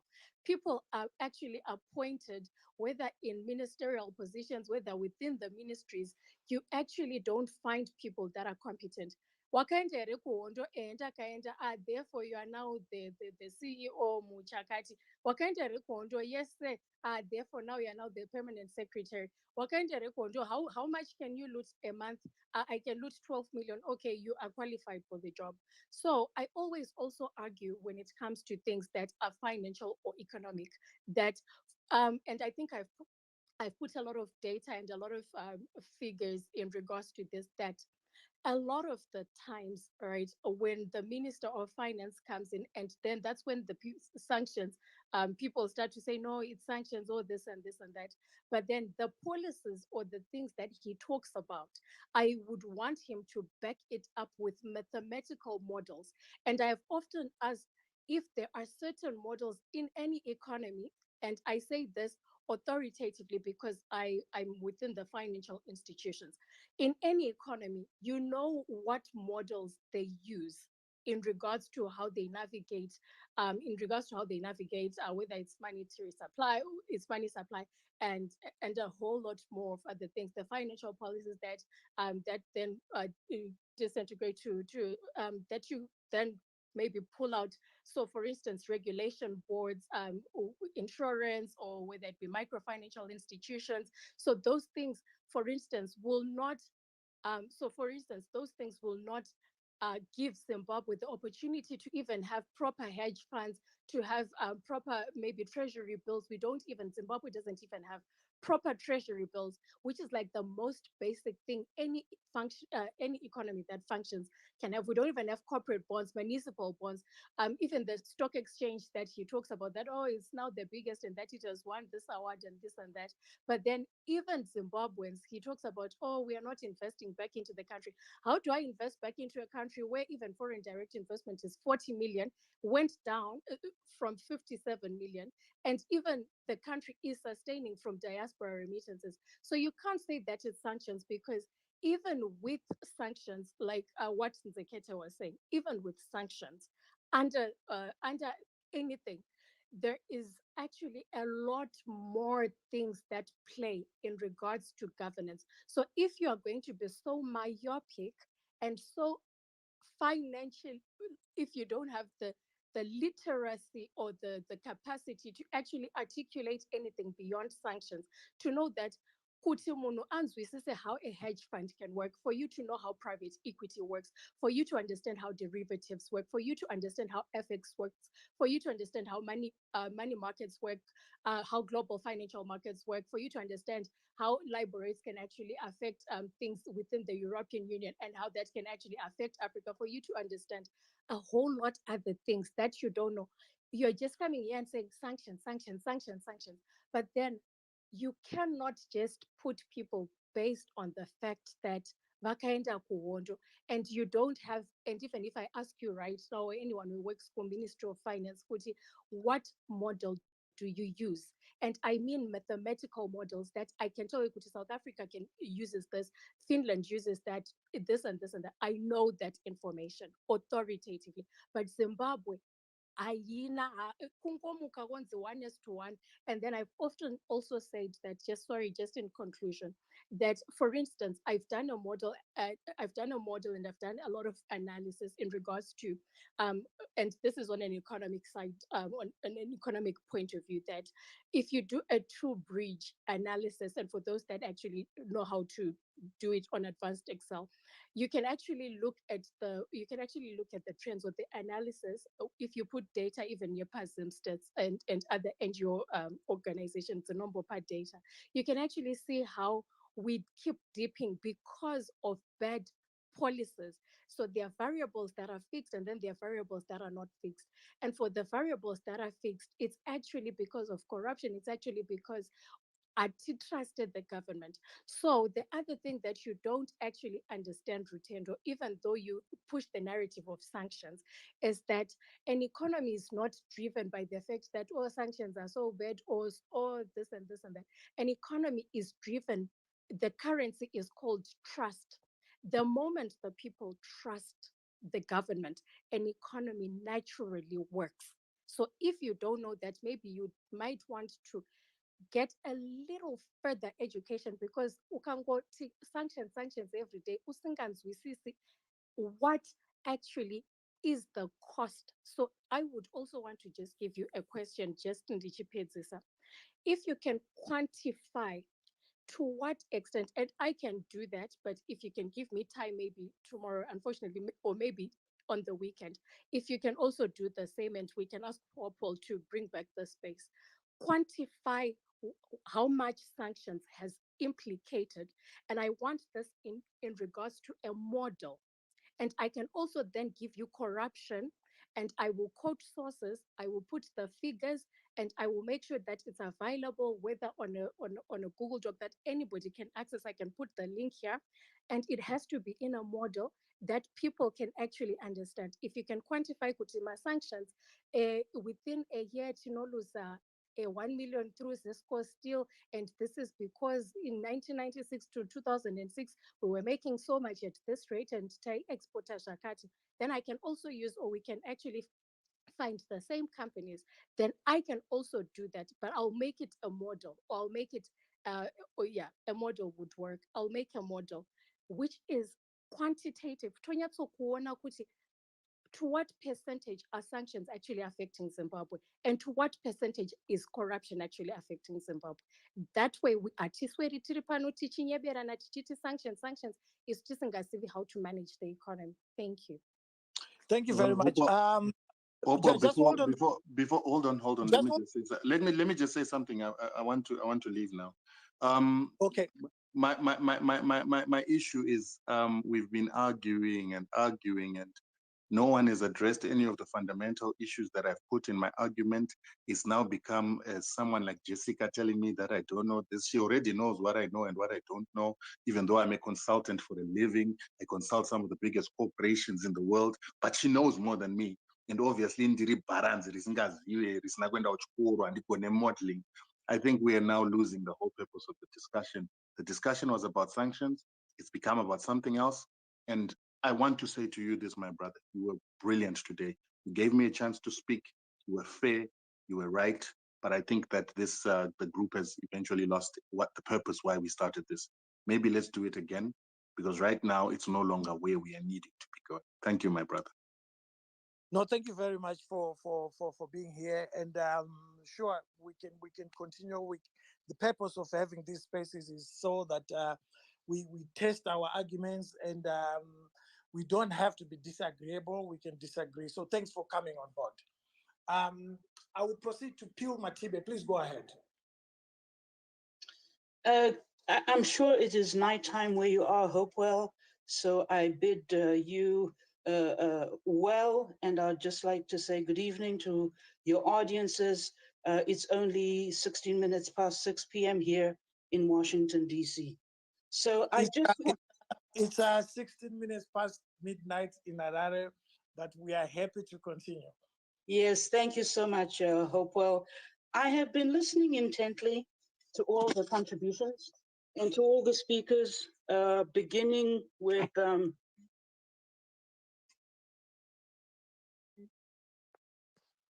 Hello, can you hear me? Yeah, Yes. I've been listening intently since the presentations made earlier by the U.S. Foreign Mission representative, and also by the EU representative, and throughout the deliberations, including this space now. So I just want to say a couple of things. I'm speaking here as a scholar and an academic, also as a journalist, and also as somebody who is a woman.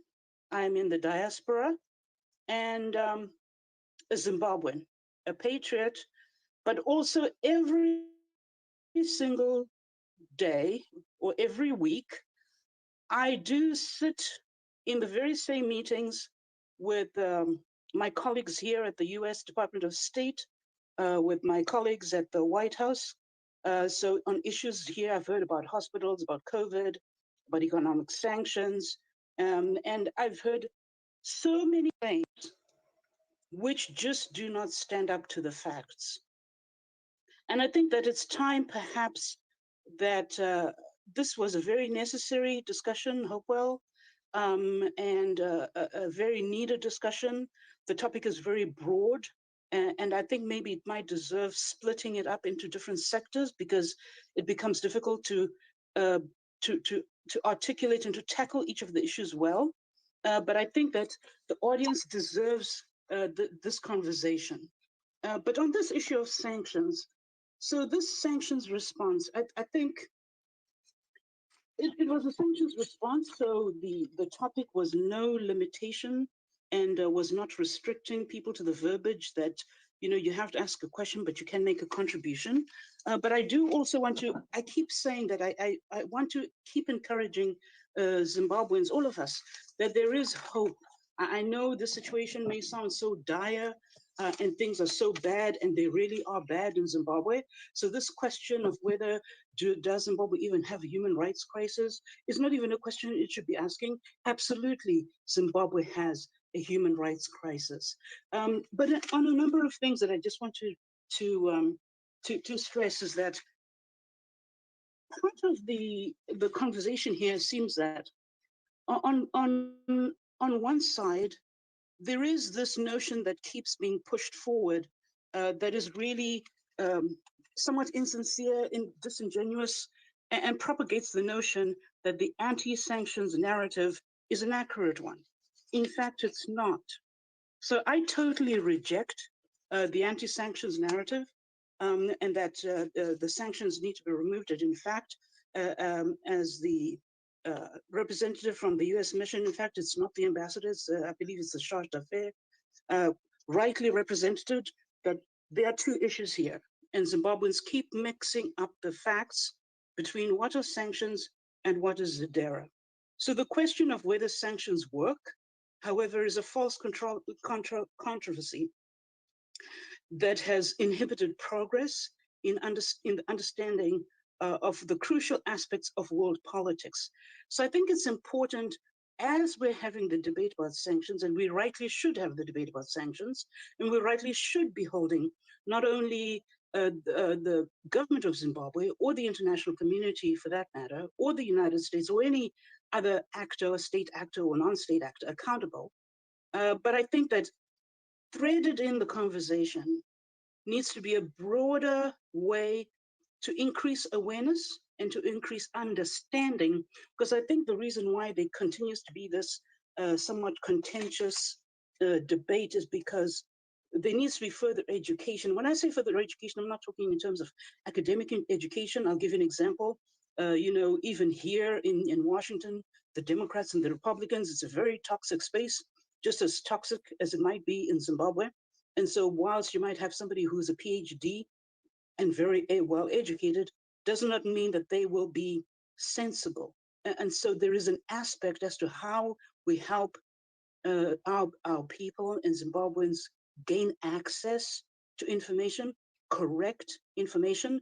And when there is disinformation and misinformation, those things need to be counted. And this very conversation about the anti-sanctions and the anti-sanctions move and when sanctions started. In fact, I've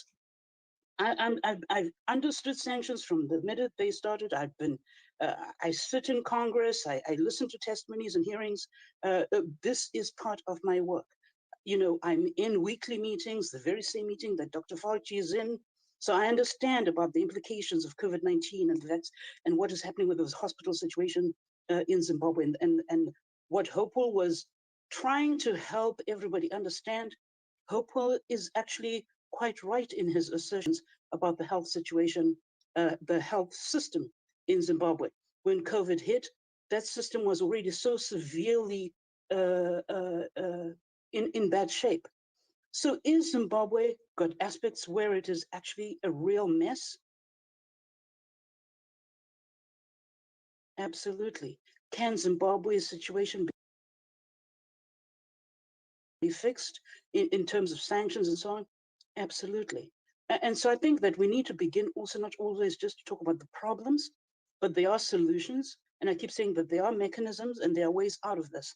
There are very, very simple things that the current government could do in very little time, at very little cost, without any aid or help from anybody outside, to improve the daily life and living, humanity, dignity of Zimbabweans. And that is just not being done. And so there's a broader question here as to why the leadership at the very helm is not taking steps to do those things, right? So we need to interrogate this narrative that is being perpetuated. So Hopewell, I just wanted to make that small contribution. I know many people here have got a lot that they want to contribute as well in terms of the sanctions bit, but I just want to encourage you to please, I think this discussion needs to be extended, perhaps broken down into different portions or different elements, and then bring a diverse set of people to address those things. Because that one guy who perhaps, was the starring role, who had the starring role in Gukurahundi, who today will come and talk about how they're not perpetuating human rights abuses. Tolerable. That is disrespectful to our future generations as Zimbabweans. So the anti-sanctions rhetoric is not good medicine for what ails the country. I think we need to change the narrative. We need to change the narrative about ourselves and not forgetting. I heard the back and forth and, in the debate and the disrespect, and even the disrespect of a moderator. If somebody is moderating a meeting, any meeting, it doesn't have to be a Hopewell's meeting, but any meeting, you have to show some respect to the moderator. And so I think perhaps I encourage you maybe to put out some rules as to how you hold the meeting so people come to the Tutra space with some understanding, and put some time limits on how, but I'm not going to, tell you how, how to hold the meetings and so on. But I think there's a lot being distorted here. And one reason I heard a lot of trash talking, a lot of blaming the United States government, a lot of blaming the EU. Believe me, I work with these people on the daily basis. They are my colleagues. I've gotten to know them very well. Many of them are my friends. We work together. We thrash out issues together. I know where, the approach is, the entire foreign policy approach towards Zimbabwe. My expertise is in fact in national security, international security, and foreign policy. And many presenters here, including the last presenter, some of those things and assertions that have been made could themselves be called issues that are against the national security interest of Zimbabwe. And so I think we have to be very careful on how we address these issues, particularly on public forums like this, where we do have people, not just Zimbabweans who are here on Twitter. I can tell you that there are many people here who are on this space who are, from all over the world. And so we are publicly showing how our conduct is. And this conduct was actually reported. If you go back to the 2018 election reports from the international observers, for example, IRI and NDI and the recommendations, you can go back, for example, even to, I believe it might have been page 87 of the IRI report, which referred to, and I'll read, quote, Zimbabwe has not yet demonstrated that it has established a tolerant democratic culture that enables the conduct of elections in which parties are treated equitably. And I think that although they're talking about elections, we saw some of that intolerance here today in the conversation on this issue of sanctions.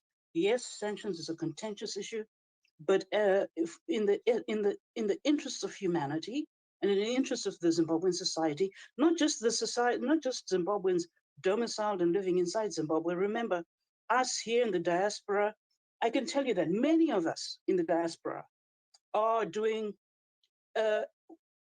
major work on a global level that is improving the entire world, not just Zimbabwe. Zimbabwe does not exist in isolation to the rest of the world, neither does it exist in isolation to its own region. And so it's not that we are unable to solve the issues in Zimbabwe, but we have to overcome a way where we come together in a sustained way, and there is a way, but we have to get there, right? And begin to talk about these solutions. So I just want to encourage us and encourage anybody who is here, please, let's get together and begin to chart a way, because there is a way. We just have to get there and bring everybody with us. We must be inclusive. We cannot leave anyone behind. This issue of sanctions, and believe me, the executive order, I heard trash talking President Biden. If only you understood the man, if only you understood how they work, if only you understood some of the colleagues here in the Biden-Harris administration who are working extremely hard for the betterment of the people of Zimbabwe. I think so. I think that it's necessary for us. I think we need to increase understanding, and let's work together to overcome this. I'm going to end here, Hopewell, but I want to totally, 100% reject the anti-sanctions narrative. We've got to create a new narrative, a better narrative for Zimbabwe, and one does exist. Thanks, Hopewell. No, thank you very much. It's important that we continue with these discussions, and I want to assure you that they will continue happening. I've received over 70 inboxes in my Twitter account, on my Twitter handle. People just being grateful that this discussion took place, but more importantly, that Rutendo came, because most of the inboxes are saying he had to be heard and exposed. And I think today, this space did exactly that, because in the past, he's been speaking in snippets, and people didn't actually had an opportunity to listen to him, to listen to whether his rhetoric makes sense or not. And I think today, we did that. It's up to the listeners to figure out whether it makes sense or not. But I think we all know what happened today. And I think it was a great opportunity. For too long, we've allowed narratives that are not factual.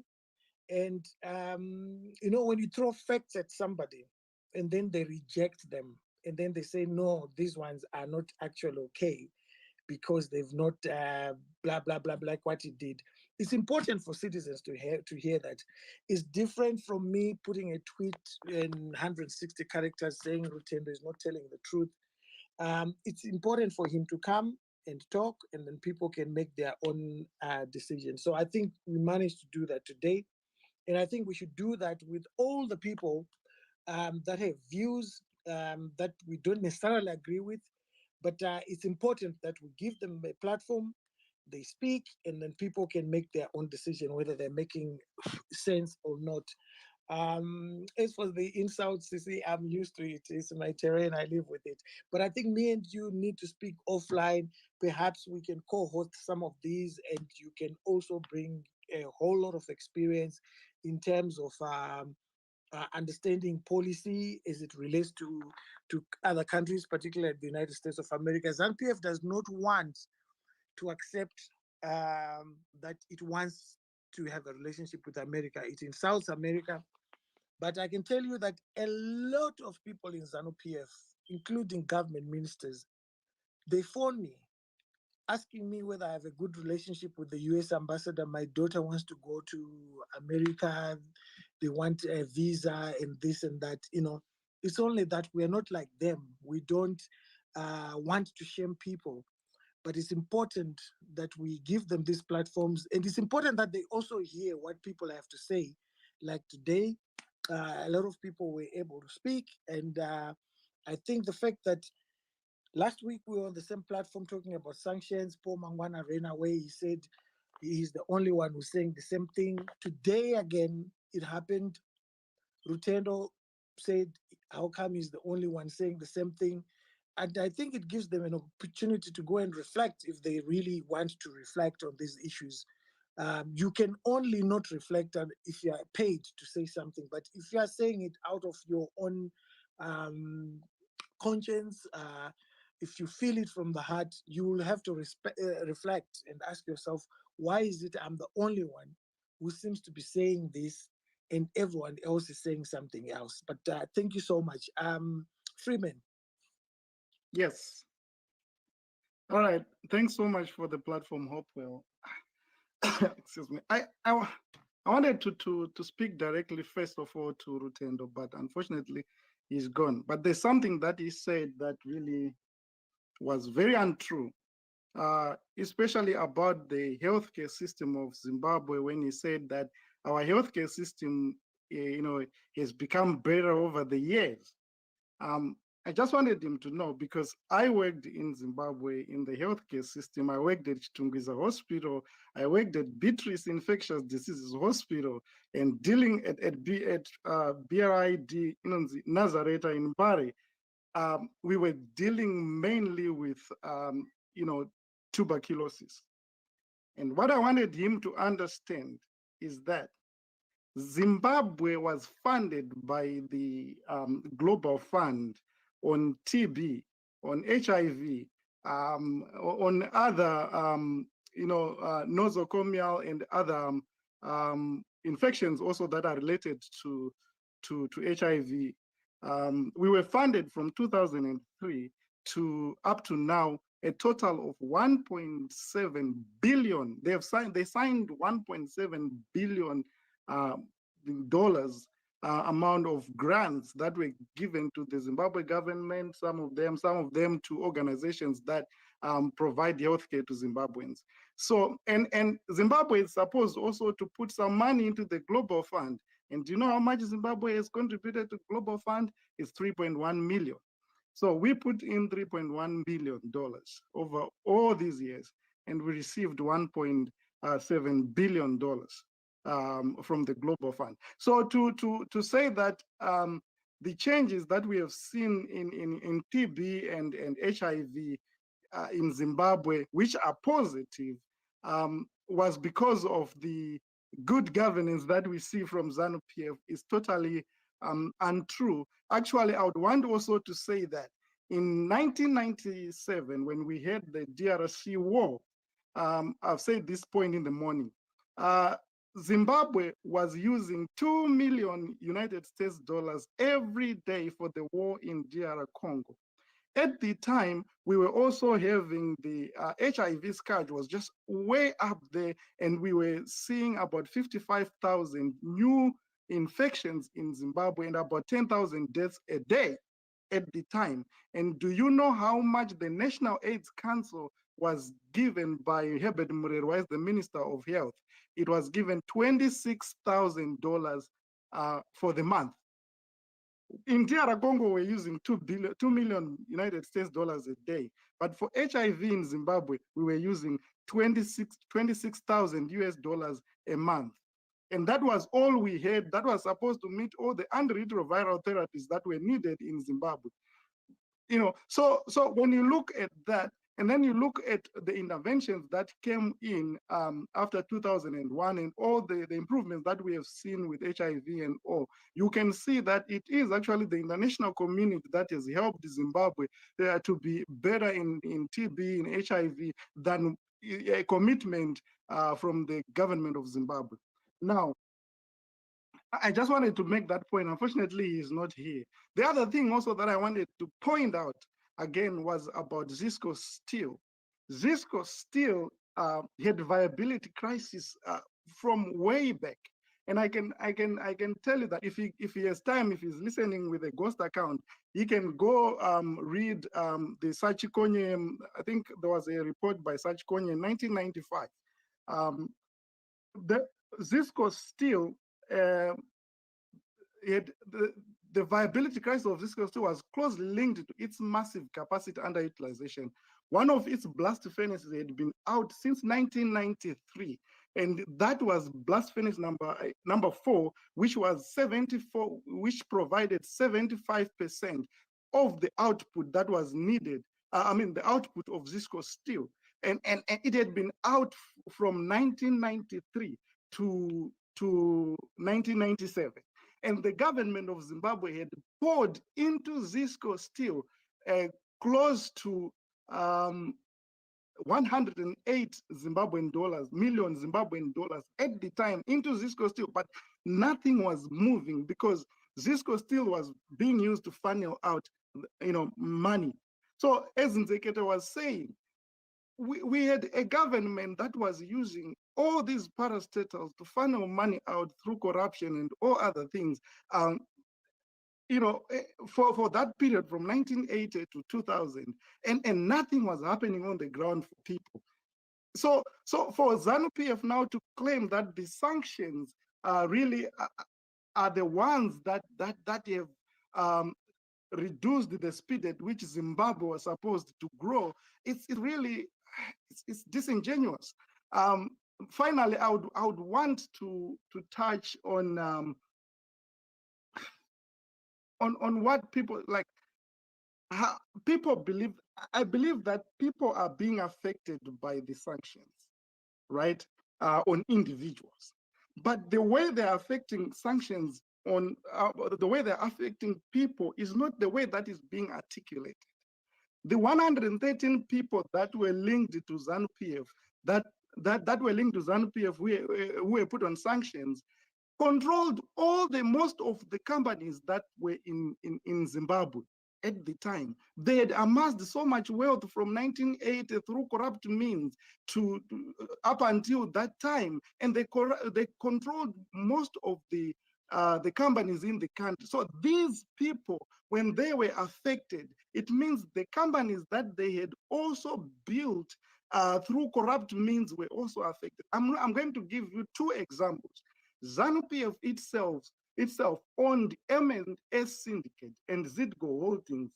These in turn had interest in several other companies, including Treasure, Ottawa Property, Catacraft, Zidley, AM, First Bank Corporation, Harare Airport, Harare City, Hanson, Tescon, Amelia, Roybe, Printfit, Smoothness, Bindura Nickel Mine, Woolworths. These are companies that were being controlled by ZANU-PF, the same companies that the other guy, what's his name, Obedempov, when he was taken from Air Zimbabwe, these were the same companies that he was made. I don't know if he was made a C. I can't remember the position he was given. And these companies were created using money that had been funneled from the state. I will give you another example, which Maim Juru, who was our, not Maim Juru, the husband, Mjuru, General Mjuru. General Mjuru was who was also our general who was in ZANU-PF, and also the first, I think, the second general of the Zimbabwe National Army. Sorry. He owned more than 50 companies.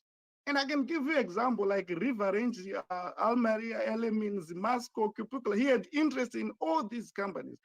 And when he was hit by these sanctions, when they were hit by these sanctions, it meant that the companies that were their extensions also were hit. But it's not that these companies were doing well. It's simply because these companies were being used to funnel resources out of the system, the same way that we are seeing now Tagure doing today. And finally, I just want to say something. If it were up to me, I would intensify these sanctions. I would intensify them to an extent that I would even introduce a no-fly zone so that no flight would come out of Zimbabwe with the gold, with the diamonds, the way we see them. If it was up to me, I would do that. And people who say that sanctions, some of them were not working. They are not working because they are not as intensive as they should be. For example, the part that has worked, for example, is when ZANU-PF wanted to buy military equipment, military grade equipment for crowd control in Israel. They were flagged. Those night goggles would have been used when there were demonstrations, remember, but in 2019, those goggles would have been the night vision goggles, and the guns would have been used on people for crowd control at that time. And so they were stopped, they were flagged. That is an example of how good the sanctions worked. When they wanted to buy military equipment using a loan from Afrexim Bank, they were stopped. They ended up having to buy Tata trucks from India. Which were not as much as they wanted. So those are some of the things that we have to take into consideration. I can go on and on, but I really want to thank you for the platform, Hopewell. No, thank you very much, Freeman. I think it's important to have these discussions because they enlighten us. They make us reflect on our positions. And as for the facts that you were referring to, it's quite clear that Rutendo does not trade in facts. You just throw numbers, you just say things, and I mean, to argue the way he did on the health delivery system, it was very disappointing because each one of us in this space, if you come from Zimbabwe, you have at least one relative who has died unnecessarily. So to then argue that the health delivery system is actually much better than what it was, it's disappointing. But it's important for us as citizens to understand that amongst us, there are people who think like that. The most important thing is to know who they are and to engage them when they put that, because believe me, there are people that listen to him. I've seen his videos being sent to me by South African friends and so forth, because they believe some of that rhetoric. So it's important for us to engage him, because some would say don't engage him, you're giving him relevance. But if you don't engage him, then whatever he's saying becomes the gospel truth. So I think it's important to do like what we did today, to engage him, but push back. And he left bruised because we were just putting facts and not insults. And I think it's important to keep our conversations clean, like what we did today, and not insult each other. That way, you don't give someone an opportunity to muddy the conversation, because once you start insulting each other, the facts are lost. So I'm glad that everyone who spoke today just stuck to the facts, and that's what built the conversation. But thank you so much, Freeman. Dr. Albert. Oh, thanks so much, Hopewell. Very, very interesting discussion. And I think Freeman has touched on some of the things that I wanted to say. I think I should start by saying I don't necessarily think that ZANU-PF people deal in facts, and I think this can be a merry-go-round with them. I think they want to run a narrative, and I think theirs is only a political narrative. So whatever we say in facts, and I think it's great on this space, but I also think it's mostly preaching to the converted, because I mean, Rutendo was throwing around figures, and naturally, when people listen to figures, they tend to just believe them at face value, because no one really thinks when someone is throwing around figures, then they're lying. And so if he's saying that to another kind of crowd, I think people would tend to believe him more. But I just wanted to say, Freeman has touched on this. If you just look at his assertions on TB and I'm sure related to HIV, practically Zimbabwe is dependent on donors, and the global fund that Freeman has talked about is funded mainly by the United States government and the EU, actually. So those are the biggest funders, especially PEPFAR, and PEPFAR alone on the side, not in global fund. Just this year, in starting in their COP year 2020 in October, is funding Zimbabwe $213 million in the HIV response to keep over 1.2 million people on ARVs. So I think I think it's a lot of what Hopewell, a lot of I think just the discussion on sanctions itself is a lot of taking people away from very important things, because ZANU-PF is always scapegoating. I think this is their trump card for the next, I don't know how many years. I actually don't necessarily think that they want the sanctions off or gone, because I think if they would never have any other narrative. They would, if the sanctions were actually going to be removed, I think they would still not like that. So they will continue going on this journey of doing everything possible to keep the sanctions there. That's undermining every human right possible, and at the same time singing sanctions. So I think this space is great, but I think also finding ways of really communicating to those that are vulnerable to the fiction that ZANU-PF sells is also very, very critical. But thank you very much for this. No, thank you very much, Dr. Albert. Yeah, I totally agree with you that the sanctions narrative is used to distract people, and that ZANU-PF does not want sanctions to be removed. In fact, I was having a discussion with one of the political elites today over lunch, and I said to him that sanctions are used as a tool, and he said, yeah, that's why we wouldn't want them to be removed, because they give good cover.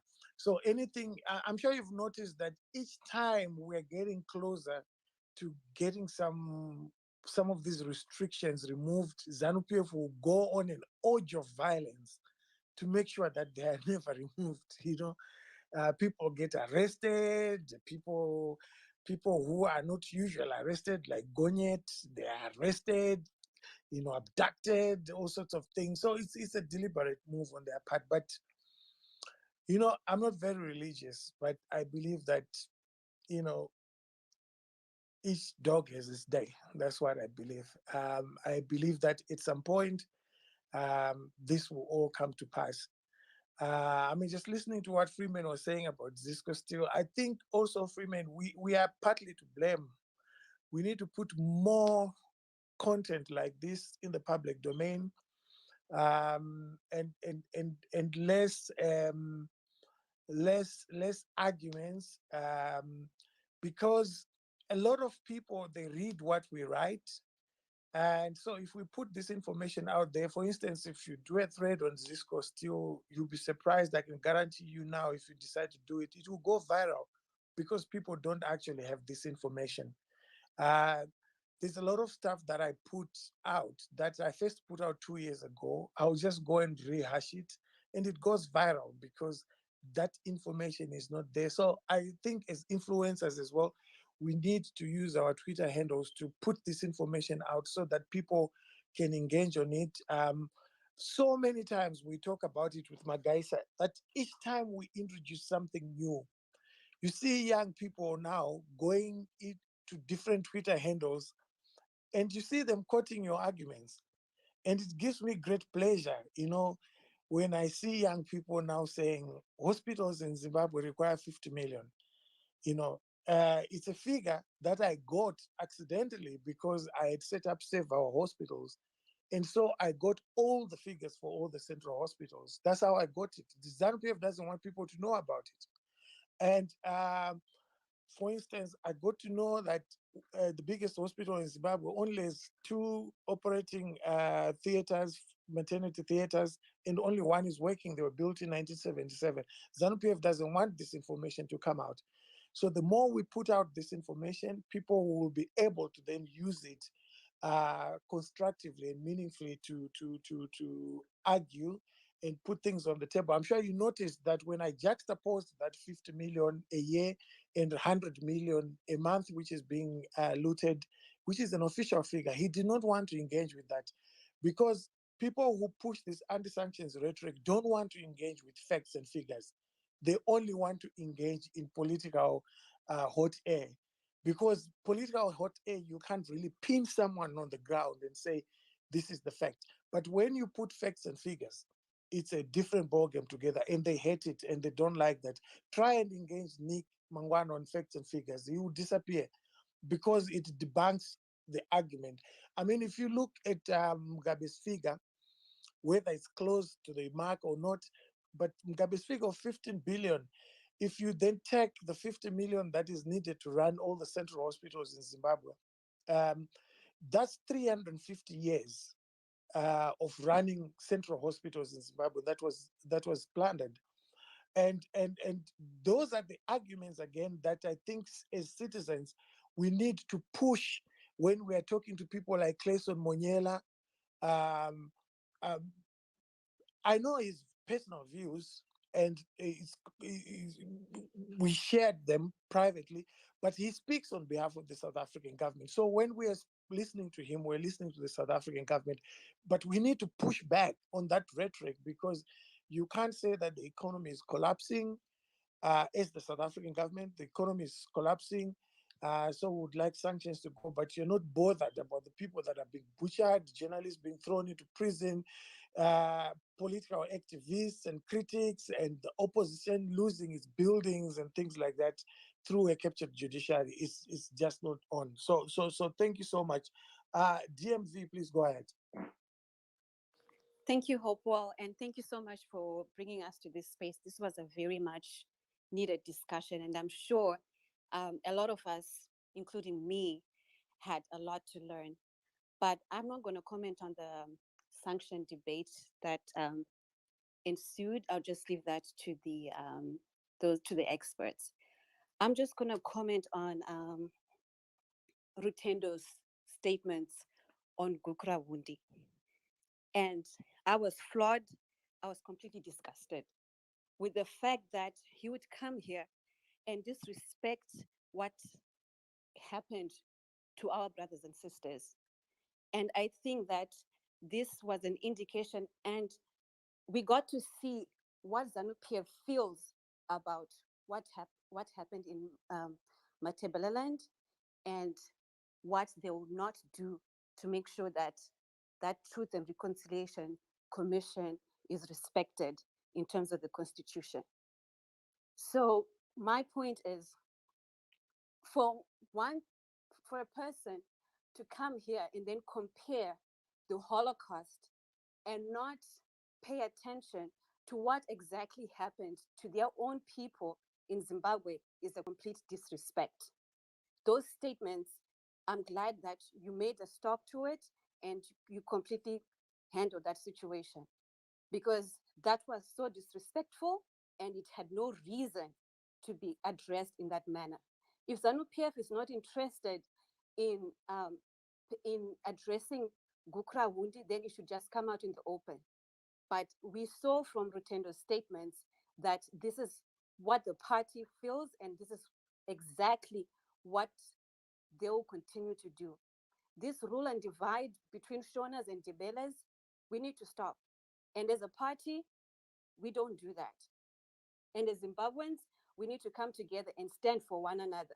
And when statements like these are made, we need to make them stop and they should not continue. Thank you. That's my only comment.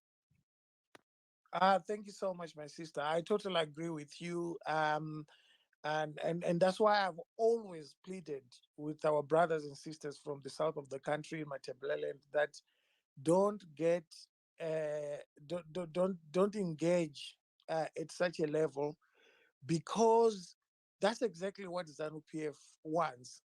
It doesn't want people to be in harmony. It wants people to, when you post something on Facebook, for instance, they will come with a Facebook account with a Ndebele name and start insulting your being Shona. They will start, and then if you're not smart enough to realize what's going on, you start fighting back, insulting someone from Matebeleland or people from Matebeleland, and people now start fighting the whole day on Facebook, and ZANU PF is happy. And I've been saying this for over 3 years now, that ZANU PF deliberately plants people who will say and ignite, situations, will say nasty things which are ethnic, and then people start fighting. That's why I refused and I continued to plead with citizens that never ever say that Emerson Mnangagwa is running a Karanga supremacy state, because he does not represent the Karangas. It's his clansmen, his friends. And if you go to Gokwe today, they are as struggling as people in Mashonaland Central, if not worse. If you go to the Shawane where he comes from, people are struggling, uh, worse than some people in Mashonaland East, you know.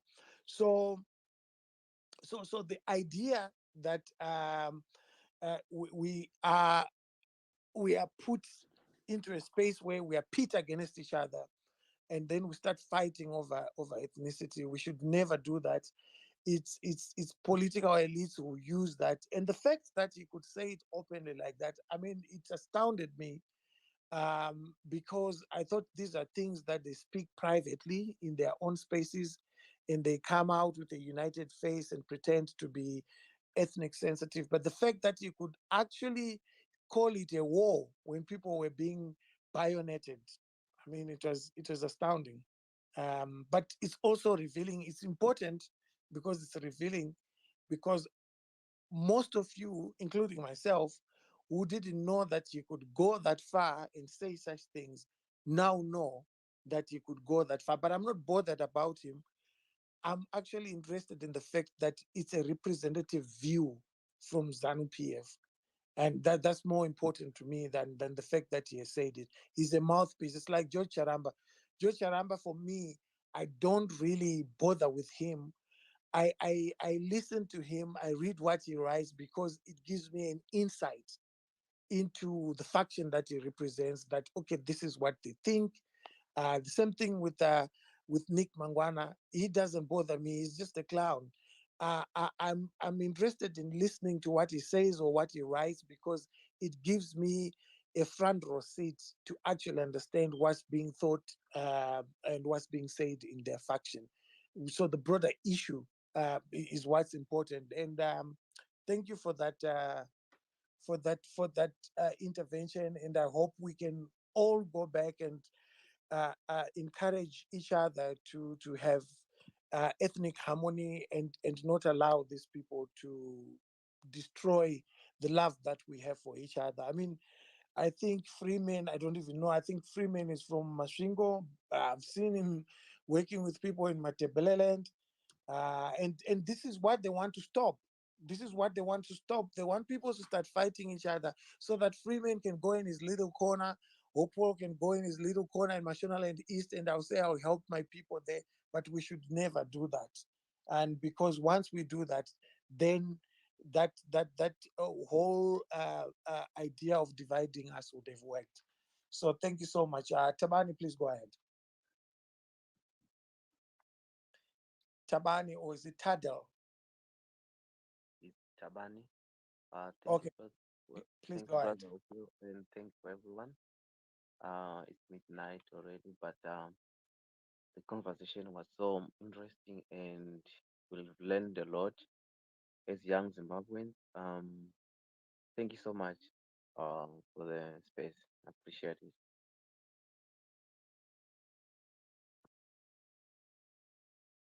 No, thank you, thank you, thank you, thank you. Oh, you're done. Okay, no, that's fine. Dr. Chengeta, please go ahead.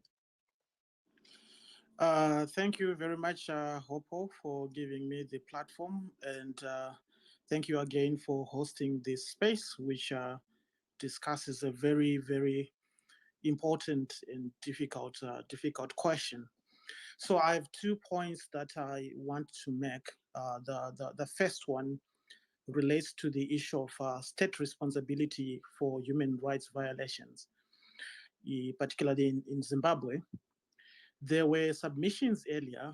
I think it was in response to examples of human rights violation cases noted by Simba. And the submission was that actions of a few individuals in violation of human rights do not entail the responsibility of the state.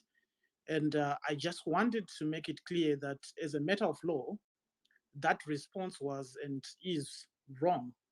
In fact, in terms of international law regulating state responsibility, it is not the number of those who are involved in the violation of rights. It is about whether those people are state agents who acted on behalf of the state or in the course of their duties, so to say. If they are private persons violating human rights, as we always hear, for example, claims from the government that there is a third force, the state is still responsible if it acquiesces to those actions of private persons. In other words, as a state, for example, responsibility follows if there is no investigation of claims of human rights violations or remedies for such violations. And for this clear position in law, I wish those who were making these submissions were still around. I would kindly refer, for example, someone to paragraph 143 of the judgment that was made by the African Commission on Human and People's Rights in the case of Zimbabwe Human Rights NGO Forum in Zimbabwe, that was decided in 2006. And of course, I had some sort of a counter argument to this when it was said that the Zimbabwean government, so to say, or the Zimbabwean state, remedies violations through our courts in Zimbabwe. And of course, I think many of us in this space, we know that this is barely true or not entirely true. On several occasions, so to say, if I'm to give reference to authorities to this, the African Commission on Human and People's Rights has noted the absence, it has noted clearly the absence of domestic remedies in Zimbabwe in serious human rights violations, including violation of the right to life and the right to freedom from torture. And if you're interested in this, for example, you can look at cases such as that one of Elias Chimvura and Batanaya Dzisi versus Zimbabwe that was decided in 2012 by the African Commission, paragraph 140, if you want to be specific, and the Zimbabwean Human Rights NGO Forum case, which I've referred to earlier. Now, I want to perhaps just quickly move from this point and make my second point, particularly regarding this question, which is the current Zimbabwean state of economy a result of sanctions or misgovernance? Ladies and gentlemen, it is, I must say that it is very tempting to make this an either or situation. And respectfully, I don't necessarily think this is an either or situation, although one factor is more contributory to our dire situation than the other. It could as well be that sanctions may have a certain contribution, but it is a very, very small contribution, so to say. Mismanagement, corruption, etc., I believe, got us here. What we may need, nevertheless, I think, is to avoid the danger of telling only a single story. The argument that, or the comment that I make, maybe towards reaching some points of convergence. I acknowledge that the topic of Western sanctions on African countries or nations from global South, so to say, raises not only one but a number of serious themes. For example, it raises serious questions on questions of global justice and equality of states and peoples of the world. And as a universal principle of non-discrimination, or non-domination of one people by another, as provided, for example, clearly in Article 19 of the African Charter on Human and People's Rights, which I have so referred. It makes it clear that, you know, everyone, regardless of where you come from, regardless of the state to which you belong, should be treated equally. And I'm not sure, or I should say, it is questionable that when leaders from the global north who perpetrate serious human rights violations go unpunished, that these principles are upheld. It is anti-equality, I would say, to apply different rules and standards to nations and peoples. And this global injustice, I would argue, of course, is right at the center of global politics and geopolitics that also have implications for economies across the globe. And of course, serious Pan-Africanists would or ought, I would argue, to be outraged by this selective application of standards by global powers. Such selectiveness, I would argue, of course, also reeks of what others may want to refer to as coloniality and many things that many Africans are opposed to, some of those points which were noted in this discussion. Nevertheless, when I mention these particular points, while admitting that at the global level, something needs to change, in as far as global community's response to violations of human rights is concerned, I'm not at all, I want to make this clear, I'm not at all suggesting that the imposition of sanctions on politicians who violate human rights in Africa is wrong. Of course, as Africans, we need to continue demanding more from our own leaders. What I'm saying in essence is that topics of global politics, coloniality, and others that have been raised in this space are really relevant to our current critical considerations, and we should pay serious attention to them. As Africans, I insist, we have to. Yet at the same time, that consideration should not distract us from the sincere consideration of the question at hand, which is, in my mind, to what extent are economic sanctions responsible for our economic problems or our current economic problems? And this question, I respectfully submit in conclusion that it doesn't need, when answering this question, it doesn't need any politicking. It can be answered by facts and statistics. And this is where I entirely agree with the proposal that was made by Jessica. Thank you very much, Hopewell. Thank you very much, Dr. Thompson. You know, if you are in the village and you present the argument of sanctions, which I've done so many times when I go to the village, the elders always ask that what needs to be done for them to go. That's the first thing they will ask you. And then you explain to them what needs to be done. And then the next question they will ask you is, so what's the problem? What's stopping that being done? That's before you even explain to them that these sanctions, the demands for them to go are actually in the constitution, in which the elders, in their wisdom, came out from village to vote for that constitution. So I've avoided where need be, and sometimes confronted where need be as well, the Pan-African argument, because the Pan-African argument, I see it as something that is a luxury for a grandmother who has lost her whole pension because Priska Mfumira and her friends decided to loot that money. And the United States, EU, or any other government imposes sanctions on the basis that you have looted from the elderly. And we are going to punish you for doing that. We are not Africans, we are Americans, but we are picking the tab for these people that you have looted from. As Freeman alluded, most of the money that's in our healthcare system is coming from the United States of America. So if we are going to be Pan-African, let the African countries come and fund the deficit that has been created by the looting of public funds, instead of us being Pan-African. And when the time comes for the problem to be fixed, we walk away. The reason why I say so is the discussion we had with Brother Monyela. South Africa gets so angry when something happens that affects its economy, like what happened at Bait Bridge. You heard Minister Mosedi shouting for 10 minutes, saying that the ministers in Zimbabwe are this and that, they're not picking up the phone. But, you know, most of you had that interview on ETV. It's because they were affected. But for 20 years, our people are having to go there, provide cheap labor, they turn a blind eye, xenophobic attacks, they don't resolve the issues because their economy is benefiting.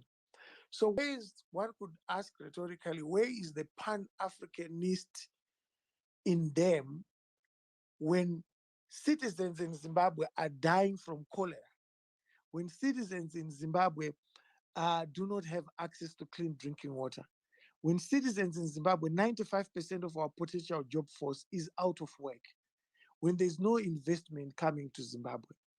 And I think Pan-Africanists should actually stand up and deal with the real issues that have attracted sanctions, rather than dealing with the symptomatic results of sanctions. As you heard, Mr. Monyela from South Africa was saying that the problem we have is that it's affecting the region. So if it's affecting the region and you're sitting on the same table with the people that are causing that problem for the region, why are you not pushing for them to implement the constitution? You know, what I find very interesting, Dr. Thompson, is that we have spent hours and we have spent years discussing sanctions. And yet the antidote, the remedy is found in our constitution. That's what I fail to understand. A nation of educated people. But it's all there in our constitution. If tomorrow ED decided to follow the constitution, sanctions will fall away. But what does he do? He decides to go and pay white farmers instead of making sure that he allows the central bank to be independent. Thankfully, we have people like Pachedu who have been able to debunk the nonsense about PayPal and all that stuff. They accuse sanctions for PayPal, they accuse sanctions for all sorts of things, and yet they've created these problems. So my question before you go, Dr. Thompson, is how does Pan-Africanists, or how does Pan-Africanism relate with the humanity of the Zimbabwean who is suffering, who has lost their pension? We had, and part of the political elites was a friend of mine, Professor Kahari, died a bitter man. But this was not a man who was poor. He lived on a 7-acre plot in Borodale with a big house, but he died very bitter. Now imagine a guy in Bikita whose pension was meant to look after him and his old wife. These are two elderly people. How do I go and invoke the doctrine of Pan-Africanism to them and say that there is this issue of coloniality and all that stuff when they know very well that their problem is the government which has looted their money? Please go ahead. Okay, thank you. I was about to ask if I'm allowed to take the platform. Thank you. Of course, I was addressing all that to you. Thank you very much, Hopewell. I must say that I really like and love your reference to the real people and the real humans, because it is humans on the ground, regardless of discussions about concepts which we may have. It is real humans on the ground that are affected. So when you give that example, I really love when you talk about an old person in the village, how does Pan-Africanism relate to them? The first point which I want to make, Hopewell, is that when one refers to the concept of Pan-Africanism, the idea to begin with is not even to exclude all the good things which you have mentioned. In fact, it supports all those things and advocate for those things. The point which I'm making, if I was to approach the same old person you have referred to in the village, and they say, how do we remove sanctions? What do we need to do? The first point which I'll make to them is to say, the state of affairs where you are right now is not because of sanctions. I don't believe that it is because of sanctions. I'll address the issue of governance. That is the first point which I'll make. But the point when I'm talking about Pan-Africanism, this is why I'm saying, like, it's a different conversation which actually also need to listen to some extent. It comes to this point when we say, do those who violate, the question which I first asked, do those who violate human rights need to be under sanctions? Totally, I agree. Are those who are imposing, this is a global question now, are those who are imposing these sanctions which they are referring to, doing so because they so love Africans or Zimbabweans, or they're trying to protect us? In terms, you are referring now to the intention of these people or other nations who are doing this. This is where I'm saying not necessarily. This is where issues of coloniality, issues of trying to unpack these things becomes true. Remember, we talked about dealing with facts. And when we're dealing with facts here, you then say, how many other people across the globe are violators of human rights, including even the people who are saying we're only doing this because they are human rights violators? It becomes intentionality here. It becomes clear that the reason why they are doing it is not a simple matter just because that they love so Zimbabweans or they so love Africans. That is not the question. And when you look this question from the global effect of people being treated differently, depending on which nation you're coming from, depending what is color of your race, it's a critical question that Pan-Africanists cannot ignore. But this question, I'm saying, should not, when I'm saying it's important, I'm saying at the same time, should not hinder the discussion on that, or the point that economic sanctions are not, for example, the real reason why Zimbabweans are suffering. But the different treatment of people of color, the different treatment of people from the global south, or nations from the global south, even so through the sanction regimes that are imposed by these global nations or states from the global north, is an important question. And we shouldn't simply say they are doing it, simply because they're trying to help us. You ask it, lastly, this is my last take on this. When you say, if ED simply follows the constitution or follows human rights, follows the protection of human rights, sanctions will be removed. I would say kindly to you, Hopewell, and I say this in the context of global geopolitics, it is not that simple. Well, I think I've heard you much clearer now, and I would say that I don't want to hog the limelight. I want others to speak. I don't want to hog the mic. I would suggest that every country relates with other countries on the basis of its own interests. But if my interests as a citizen converge with American interests, I will see no problem with accepting the assistance that they're bringing. In this case, someone who's been brutalized, has been beaten up, and people have been killed, and the superpower comes, it has got other interests. But those interests that it is coming with then suddenly stop my being brutalized. I will have no problem with that. I mean, this is my personal view. I will have no problem with that. It's like the question that is always asked by ZANU-PF supporters, that how come, and I did ask it today as well, how come that in Saudi Arabia the human rights abuses, in other countries the human rights abuses, and I think the American acting ambassador answered it well when he said that Zimbabwe is not being held to an American standard. It's being held to its own standard that it has set for itself. So perhaps the question would be, if we had a lower standard that we had set for ourselves, like the Congo, would they have imposed sanctions? I don't know. But the fact that they've imposed sanctions and they're asking our government to respect us as citizens, I welcome it. I'm American. Can I speak on this? Okay, let me just finish. Mm. And the fact that America is coming with another agenda, it's about national interest. It's important for our government to advance the national interest of the Zimbabwean citizen. I'm sure in its own escapades, America was responsible for assassinations in Latin America and so forth. But it was pursuing its own national interests, good or bad.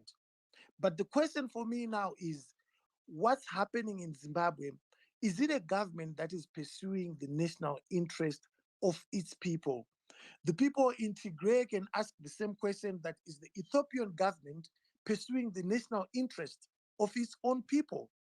Um, right now, I've had arguments on the Ethiopian issue, and Ethiopians have said our prime minister or our government is being persecuted because we are working with China. That is a geopolitical issue.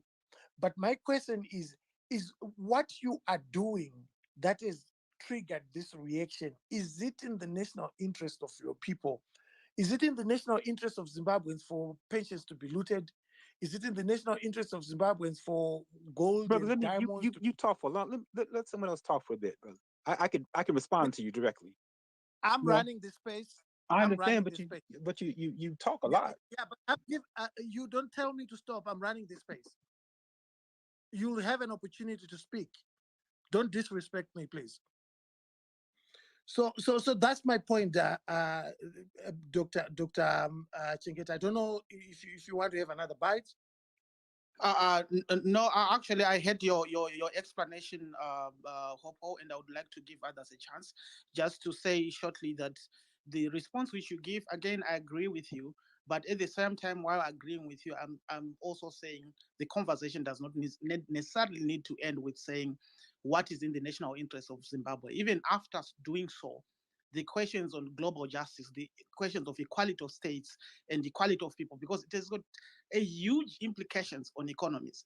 The interest with the United States have globally is also a huge interest for many economies. So that conversation still also needs to happen. So I agree with your take to say national interest of Zimbabwe mainly is to protect the rights and the interests of Zimbabweans, but also at the same time, the questions that pop up, the global question, geopolitical question that also pop up in this sanction regime, I think is also a very important question that we shouldn't, of course, ZANU-PF government raises it as a propaganda, but from a Pan-Africanist perspective, which at least this is where I sometimes come from, I think it's an important question also to have and consider.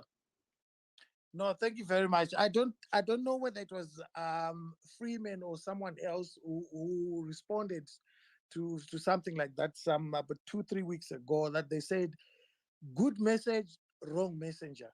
ZANU-PF is the wrong messenger for that message. That's why Zimbabweans don't even want to entertain that message. But I totally agree with you that it's a discussion that must be had. Good message, but wrong messenger. Thank you so much, Doc.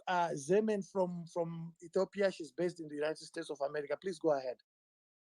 Sure, thank you so much. I'm happy to be here. And yeah, I guess you described it almost right.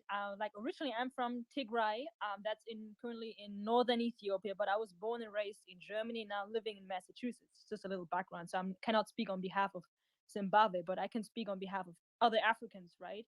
And what I noticed, and I guess I heard you were saying, Hopewell, that the Ethiopian conflict. I mean, if you you always need to know like who you talk to. Like for me, there's no Ethiopia at this point. It's a failed country, unfortunately. And the people that still support the government are mostly the ethnicity are mostly Amhara, no Tigrayan or Oromos. Those are the first and third largest ethnicities in Ethiopia support the government. So for me, if people say Ethiopia, like who you're talking to, it's like Oromos, is it Tigrayans, is it Amharas? So so that's why I'm very careful with that term. So but for me as a Tigrayan, and what we have seen the past year now, there's a war. It started last November. And like in Ethiopia, there's the headquarters of the African Union. So it's right in Addis Ababa. And what have they done? In my opinion, very disappointing. Nothing. Not only that, they actually support the Ethiopian government.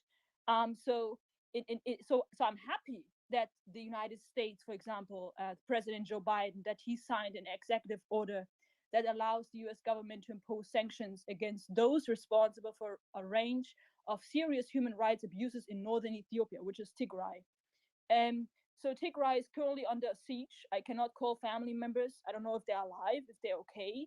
So I get all that when people say Pan-Africanism and no interference. But if you have a genocide or ethnic cleansing, really serious, serious attacks, like 800 people get killed in one church. You have massacres over massacres and mass rape as a weapon of war. You have all kinds of tragedies happening in the region, in Tigray, and yet the African Union, which is in Ethiopia, is quiet. So I ask myself, so I know I don't ask myself, for me it's very clear. The African Union, as well as Africa, failed not only Tigray, but in this case Tigray, it failed Rwanda during the Rwanda genocide, or specifically the Houthis that the people killed back then. So I asked myself, so I'm happy that there are sanctions out there, so we can force those people in power to reconsider their approach to killing and human rights abuse, because unfortunately money works, right? If the government doesn't have money, or if they are sanctioned, they will maybe reconsider what they're doing, and that's what we want as Tigrayans, right? So and I'm actually, for me, last year I was a really proud Pan-Africanist and very happy to be Ethiopian and all that, but it changed. It changed the moment I realized this is all symbolism. It has no meaning. If you really see what's going on in Africa, not just in Tigray, but many other, like in Sudan, there's a coup attempt, and it doesn't seem to bother anybody. I mean, in Sudan, it bothers people, of course, because it affects people, but there's no real solidarity, you know. And I think the biggest issue is because people in Africa don't really respect institutions. That's number one, and it's because, I mean, I have to give Africans credit, and because the leaders don't hold themselves accountable. We have a lot of corruption in Africa. I mean, I'm very general here, but in many countries, right? So you have cousins getting a job in that in that ministerium, or they get that job. You know, there's no real trust there. You know what I mean? So that's why we have a lot of African leaders that put their money in European banks, right? Why do they do that? Why not invest in Africa? They don't trust Africa or African institutions, and that's a big issue. But when it comes back to Tigray, it's been very tragic, and I'm happy that at least the United States is trying to do something. In my opinion, not enough, because we all remember back when Joe Biden, when former President Bill Clinton was president, he said in an interview that if they would have intervened earlier in Rwanda back in the 90s, they would have prevented or could have saved a lot of people in Rwanda, but they didn't do it. So a lot of millions of Rwandan were killed, right? So we have this, I mean, a similar situation now in Tigray, where we have dead bodies like getting fished out of neighboring country Sudan. So we can only imagine what's happening in Tigray, because unfortunately we don't have the full scale of the ethnic cleansing, because like I said, they block communication and electricity is all blocked. So, and who's doing it? The Ethiopian regime. Why are you doing that if they are so right? Like, if everything what they're doing is justified, they're trying to get rid of a terrorist group, that's their approach, or that's what they think, they should at least open it up to let the world see what they're doing, right? But they're not. They don't want the world to see how many people actually starve. I mean, there's a big famine in Tigray, right? So it's really shocking. And but the thing that shocks me the most is that the African headquarters is right in Ethiopia, the same country, right?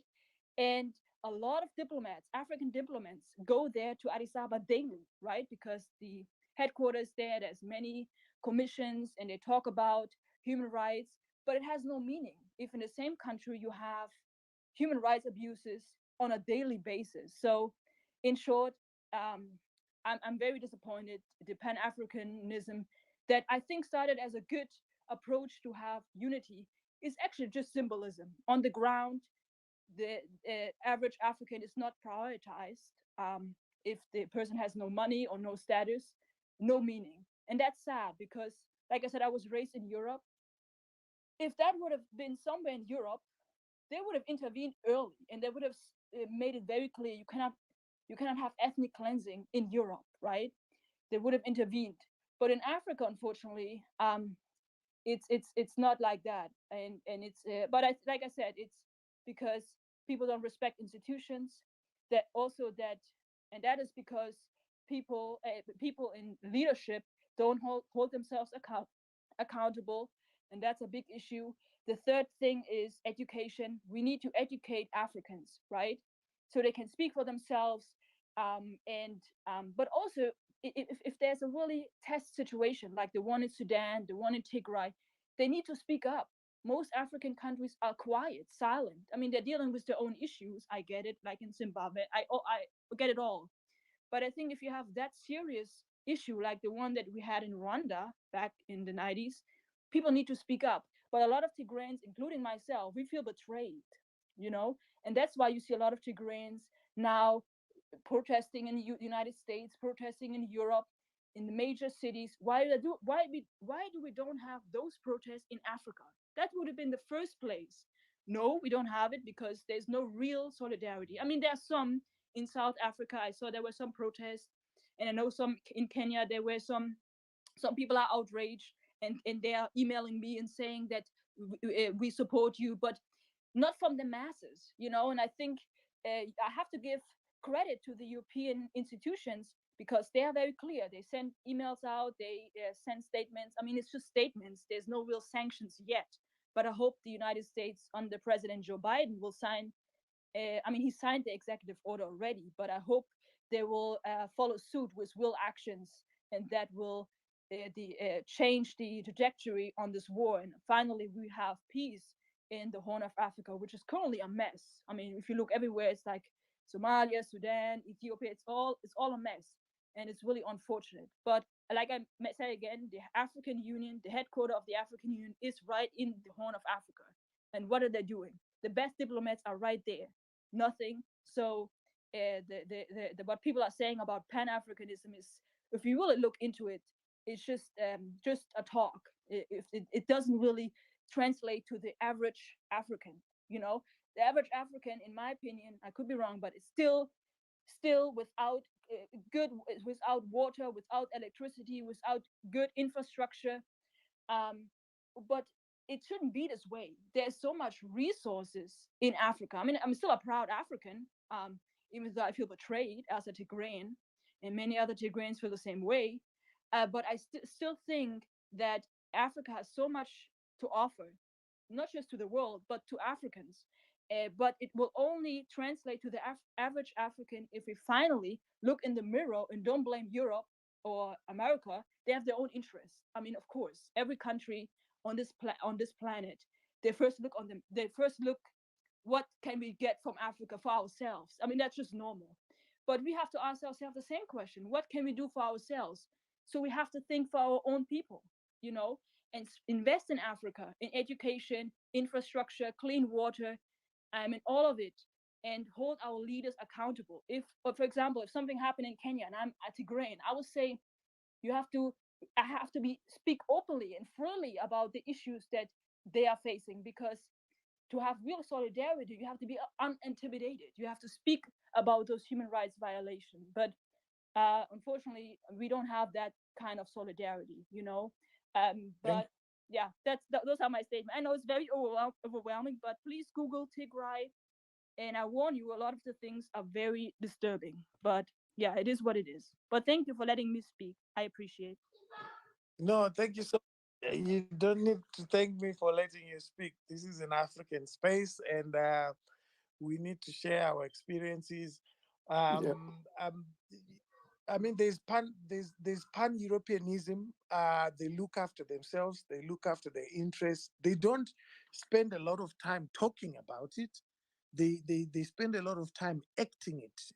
They look after their people. They've looted money in many other continents. They put it to good use. They look after their people. Here, our leaders loot money from us. They take it to Europe in Swiss bank accounts. Then they ask us to be Pan-Africanists. I mean, it's a joke. I think, Freeman, you wanted to have a quick response to what this is. Yes. I was listening to my sister, and I'm really sorry about what is happening in Tigray. And it is it is a lesson to us. You see, what is happening in Tigray today is what was happening in Matabeleland in 1982, 83, 84, right?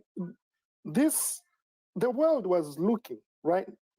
They were looking at people being butchered. They were looking when people were being killed. And somehow, somewhere, no one was really moved by what was happening. Only later on, when the extent of the damage was being, revealed, that's when people started asking themselves questions like, are we responsible? Could we have done better? And this is happening again today in 2021. We are seeing people being fished out of rivers in Tigray, and we are quiet, right? You find the same people that call themselves Pan-Africans going around saying, Palestine should be free. Palestine should be free. But next door, people are being killed. We have seen the same again happening in Swaziland, and we are quiet. And how then do we reconcile that with Pan-Africanism? We have to live this Pan-Africanism. We have to be, if you call yourself a Pan-Africanist, you should love your brother. You should therefore, at the same time, respect the rights of your brother.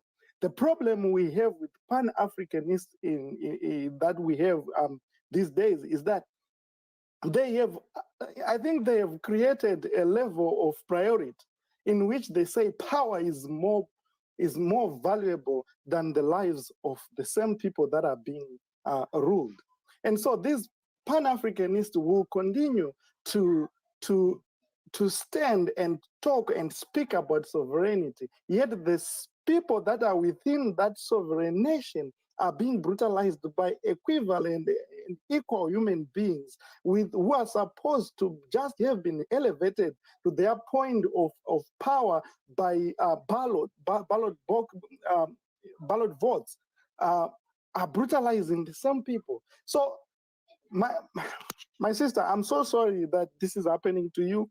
And I hope that as we leave this space, we are cognizant of our complicity if we don't speak about what is happening in other countries, especially what is happening in Tigray.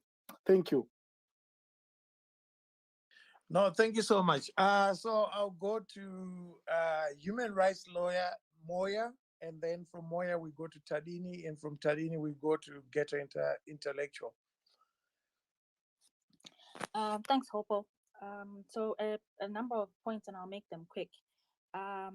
In reference to, I think, Dr. Chengeta, I don't see Dr. Chengeta, I would not make it, I would not put it across as Pan-Africanism, but more of US inconsistency and hypocrisy in terms of their application of sanctions. And I think you've already given the example of other countries where human rights violations take place and corruption and nothing's done about that. I'll give the example of AGOA, the African Growth Opportunity Act, and countries that are eligible for AGOA privileges. And you'll see Uganda is still entitled to AGOA privileges, Cameroon until very recently, Tanzania. So you find that, as someone said, that ZANU-PF uses it as rhetoric in terms of it's not that the US is interested in promoting human rights or curbing corruption. They have other ulterior motive like the land, true or not true, whichever way, but it damages the US's credibility when it doesn't have a set standard of application of either sanctions or holding countries accountable to human rights violation. And it's unfortunate that I didn't join the conversation with the EU and US diplomats earlier on. But for me, yes, I know, Hopo, you said that it doesn't really matter if it's the West. At the end of the day, our countries need to be doing what's good for our countries.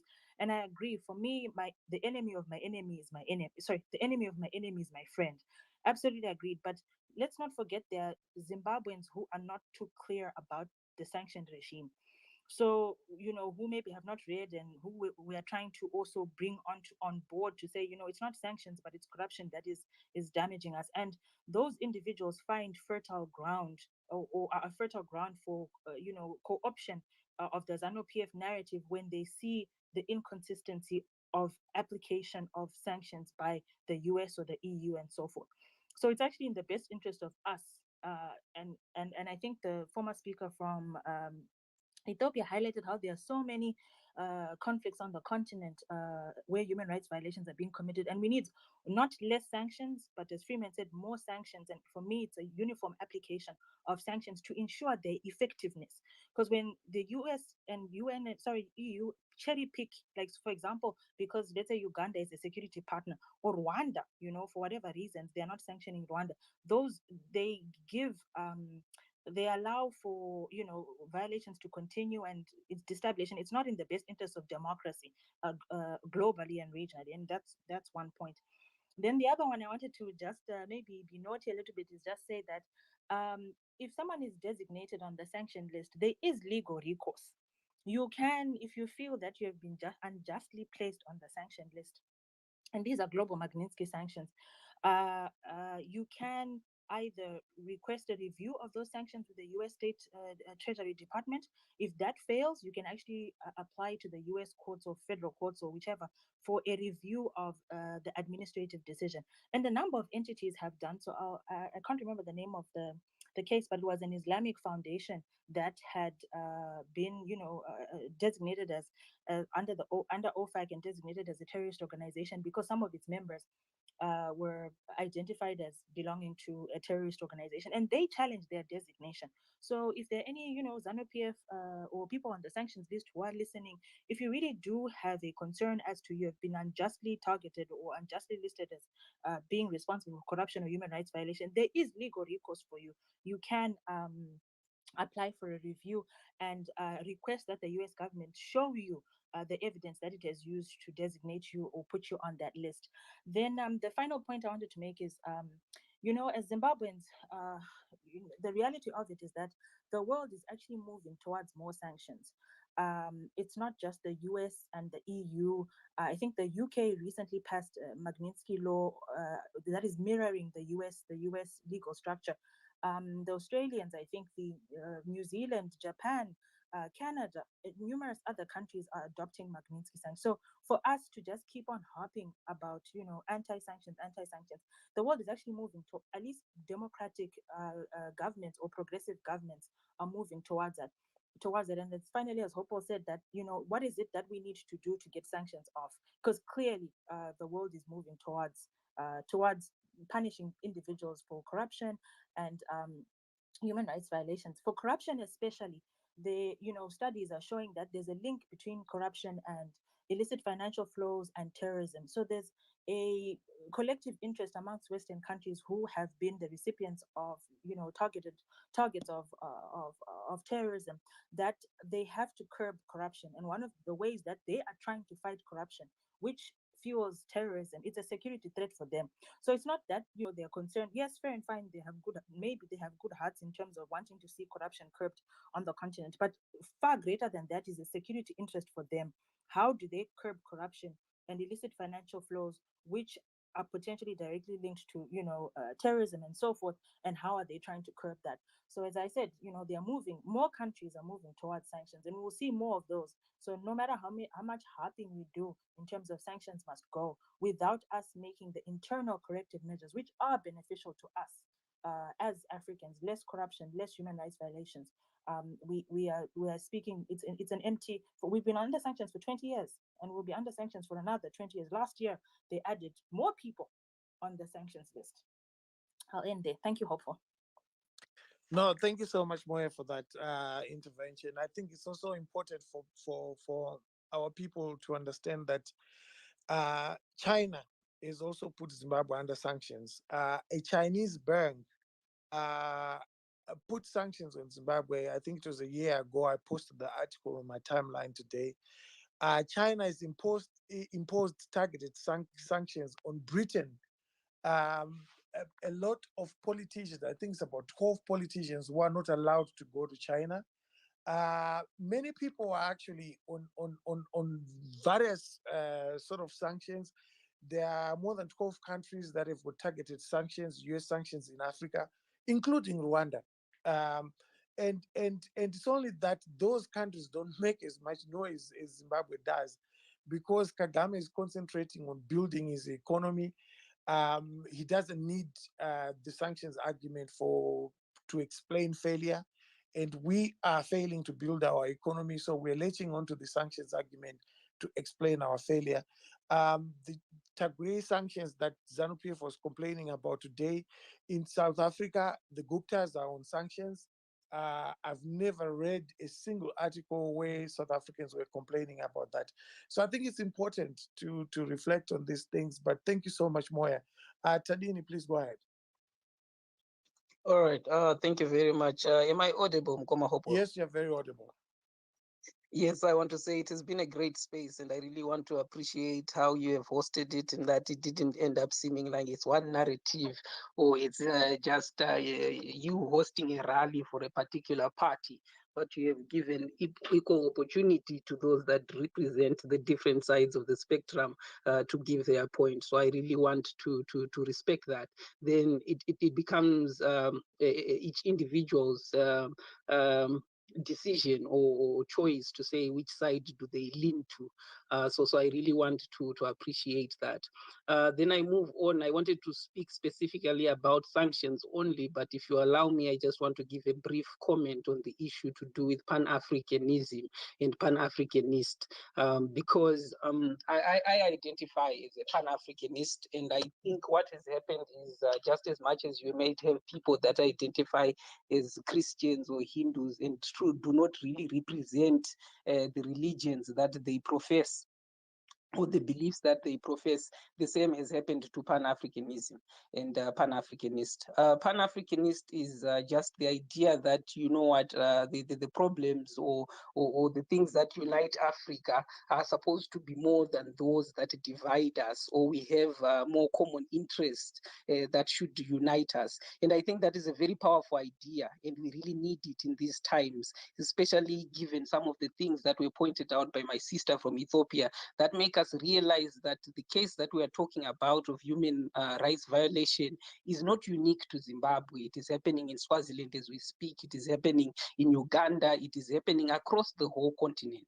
So this should actually be a part whereby those that subscribe to the idea of Africans being united should come together and see if they could have efforts that go beyond their own personal borders.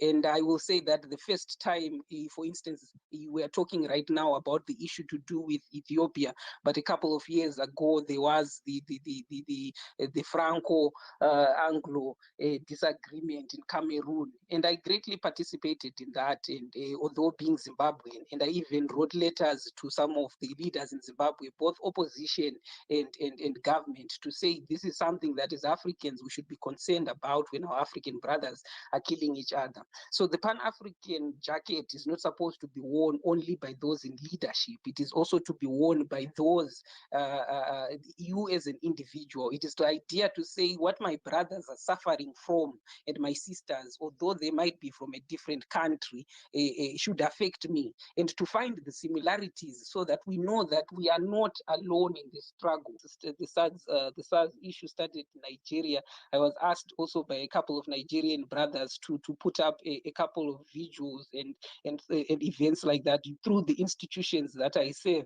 And I did, brothers did, and all that attended there, right, is that they sang the song Ishe Komborera in Shona whilst they were speaking about the SARS attacks. The reason why they sang that song is because they knew that there was a Zimbabwean behind the activities and the events happening who had stood in solidarity with them, regardless of not having any specific position besides maybe organizing skills. So let's not leave this Pan-African belief to those leaders. They are not true to what they are professing. But at this moment, we really need the Pan-African spirit to say, if our brothers and sisters in Ethiopia are suffering, what am I doing as an individual? Am I speaking about it? If those in Ethiopia are suffering, what am I doing? That is what Pan-Africanism is about. So do not worry about the false prophets of Pan-Africanism. And I will challenge you to see that I even grouped people from Rwanda and different parts of the world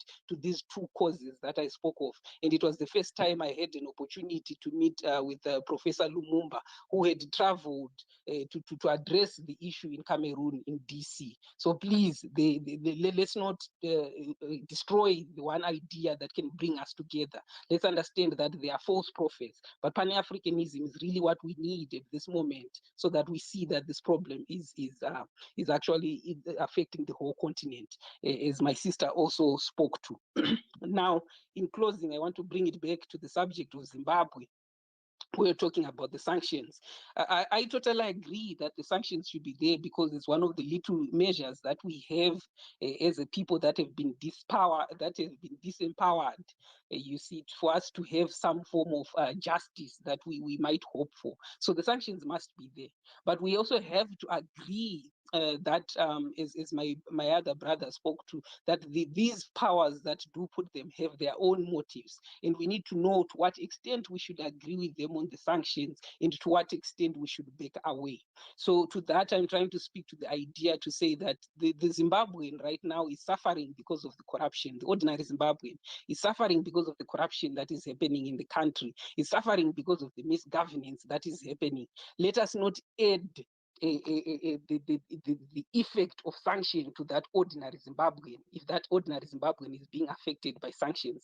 Let's advocate for the sanctions if we want them to be there, to be crafted in a manner that they only affect those individuals that are supposedly committing gross human rights violation and are evidently in other cases committing gross human violations. Let us find a way in which they can be mutated or adjusted so that they do not trickle to the ordinary elders that you were speaking of, Mkoma Hopewell, that are there in the different villages, Lotito or Nyakomba down there in Nyanga.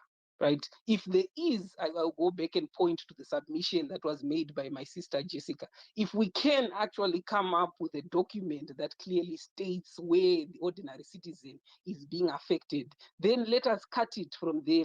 Let's advocate to say we want something that is different, that does not affect the ordinary citizen. And in this submission, I am not saying the sanctions should be removed. I am saying the sanctions are there to serve a good purpose, which is to bring to book those that our own system has failed to, or our own system has been crippled such that it cannot bring them to book.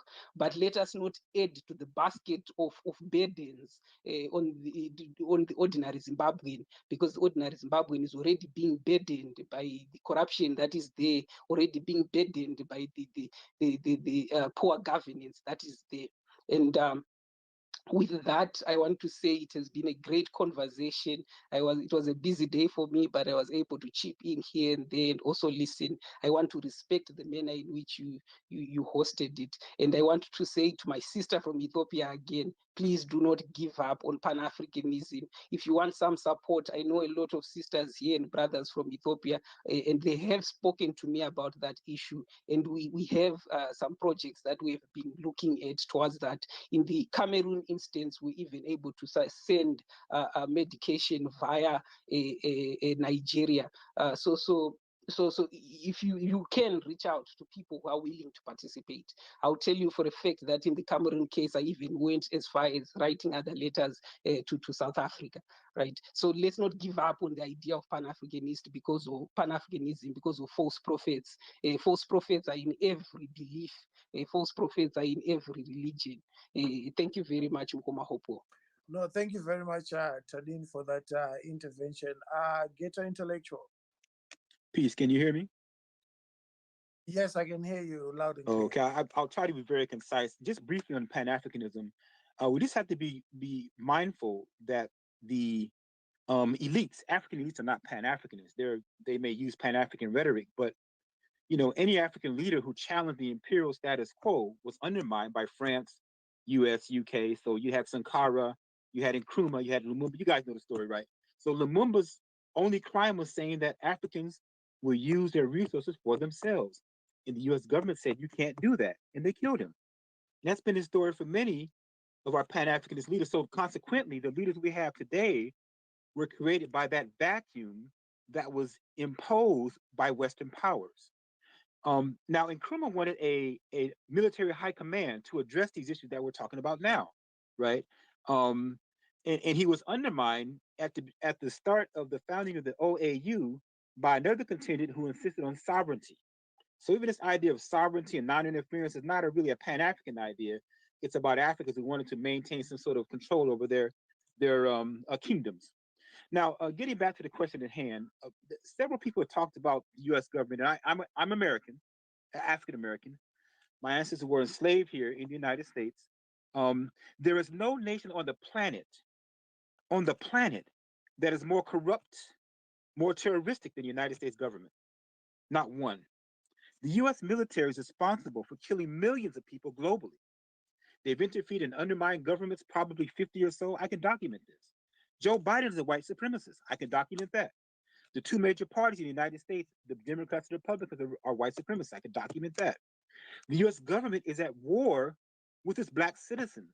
So when you say the US has interests, you're talking about the interests of white elites. You're not talking about the interests of African Americans. You're certainly not talking about the interests of Native Americans on whose land we stand. Native Americans are wiped out. They were reduced in the United States to 2% today of the population when they were 100% of the population. That land was stolen, right? That's genocide. And then that land was worked by slaves, by Africans. And then after slavery, we had Jim Crow. Jim Crow lasted up until the 1970s in the United States. And the Nazis were inspired by Jim Crow, but they thought it was too harsh. And that system was not undermined or not overturned until the 1970s. And then we went to mass incarceration. There are African Americans today being executed on YouTube.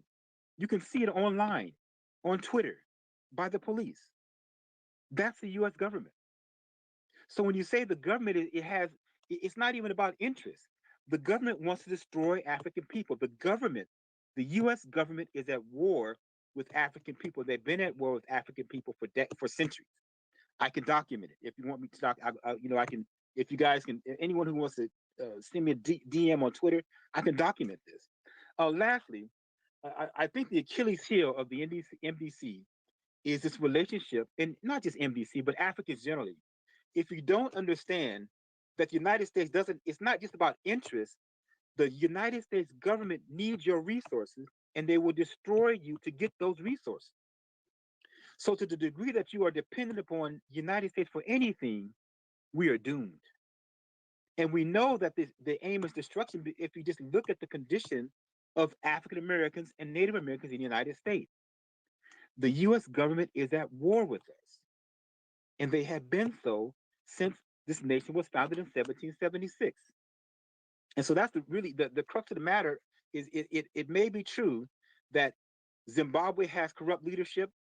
That seems reasonable to me, but it's equally true that our dependence upon the West is just crazy. It makes no sense at all until we realize it and understand it and figure out how to do things on our own for ourselves. We will continue this backward spiral to where we'll remain in this rut that we're in. Thank you. Thank you very much, brother. I would like to ask you a question before you go. What would you suggest to a Zimbabwean who is in Zimbabwe, has never left the country, but they find themselves in a hopeless economic situation? The money that has been looted that would have given them health care, good schools for their kids, roads, and maybe an opportunity for a job has been looted and taken, guess where? To America.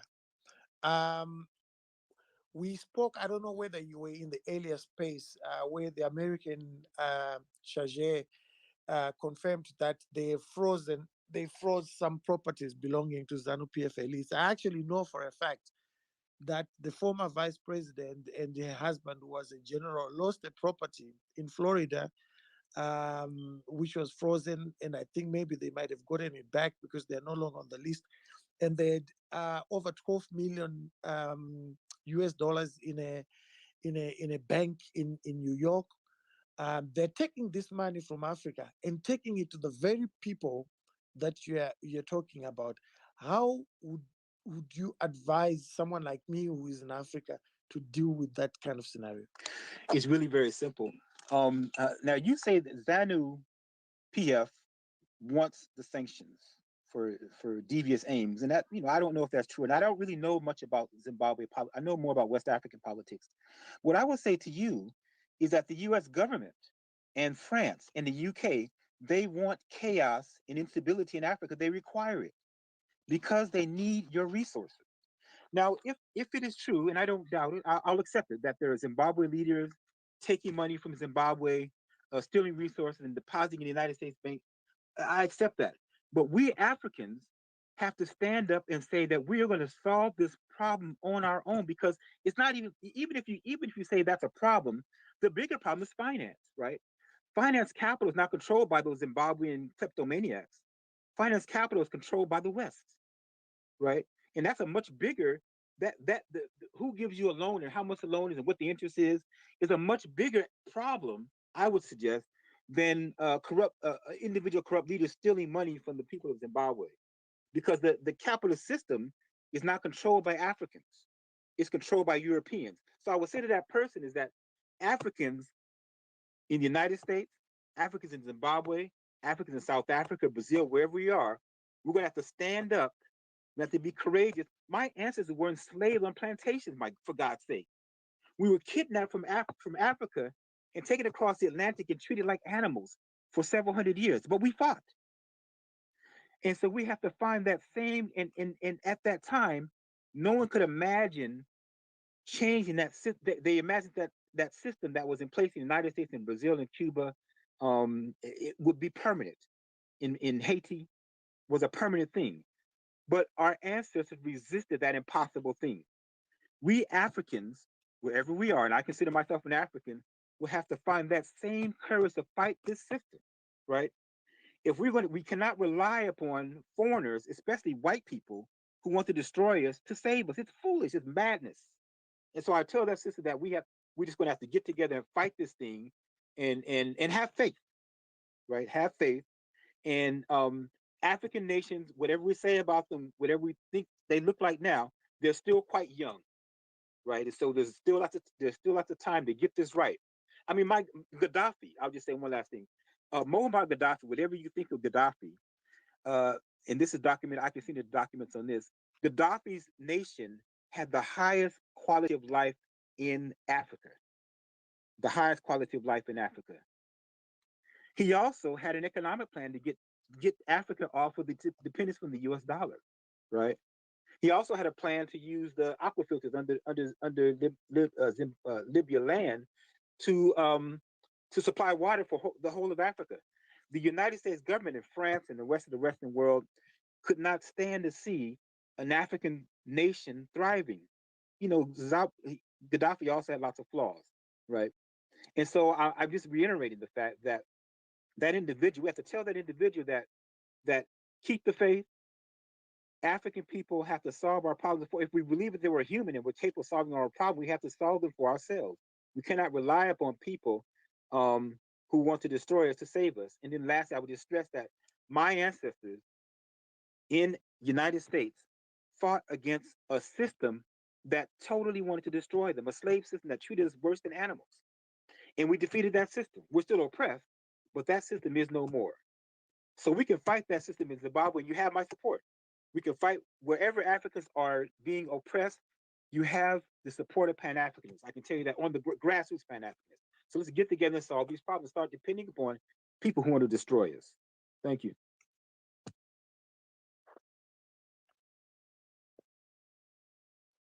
Thank you, brother. Thank you so much. Ms. Peel, we meet again. Ms. Peel, are you there? Thank you so much, Hopewell. Yes, I'm still here, still in Washington, but it's now 8 p.m. in Washington, D.C. But thank you for giving me the opportunity again to speak, Hopewell.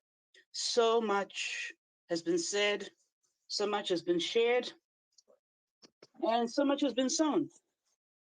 And I just want to share some, I guess, my thoughts on a little bit of what various people have touched on, including the last speaker and including the participant from the Ethiopian, and so on. So let me just start by saying that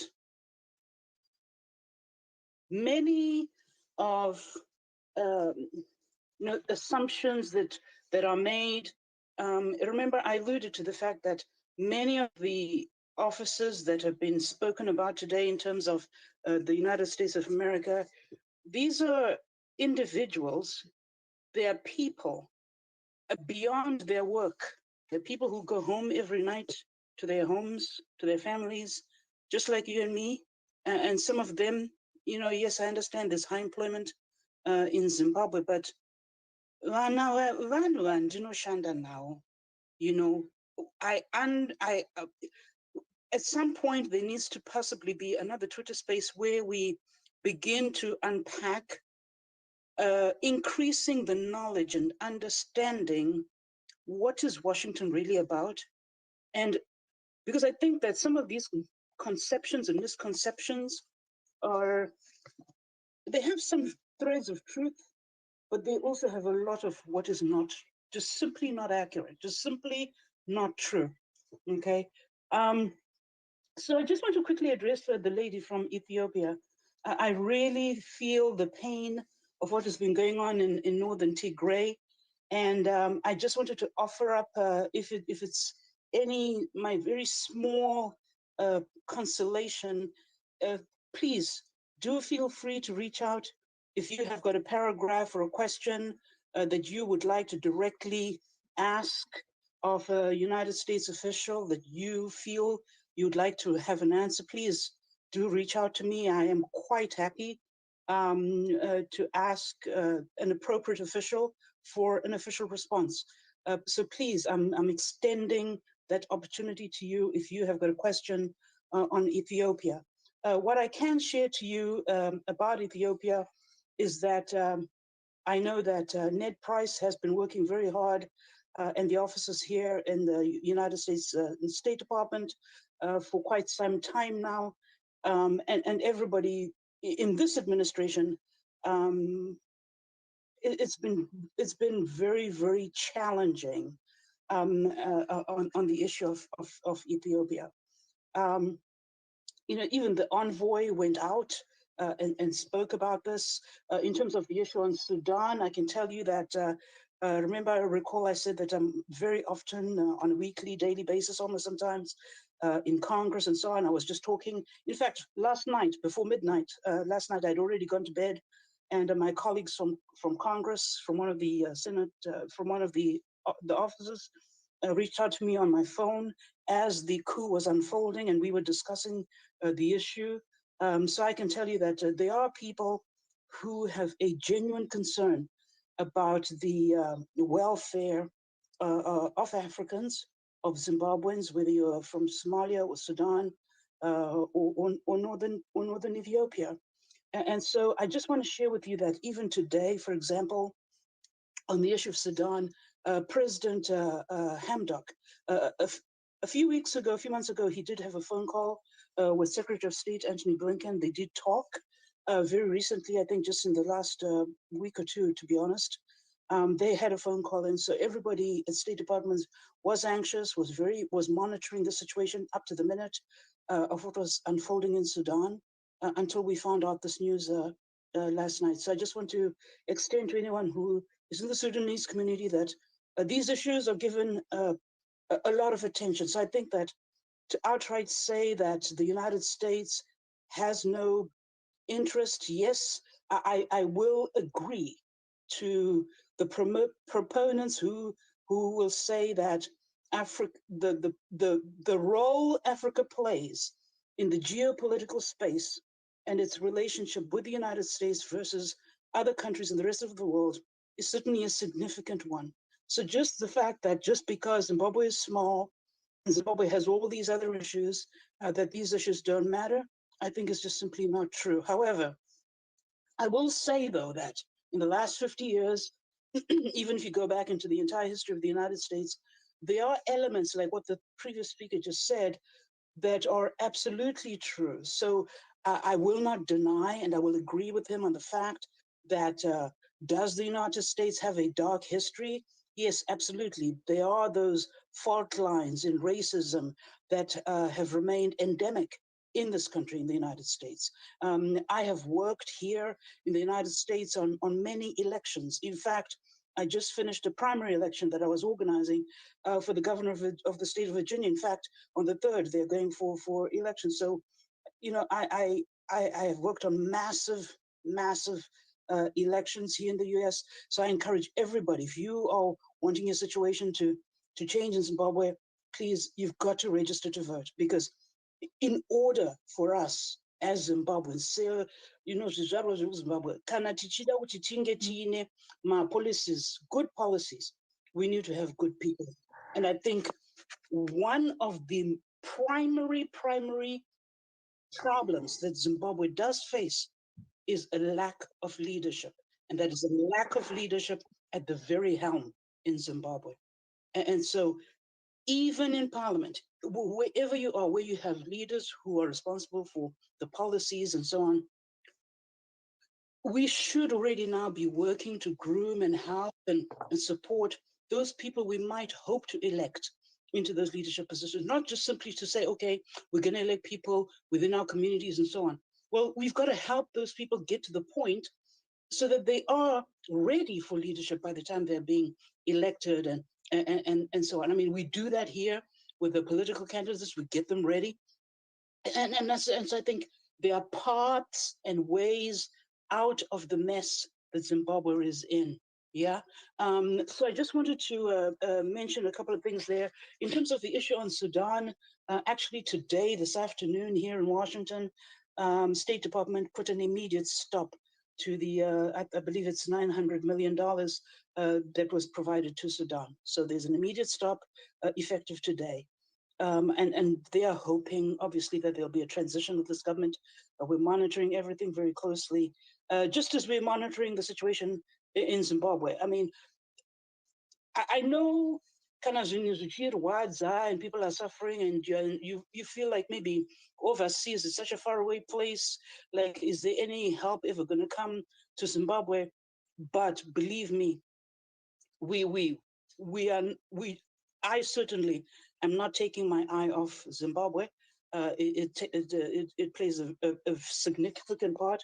And also, just because we're working with our colleagues here at the White House and in Congress and so on, doesn't mean kuti.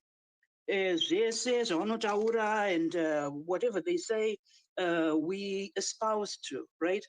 They know, my colleagues know, if Paul is going to ask a question, we challenge them, we hold them to account, we debate, we also disagree, and we disagree amicably. And we will challenge them to say, well, what about this? What about this? What about this? Including on Zimbabwe. So they do feel challenged. So, you know, my DM is always open. I have really open door policy. You have a question, send me the question. I'm happy to figure out to help whoever is pro-democratic, obviously not working for the state in Zimbabwe. But if you're a pro-democracy, I think that there's definitely a way out of the situation that Zimbabwe is in. I wanted to address the question about this global geopolitics issue, where the previous doctor speaker alluded to the fact about the global north and the global south. I want to agree to him to a certain extent, but I also want to push back and disagree on another extent. On an academic level, and as a scholar, as a student of national security issues, of international relations and international security, and I'm sure the doctor will understand this. There is certainly in the geopolitical movement around the world, the tensions that exist in terms of how the global north makes policies that may disadvantage the global south. That is without a doubt. That is why I continue to say that we as Africans have to begin to change the narrative about ourselves, our perceptions about ourselves, what is said about ourselves, even the words we use about ourselves, right? And it's just because you have Russia, and yes, I do speak Russian, just because we have these big countries in China, the United States, and so on, just because they are so big does not mean that a small country like Zimbabwe cannot come to that table and challenge them. So I do, for purposes of democracy, and for those people who want to see a democracy, sanctions or no sanctions, right?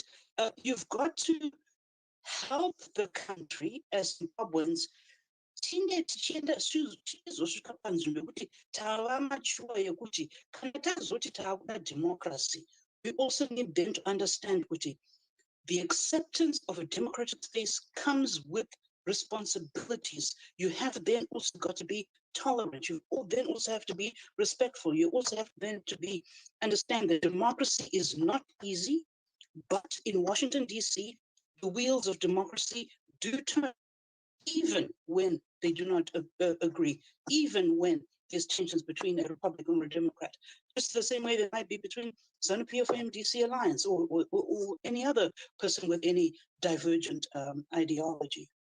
And so to address this issue about, is it in the United States' interest when they make a certain decision? Hopewell, this is the point where I was saying, ipapo manje, nganzwa kunge there is a need or there's a gap of either we need to increase the knowledge and the understanding of how America works in terms of the policy making space, so that people understand there's a lot of blame being bashed at the United States. And I think a lot of it is simply Phil, you are breaking up. Okay, You are breaking up. Sorry, can you hear me better now? Yeah, your internet connection is breaking. Okay, sorry. I was just trying to say, which I think that a lot of the blame labeled against the United States in particular is simply not fair. However, I will also say that we do challenge leaders here in Washington, where we do understand and clearly. Hello, Phil, are you there? May I Hello? respond? I think she's dropped off. I think the internet connection is playing up on her end. Yeah, sure. Go ahead, respond. Yeah, just really briefly. Look, the United States had an apartheid system in place, or a slavery system in place, until the 1970s. So for most of the U.S. existence, from 1776 to the 1970s, they had an apartheid system in place. So the onus would be on someone else who has that line of argument to, well, I would just say a reasonable person would assume that someone who has been blatantly racist up to the 1970s would not subtly change their stripes in 2020. It just doesn't add up. Moreover, if we just look at the condition of African Americans and Native Americans, it's clear that that system is ongoing. It's just not blatant, but the system is still there. So if you're going to make that argument that the U.S. has somehow changed, you have to explain why are African Americans and Native Americans still oppressed in the United States? Why are there 1 million Black men in jail today? I work in prisons. I work in 3 U.S. prisons. Those prisons are filled with African men, with Black men. You have to explain that. And you can't explain it. You can't explain it because it defies logic. The simple fact of the matter is that the US government is a white supremacist government. It protects the interests of white elite men. And those men, those white elite men, need the resources of Africa. And they will do anything to keep those resources. And some people, I've got several DMs requesting documentation. I'll be documenting some of this on your Twitter page for people who want to investigate it for and reach their own conclusions. Thank you. Yeah, sure. You can go to my the last tweet where I was thanking the presenters. I've already started posting them there. It's already there. I'm working on it now. Okay, no, that's cool. Stay in touch. It's important to have these discussions. We learn from each other. And can I also respond to her? Hi. Can I get a turn? I have to go back to work. Okay, go ahead. Okay, my name is Marin. I'm actually I live in America, but originally I was born in Eritrea.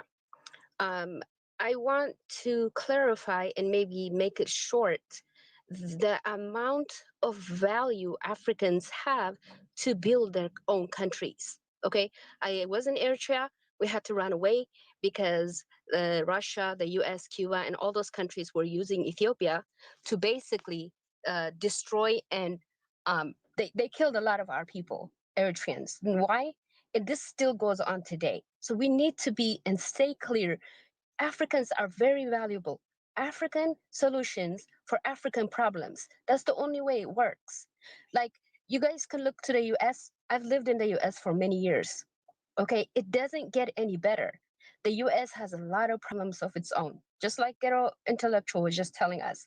I've lived here, I've lived in Africa, and moved back to my country. Okay, so I am a result of a war, torn nation. I came to America. I moved back to my country, and then I'm back here, but I still want to go move back to my country. There's nobody else who's going to help Africans solve the problems, no matter what country. I want to clarify about what's going on in the Horn of Africa, though.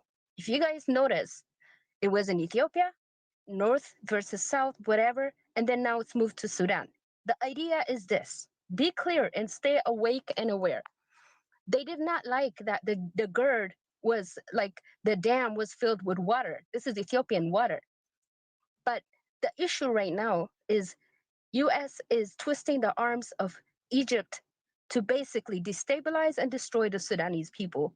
So then they can actually stop the GERD, which is the filling of the dam. So Africans, the poor Africans, could actually have water and hydroelectric power. So the whole shebang bang that's going on, the girl, the girl who spoke from Tigray, okay, the TPLF were in power for the last 27 years. So then it was time for President Abiy, which is the legitimate government of Ethiopia right now. They brought him back. So the TPLF or Tigray people should have just stayed in peace. He begged them to resolve whatever issues they had for 3 years, the president of Ethiopia right now, to resolve the issues that were going on. They refused. They wanted war. Let me tell you guys, it is not Tigray people that's having a war. It's Blinken and Joe Biden, because they're supporting Egypt and Israel so the water doesn't go to Africans. They want the water to stay in Egypt because somehow Israel feels like if the water goes to Africans, then guess what? Like, they think that they're not going to have enough water. But there's a lot of water, enough for Egypt, that always goes to waste, that could supply to Israel. So the power that play that's going on, please stay aware and stay awake, my Africans. Like, Pan-Africanism will not stand unless every nation is respected. If there was a federal government that is legitimately and democratically elected, which is the Ethiopian government, the TPLF should have never started a war against the whole Ethiopia. Okay, who supplied them with the weapons? Blinken did. What's Blinken's idea? He wants genocide in Ethiopia. So Tigray people are dying by the masses too, the whole Ethiopians. But what they've been doing is they've been dividing them according to their tribes for the last 27 years, and they murdered Meles, which was the president. I mean, you guys, this doesn't get any better. The idea is the same every African country you go to. So I will tell you guys what's the solution. I don't want to talk for the whole night, but I'll tell you guys what's the solution. The solution is, it could only come from the internal solution. If you bring a white man to kill your president, guess what? You guys will kill each other for the next 100 years. There's no other. Eritrea, we fought for 30 years. Our president right now, they're calling him dictator and all that because he keeps saying, we don't want aid. We want to farm our land. That's what we elected him. And so war after war after war, 80,000 Ethiopians died in that war. Who started it? The US pushed the TPLF to have a war there because they want to take over Eritrea again. But it's just the same thing. There's nothing different. Okay. So, can you round up, my sister? What is it? Yes, I'll round off. Here's my so I've been in the US, I've been in the US military. The US doesn't have all bad people. It doesn't. But the US will respect the nation. Okay? They respect the nation, that the men in that nation solve their issues. the US will not come and find solutions for any African countries. That's number one point. Second point is sanctions. Sanctions should never be okay because the UN bylaw says that no state, external state, should interfere and put sanctions on any nation. That's what the United Nations Charter says. So why would it be okay for Zimbabweans to be sanctioned? Only the poorest are going to be affected negatively. We should always say no to sanctions. So we have to enforce it, though. The UN will not enforce it. So the UN, which is twisted arms by the US, but we have to stand up. What's our duty? Okay. What's our points of action? As Africans, we have to enforce this, tweak the bylaws so the UN doesn't put sanctions on any countries. Okay. That's all I have to say. Thank you. Quick question to you: how do we deal with dictators that kill their own citizens? Okay, I mean, we can't talk about what happened in the past. Okay, No, but I'm I'll tell you talking something. about now, dictators who Yes, killing today, brother, we have to start today. The citizens are responsible for what happens in those nations, just like in America, what's going on right now. People don't do what they're supposed to do, challenge policies. It's